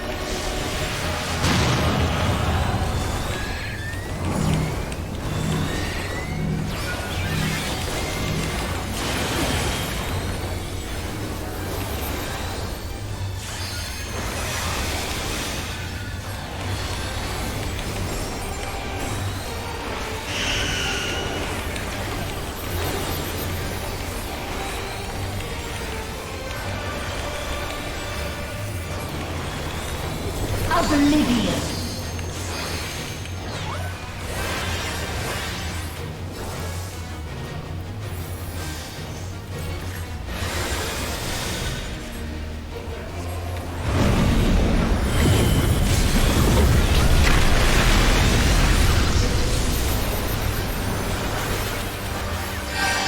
Dynamis.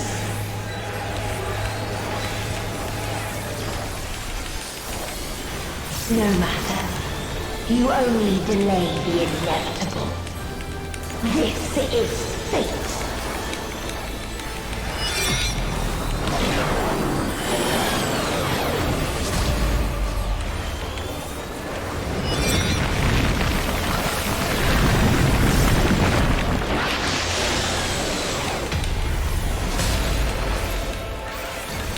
Your time has come.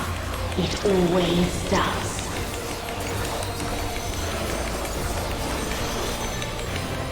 Ten seconds, what the fuck?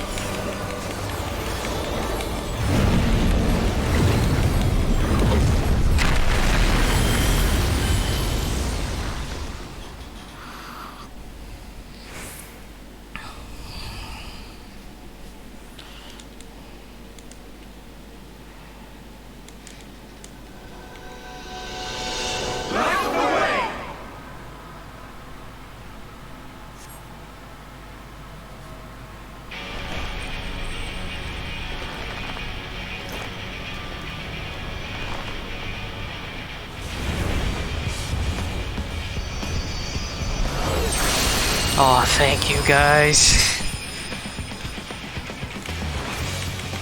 What is this defiance? No! The hatred, the pain, the loss. We cannot suffer it again.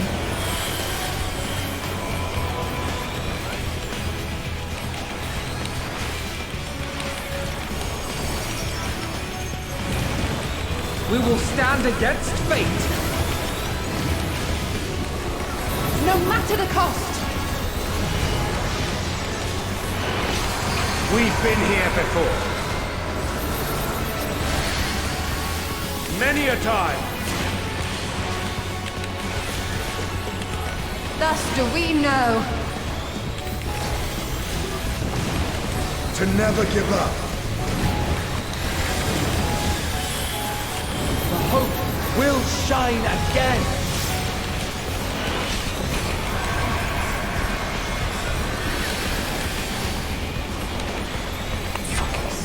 Oh, I was not paying attention.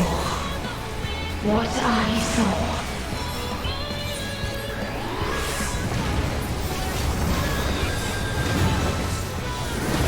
As long as I do. This can only end in misery and desolation.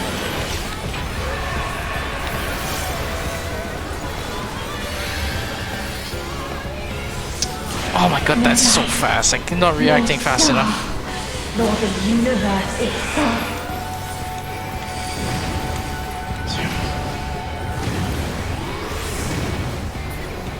None should hope for better.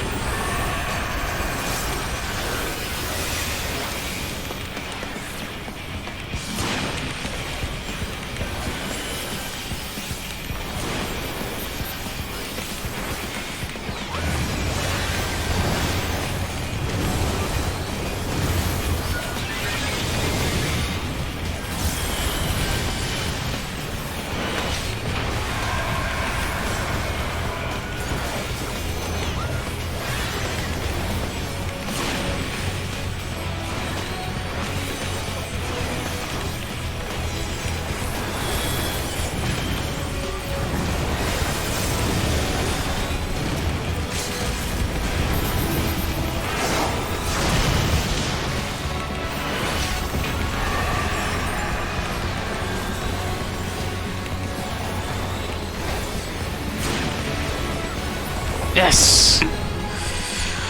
Oh. Was not the answer. Then what is it? Where Oh, that was a bad lies performance on me. happiness? But that was awesome. Fucking hell, that was an amazing final boss.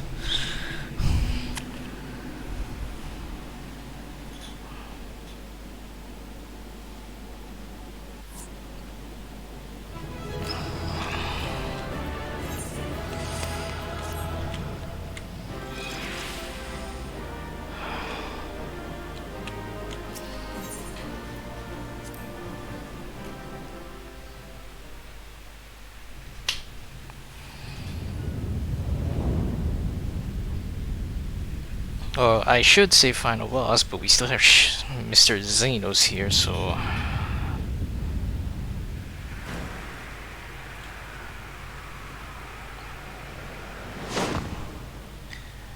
Why do I get the feeling that Xenos is the real final boss?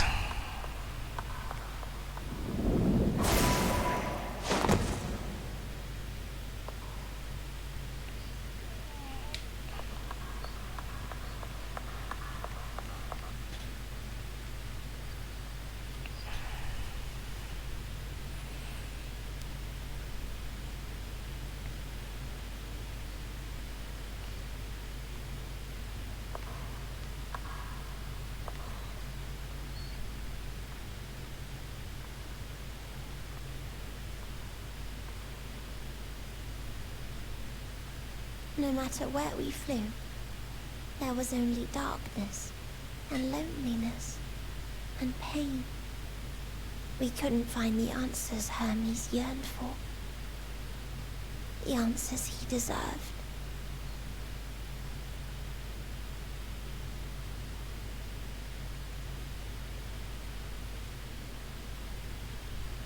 Greetings, you who are my final encounter. I wish to hear your words, share your feelings, know your thoughts. May we please be friends?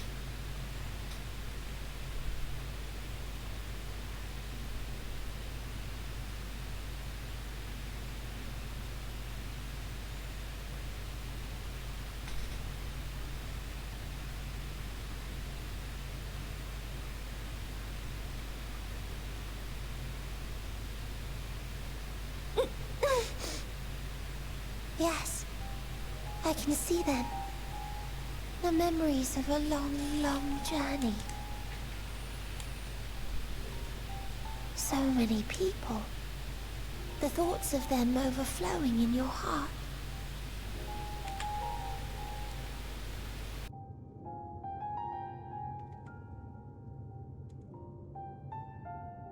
What they live for. What gives their lives meaning. There was never a single answer. You gather pieces of happiness, precious and fragile, only to lose them. Then start again. On and on it goes, until death takes you into its gentle embrace.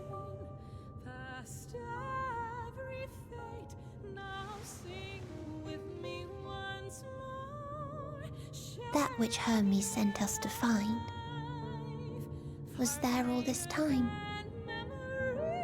on Aetheris.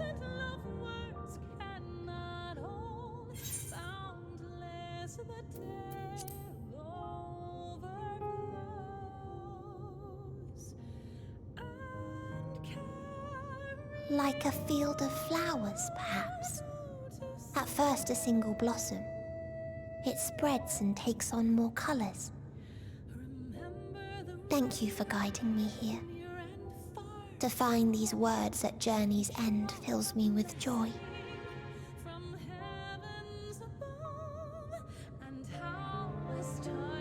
And so, before I fall forever silent, there is one thing I must do.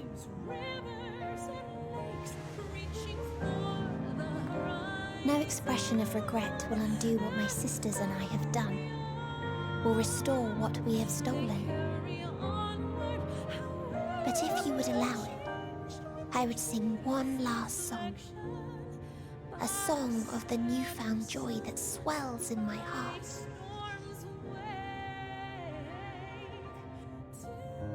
Of the beauty of light when it shines across a dark and starless sea.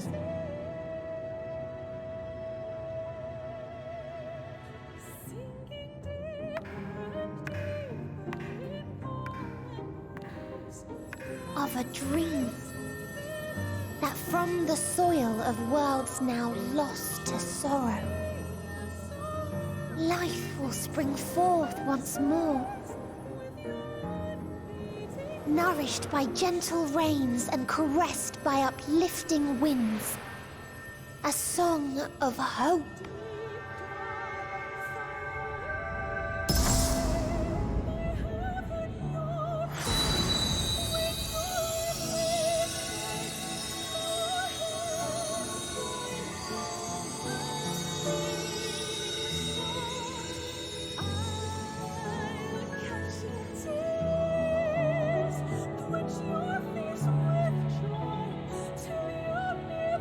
Oh, that's fucking gorgeous. Holy shit.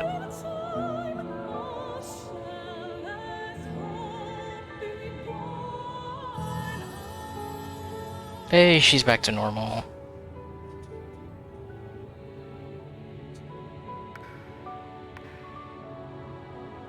One day, life will fill the universe again. And Hermes will see this and smile. How, I do not know. But I do know that where there is a will, there is a way. After all, miracles happen every day. Do they not?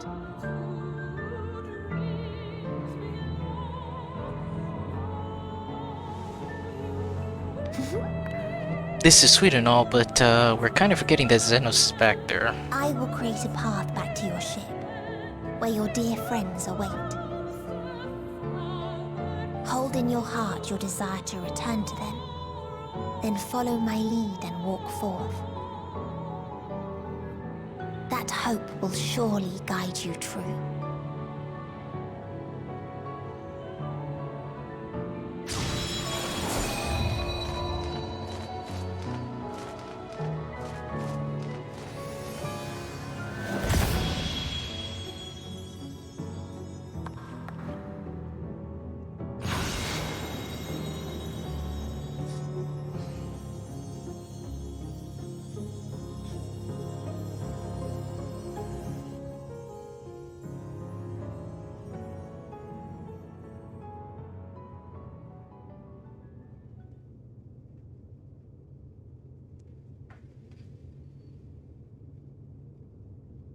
Damn, what a fucking shot.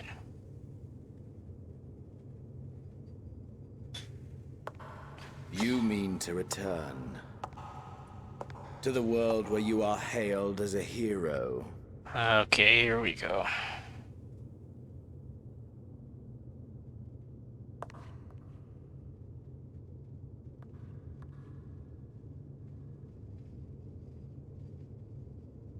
Hear me then. Not as a hero, but as simply you. As I learned in Alamigo, you are a formidable foe. Stronger than any I have faced. Against you, I need bring my all to bear. I need burn through the candle of my life. This is the sole pleasure I know. And it is the sole pleasure I have to share.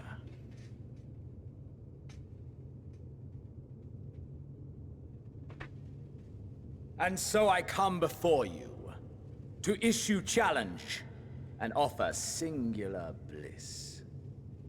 If you wish to walk away, I will not stop you. You value life. You do not burn yours save for reasons you deem worthy. Reasons such as those which brought you here. The salvation of a world and its people. The motives of a hero true.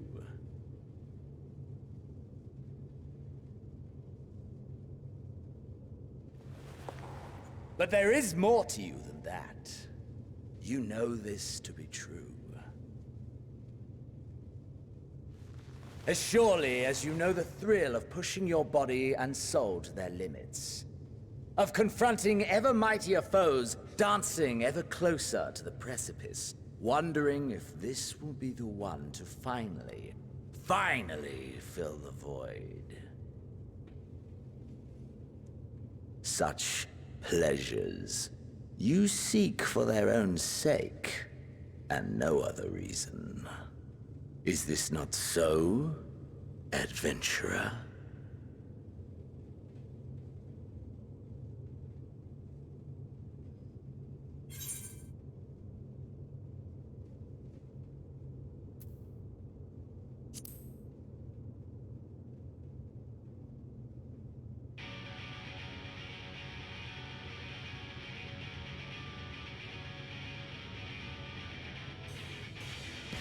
So you would still play the hero? No matter. In acceptance, you betray your deception.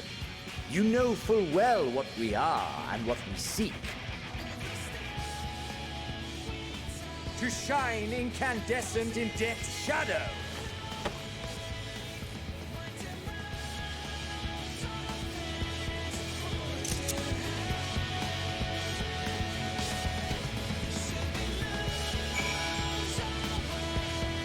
Alright, Xenos.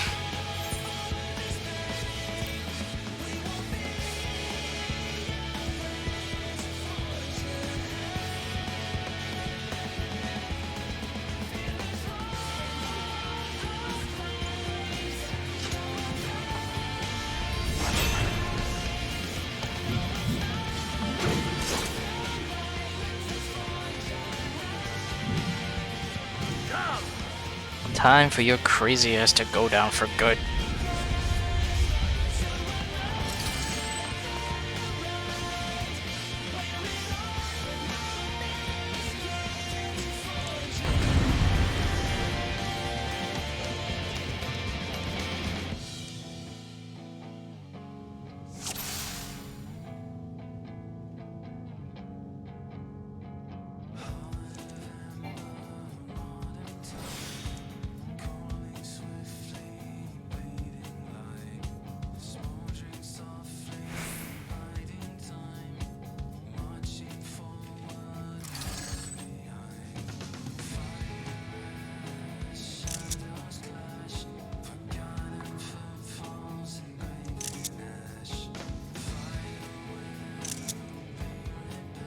That's enough screenshots. Let's go.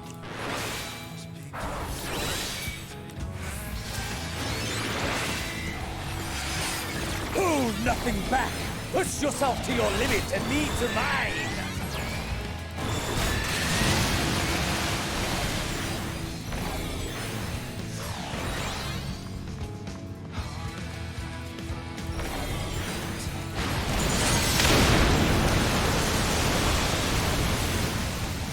Ha!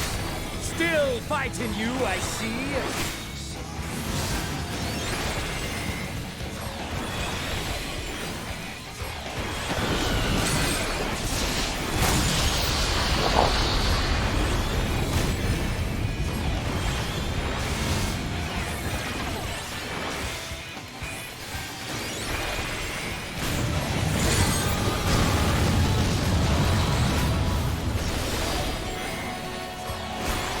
Show me your vaunted fortitude.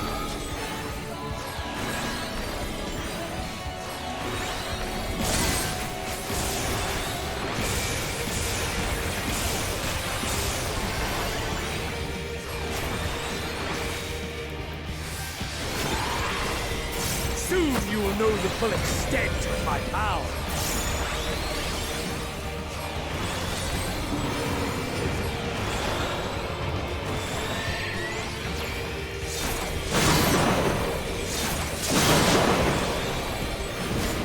Mine for the taking!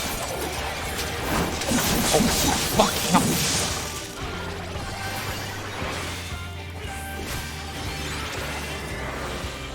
Mine for the taking!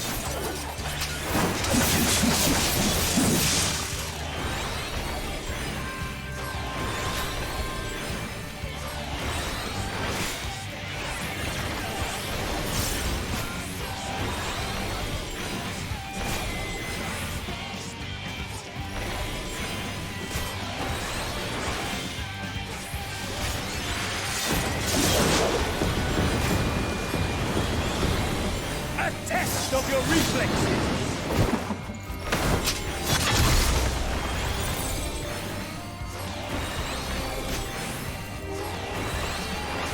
A test of your reflexes!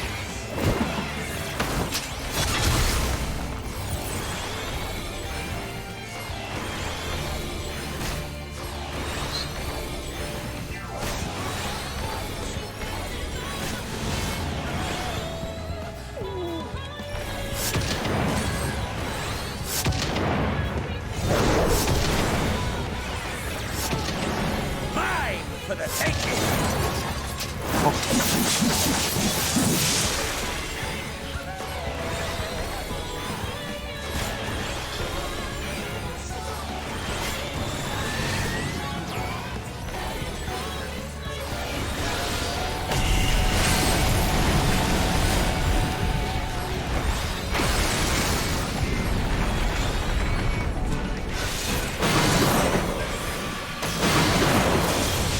A test of your reflexes!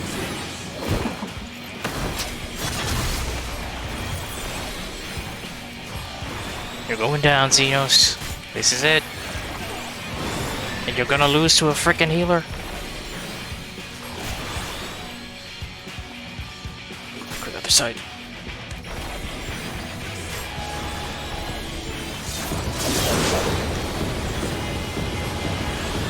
A test of your reflexes!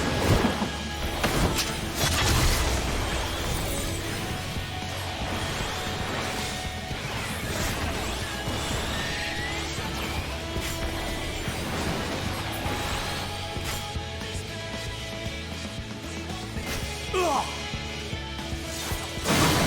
Ah, my soul! How it burns! Bitch still won't die.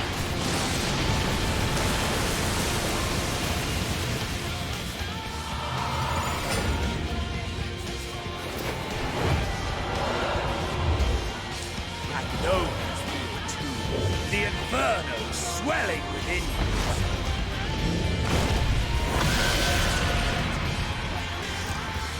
Hey, now we get to see what this guy looks like. Be consumed by our ravenous fervor. I have you. Oh.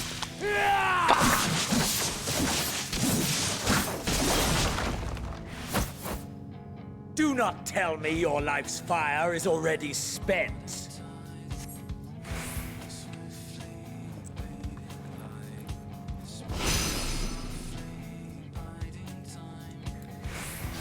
Yes, yes! Rise once more! It mustn't end yet!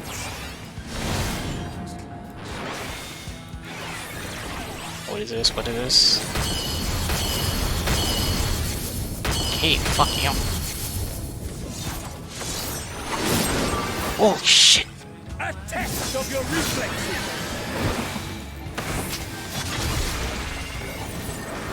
I have you!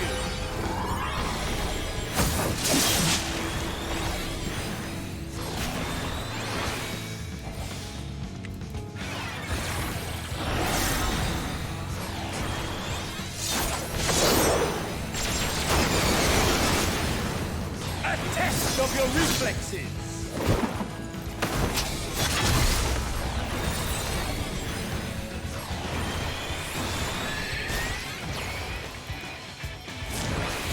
Show me your vaunted fortitude.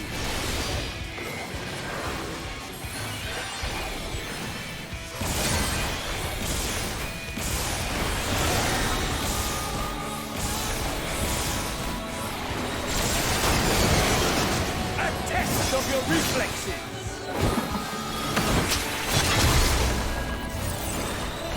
I have you.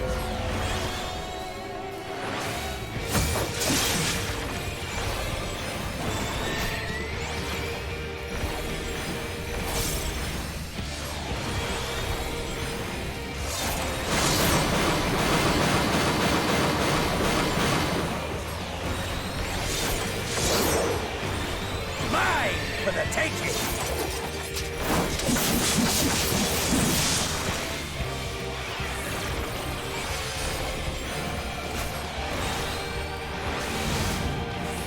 Oh fuck this one.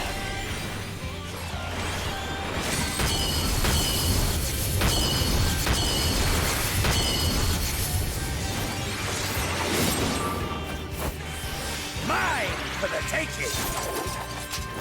Okay. I have you!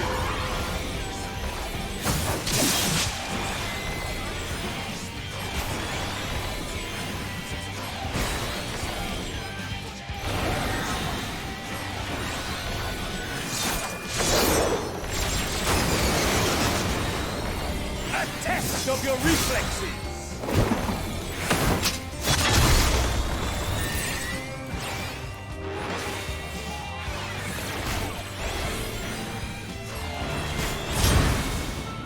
Show me your vaunted fortitude.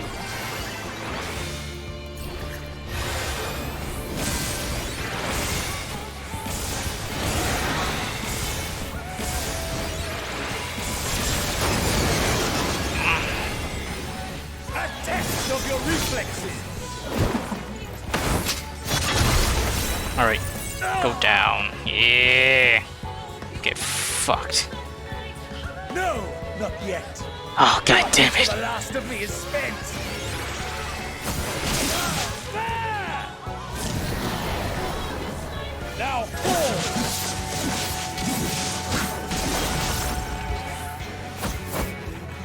This is my moment. Our moment.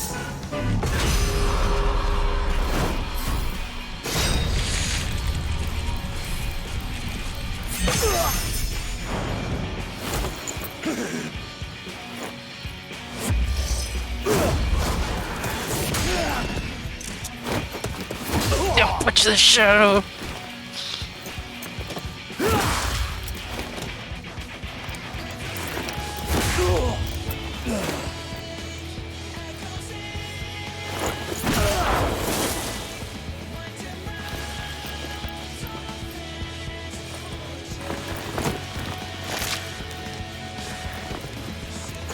Dude, this is fucking hard.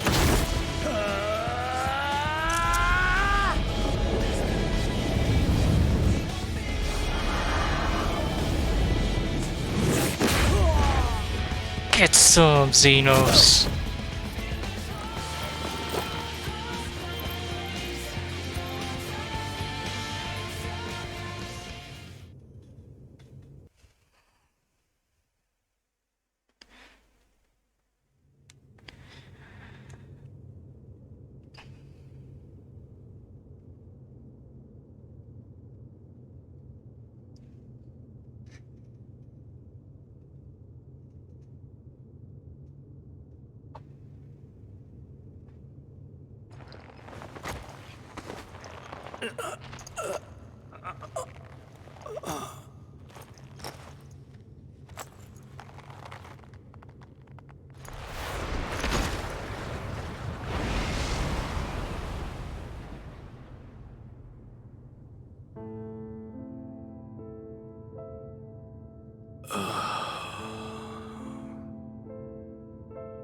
That I should lose again.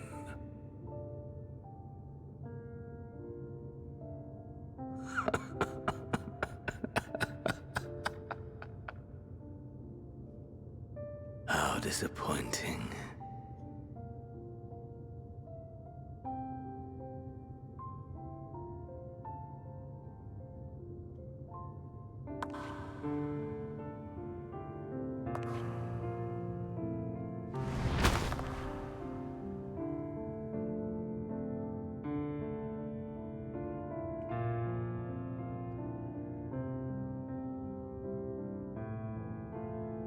Never have I understood those around me.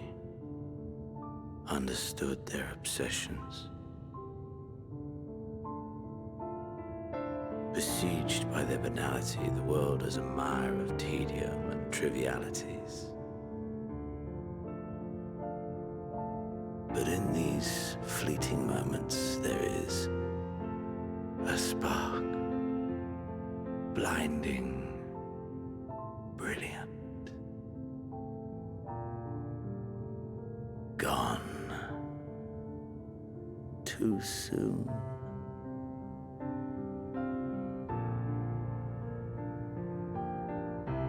What of you, my mirror? Born into this world, bestowed name, bid to seek out strife and adventure.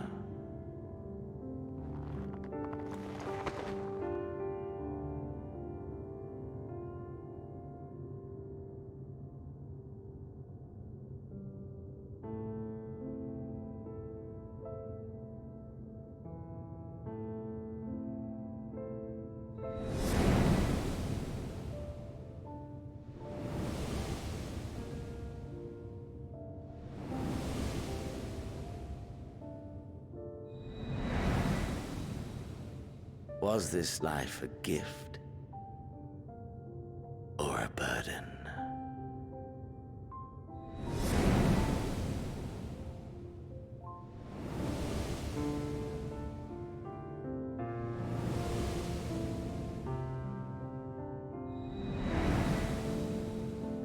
Did you find fulfillment?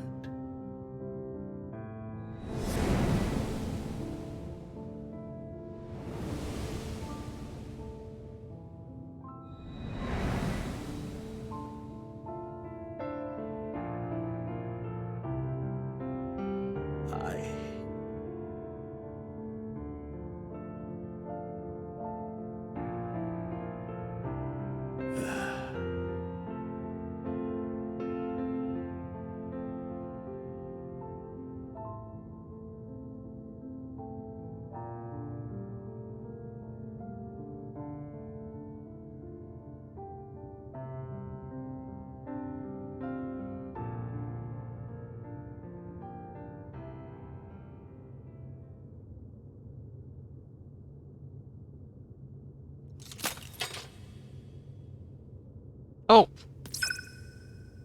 Hello.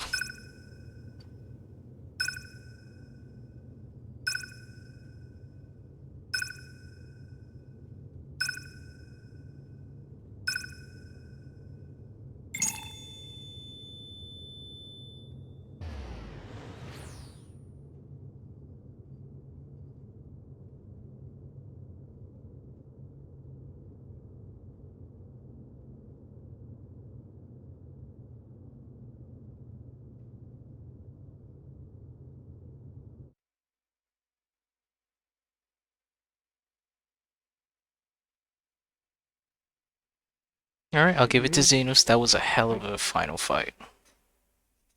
Must tend to...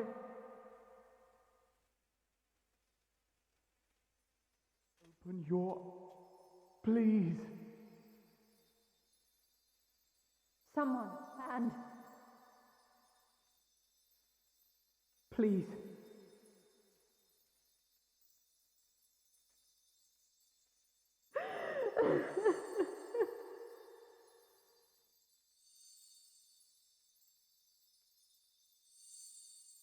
You can't leave us! Not like this! If you do, I'll never forgive you! So come on! Open your eyes and get up!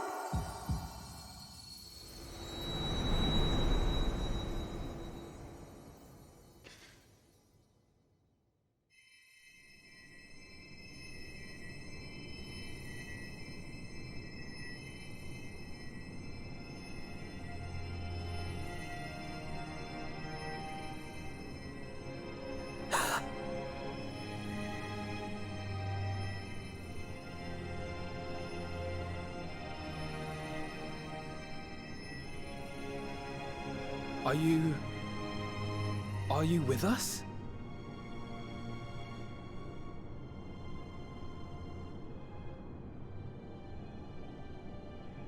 Oh, thank the heavens. For a moment we thought...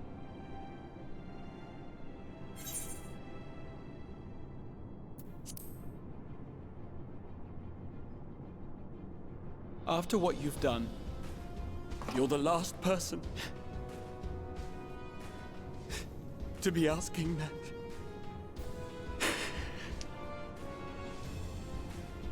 You... How can you keep your promise if you're not here?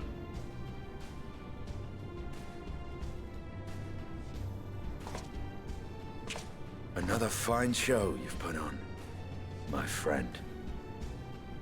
A fine show indeed. What were you thinking? Fighting alone? Never do that again. My poor heart couldn't bear it. Put yourself in our place. If you hadn't returned, how do you think we would feel? And if that sounds harsh, it's because we care. We tended to thy wounds as best we could. But how is the pain?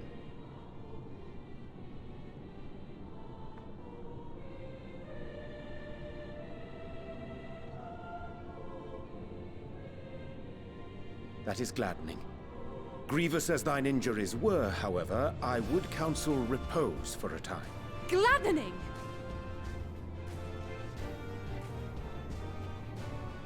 There's nothing gladdening about this! When Meteion appeared in here and told us that you were right behind her, we all got our hopes up. But you never came! And when you finally deign to appear, you're within an ilm of your life. Damn you! Damn you for making us worry!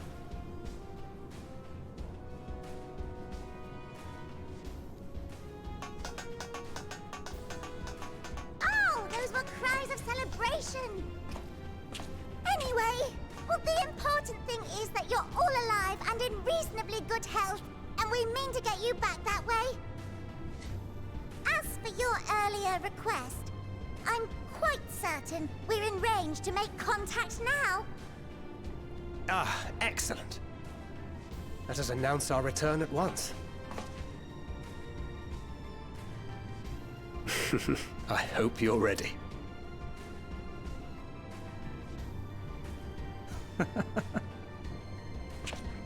While you were unconscious, we set out from Ultima Thule, you see. Can you stand?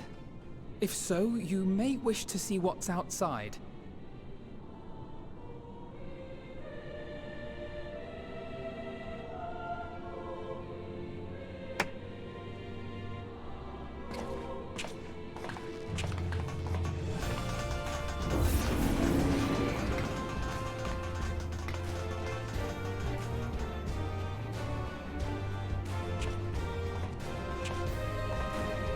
We're home, my friend.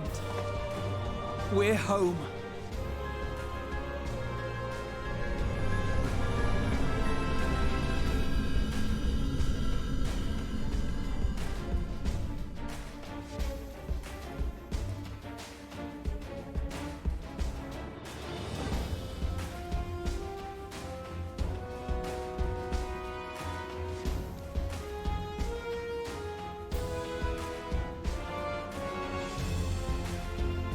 Oh, it's the Final Fantasy National Anthem. Stand up.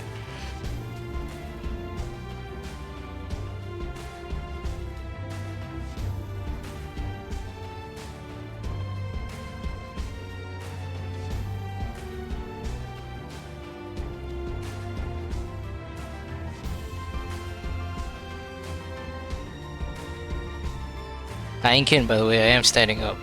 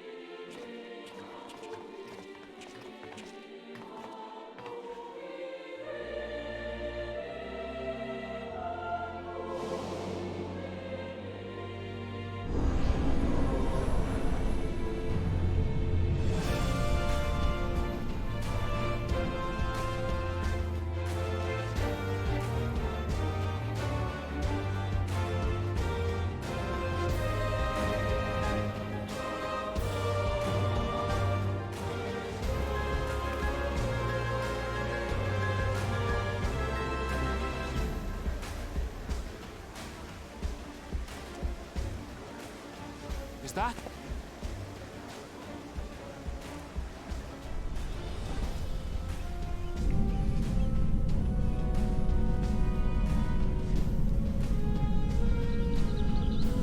It is! It's the Ragnarok! They're back!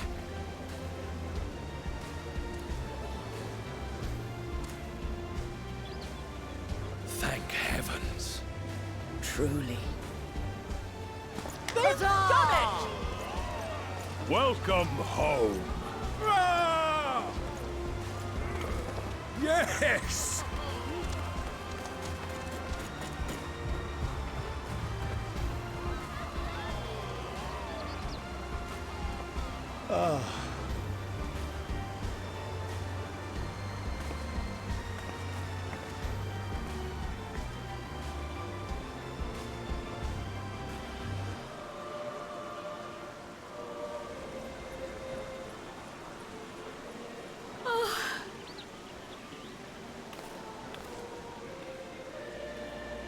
Welcome home, everyone!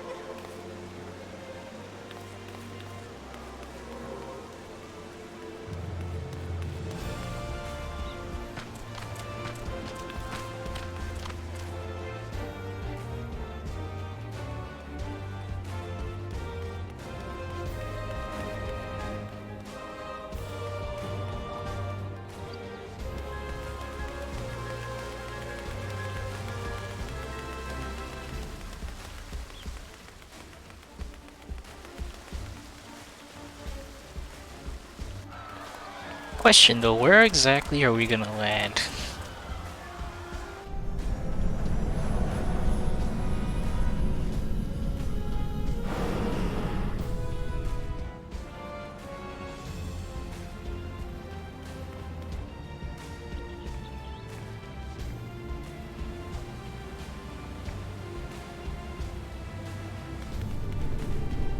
Yeah, I figured as much. It would be in the water.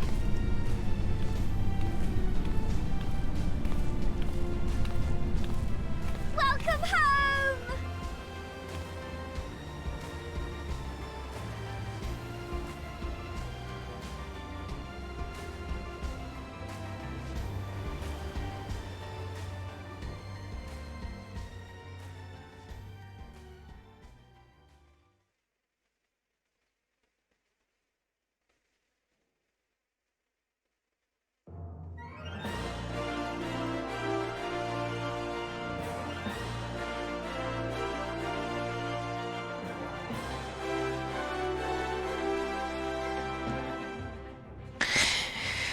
And that is Final Fantasy XIV Endwalker.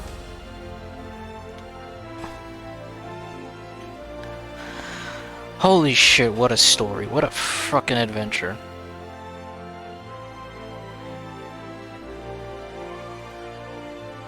Yeah, this just straight up eclipsed Shadowbringers. I had faith that this was gonna be a great expansion. But this blew my expectations out of the water.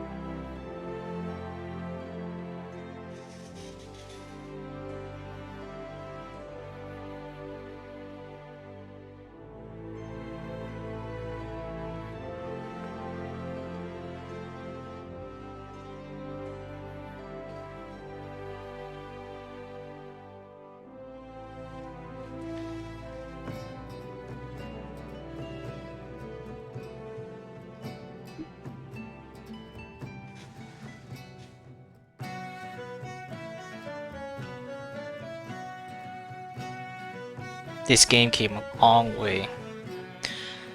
Hell of a long way. And props, all props goes to Yoshi P and the team bringing this game back from the dead.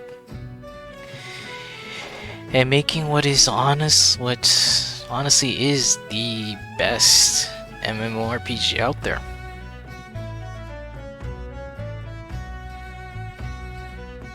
Amazing story.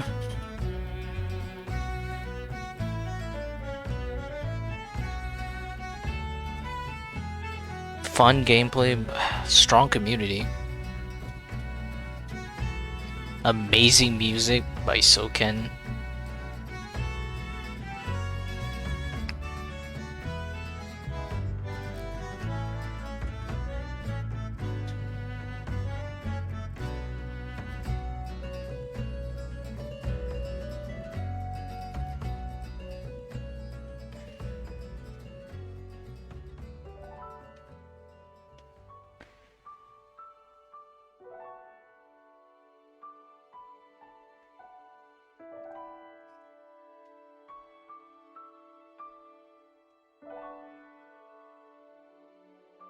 And you can really see the growth of the team, their experience, where Realm Reborn, you know, it did a good enough job to bring the game back to life, but it was very rough around the edges.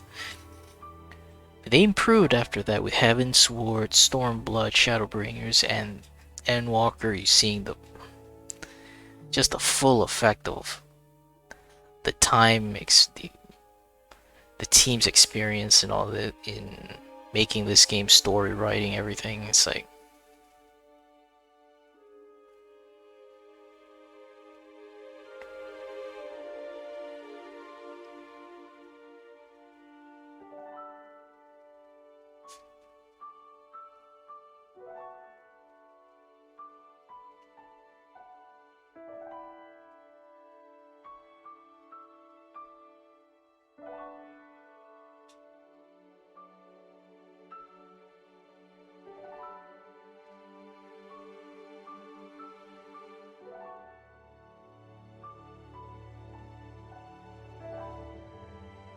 I honestly don't know where the game will go on after this. It's like,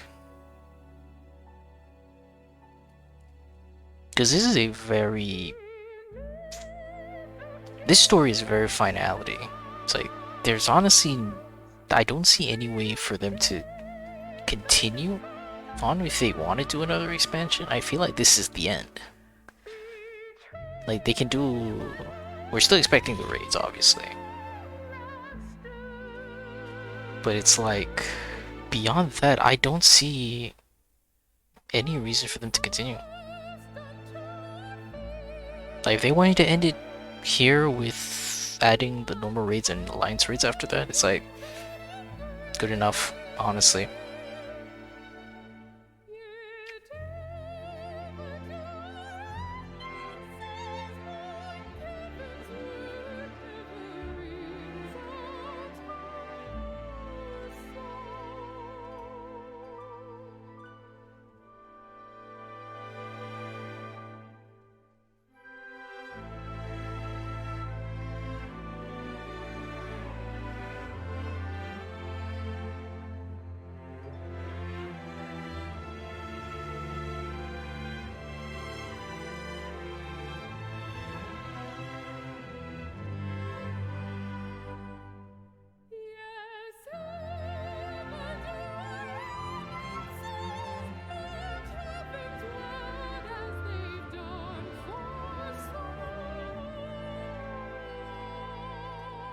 I'm just gonna let the credits roll for a bit. I'll be right back.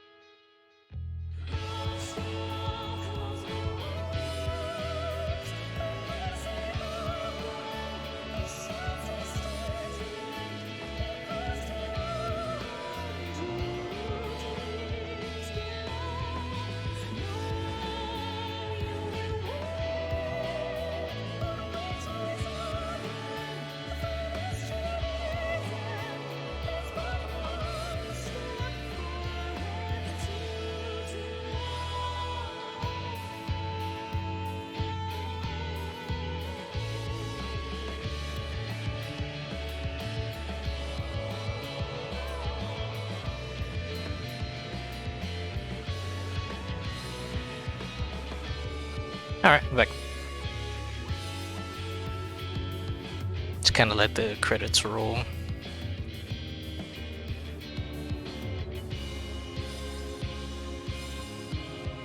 See, I don't mind the other three. It's just Hermes I question regarding this scene.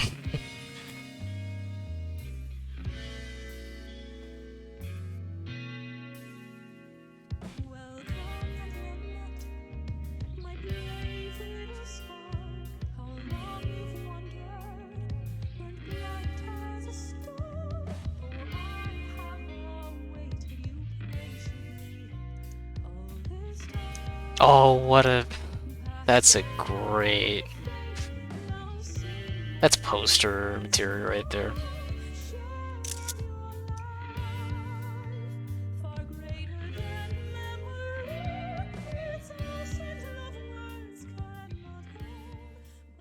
Dearest mother, dearest father,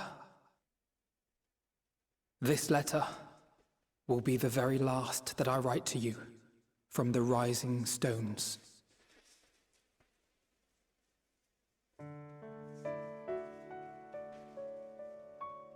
As I commit these words to parchment, I fondly recall my journey as a scion.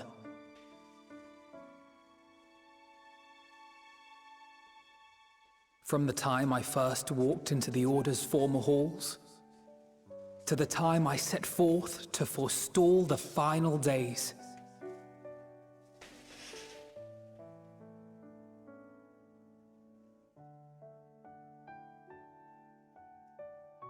At the farthest reaches of the Sea of Stars, we fought the battle of our lives. Fought against despair itself, a veritable maelstrom of it, fed by the resignation that dwelled in the hearts of beings not so unlike ourselves.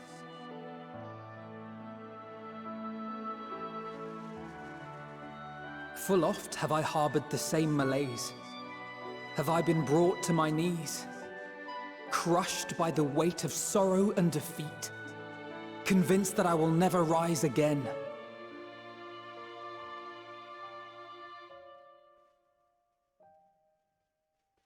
However, I have also known many moments of unbridled joy and happiness.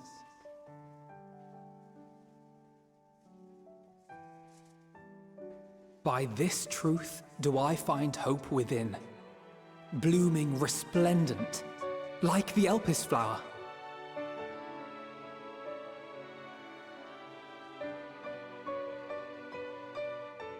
And thus do I endure. Do I look forward to creating more memories with my friends and loved ones.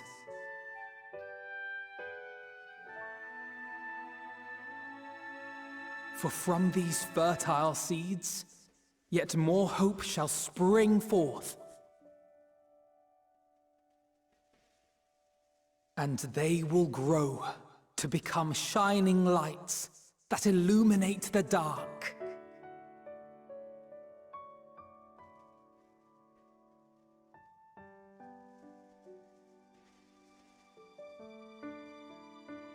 Thus believing, I leave the rising stones behind, as will my comrades.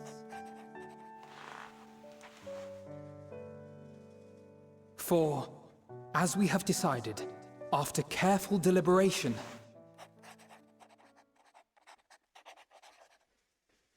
we are disbanding the Scions of the Seventh Dawn.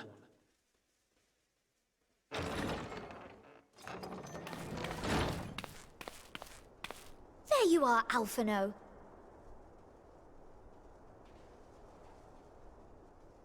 Everyone is already gathered in the foyer. My apologies. I'll be right there.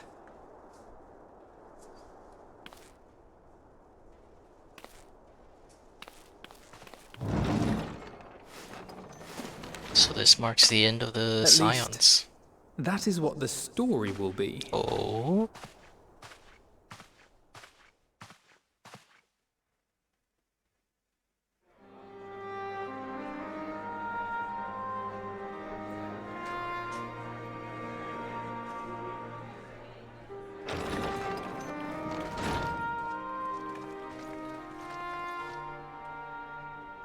Sorry to keep you all waiting. What could you possibly have left to do now? Oh, just a letter.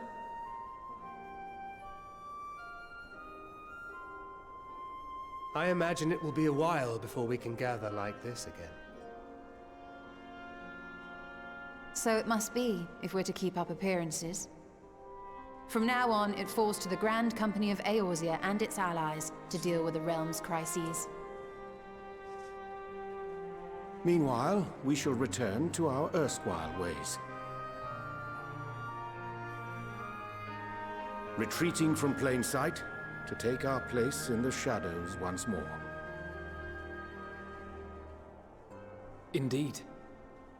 For the foreseeable future, I expect that we must work independently, as we seek out problems that want for solving. But a day will come when we face another great challenge, and we will face it together, as we always have.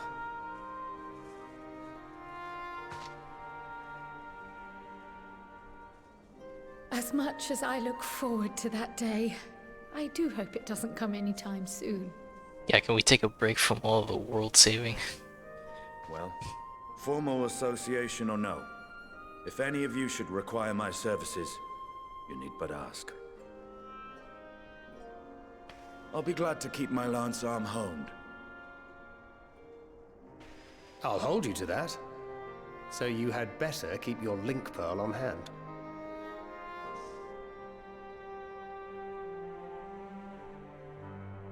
So you really mean to stay, Tataru? Oh, someone has to keep the Rising Stones in proper order.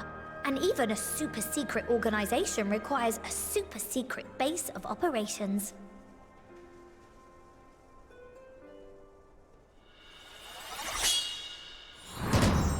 To the rest of the world, it will be naught more than a workshop for Eorzea's foremost up-and-coming artisan. If you thought our coffers were full to bursting before, just wait till I can devote myself wholly to the crafts.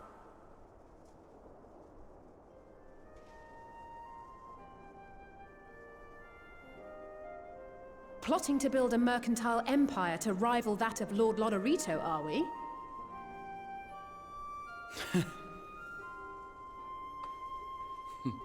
I, for one, look forward to your future successes, Tataru. As do I our next meeting.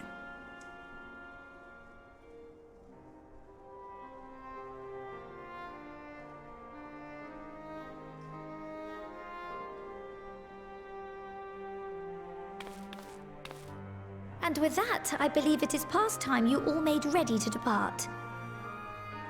Leave no preparations undone or words unsaid, all right? Now, off with you.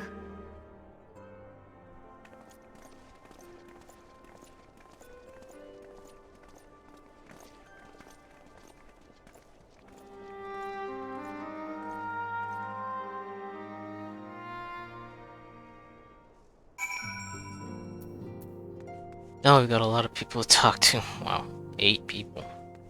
Well, the entire team, essentially.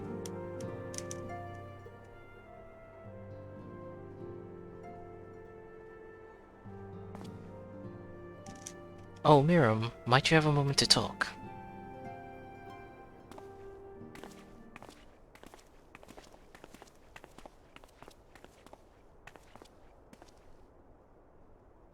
With science stepping away from the public eye, I've been left to consider what new endeavors I might pursue.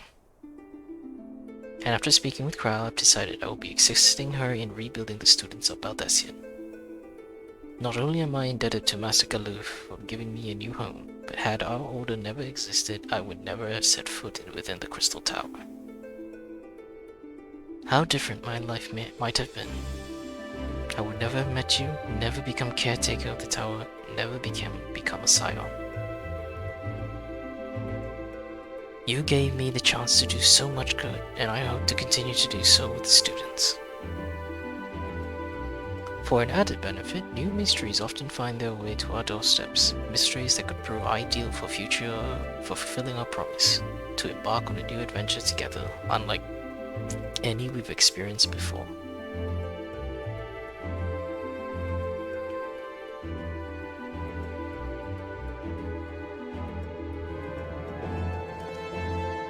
Whenever you have the time and inclination, my friend, I stand ready to accompany you onto the unknown.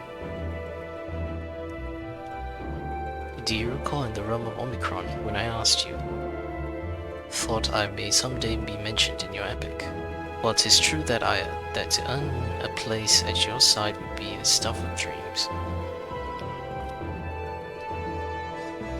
In the end, nothing would give me greater joy than to stand with you in the here and now.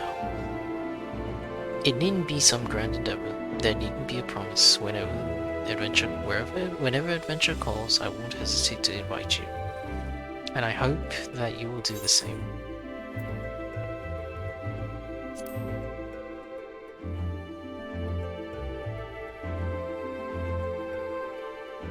I know.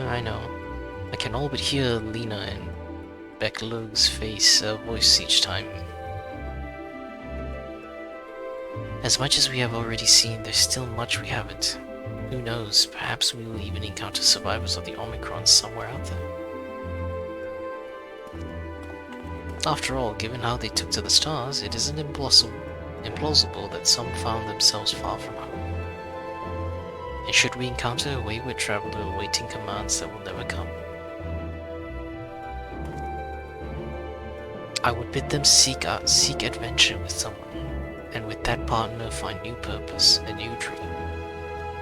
For if crystals can hold fast to dreams, why not Omicrons?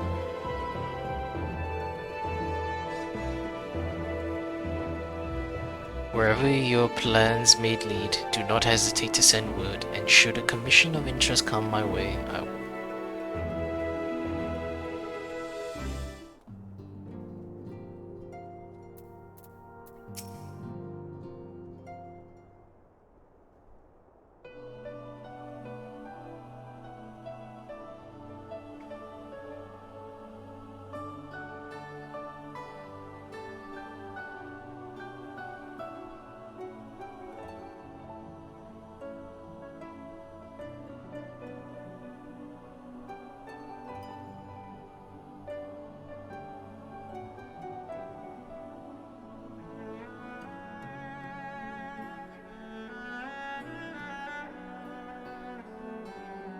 During our travels, we have witnessed more than a lifetime's worth of oddities and spectacles, more than can be easily recalled or remembered.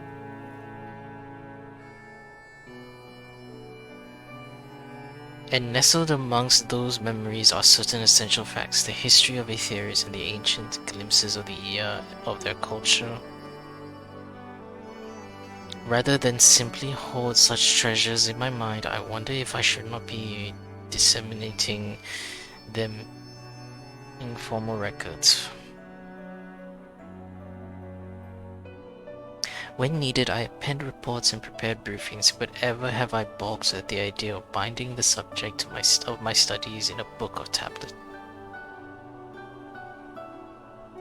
Truth is given shape and interpretation. When we seek to capture it with our words, it is invariably molded to fit a narrative, no matter how well intentioned to the rendering.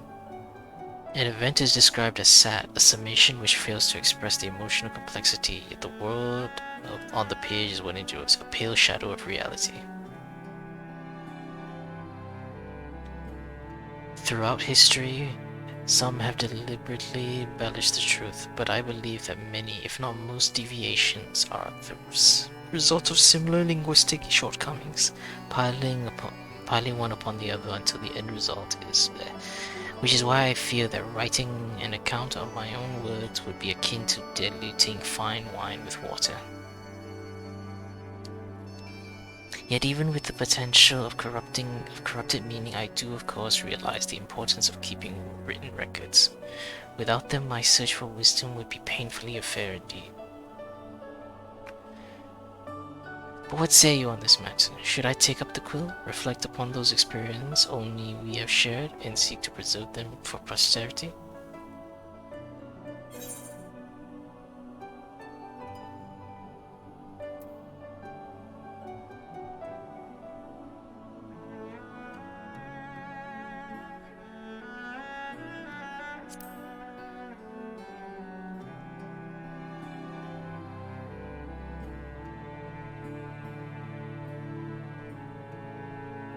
Very well then, I shall endeavor to pen what I can of the ancients and of so many other wonders. But I am no scribe, it will be less polished work and more of a reordering of scattered notes. In any case, I feel much better for having sought your opinion. Left to our own devices, we tend to overthink of such things. I will otherwise return to following where my curiosity leads after all.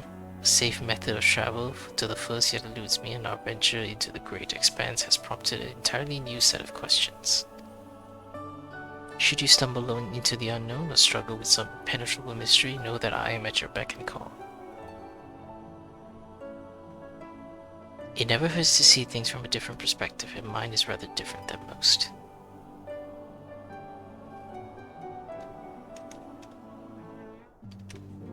Let's save Alizé and Alpino for last.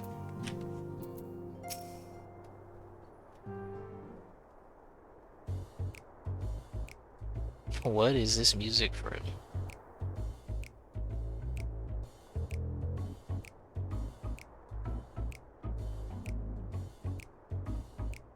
Do we just have nothing to say? Okay, I guess we got nothing to say to each other. If you have something to say, then out with it.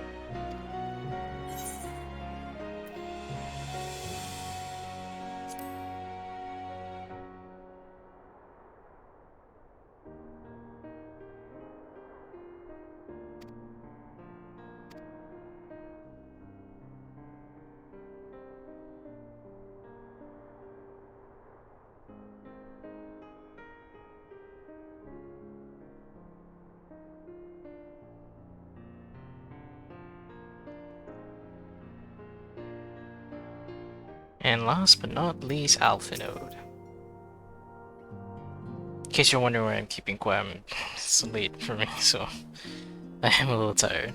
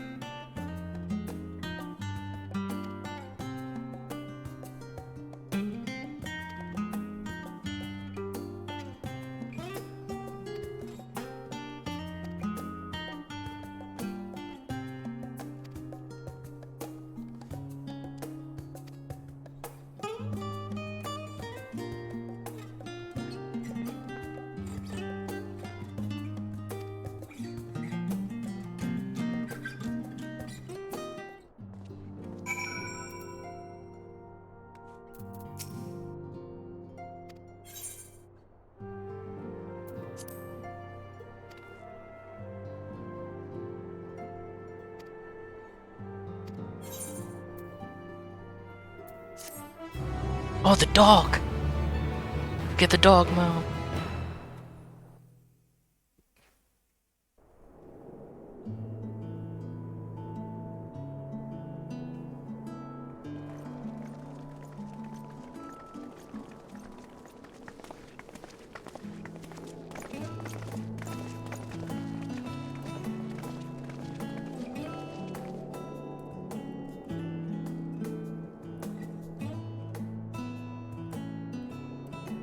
I suppose we're after Garlemald then. Though we ought to speak with Lord Emmerich first. If he's received word of any recent developments, we need to know. 'Twould be prudent to purchase some warmer clothes at least. Mayhap we can pick up a few souvenirs for Euless and the others while we're at it. Where will you all be heading next? Dravania. There is a book I've been meaning to borrow from the Great Google Library. And I can think of at least one person who will be most displeased should I fail to visit before leaving. We've no particular destination in mind, but we do intend to stop in Sharlayan before we set off. We had thought to ask after the Loperids. I am curious as to how well those who chose to remain are adapting to their changed circumstances. Might we accompany you then? Raha and I were planning to return to the Baldessian Annex. Commissions have been piling up in our absence, and they must be dealt with ere we begin our work in earnest. Estinian, you will return to Radzat Han, will you not? Aye. For Vritra's benefit, though I've yet to hear the details. I may not stay long. I see. Then it is here the Scions at last part ways, each to some far-flung corner of the realm.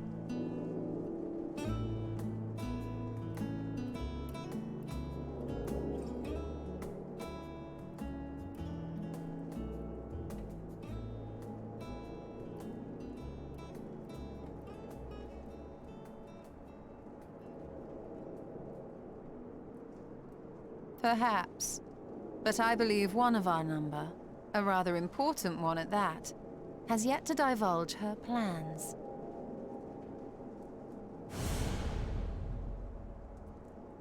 Oh shit. Quite right. Indeed. Fair point.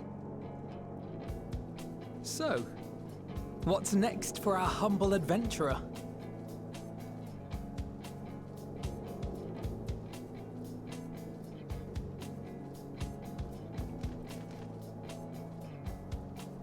Oh, Meteon is still around. Oh, Oh, that's nice.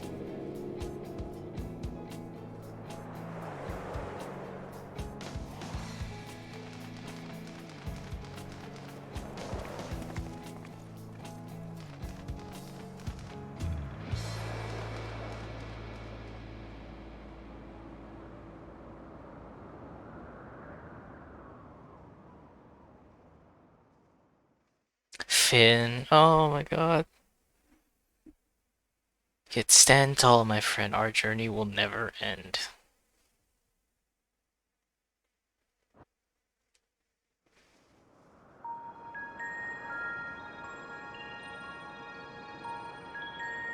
Oh, back here.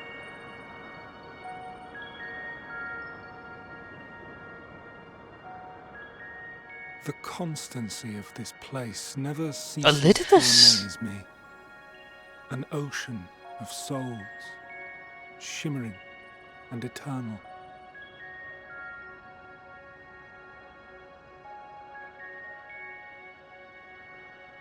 And yet, something stirs.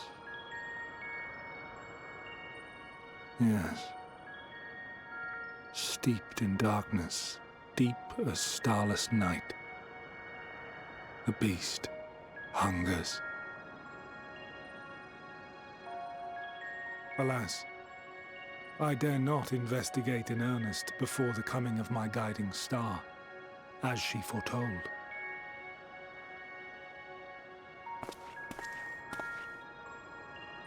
We shall descend to the depths, you and I, to confront the dread beast Pandemonium. Oh, the sights we shall see. The sights we shall see.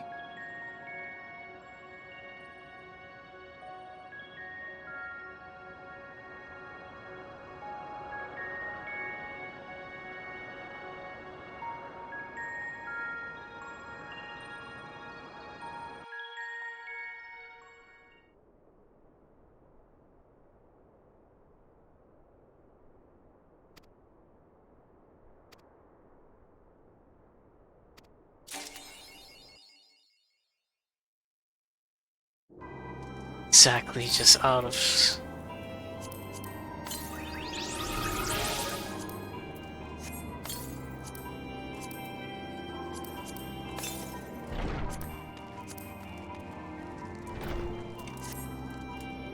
Alright, well...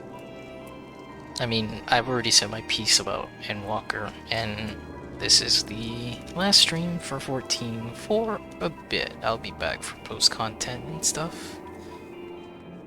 I will still be streaming tomorrow, but it will be a new game, and it will be Halo Infinite Campaign. Can't wait to try that out. Been itching for a good Halo game, so something to look forward to for tomorrow. So anyway, thank you for watching, and I'll see you guys tomorrow. Bye bye.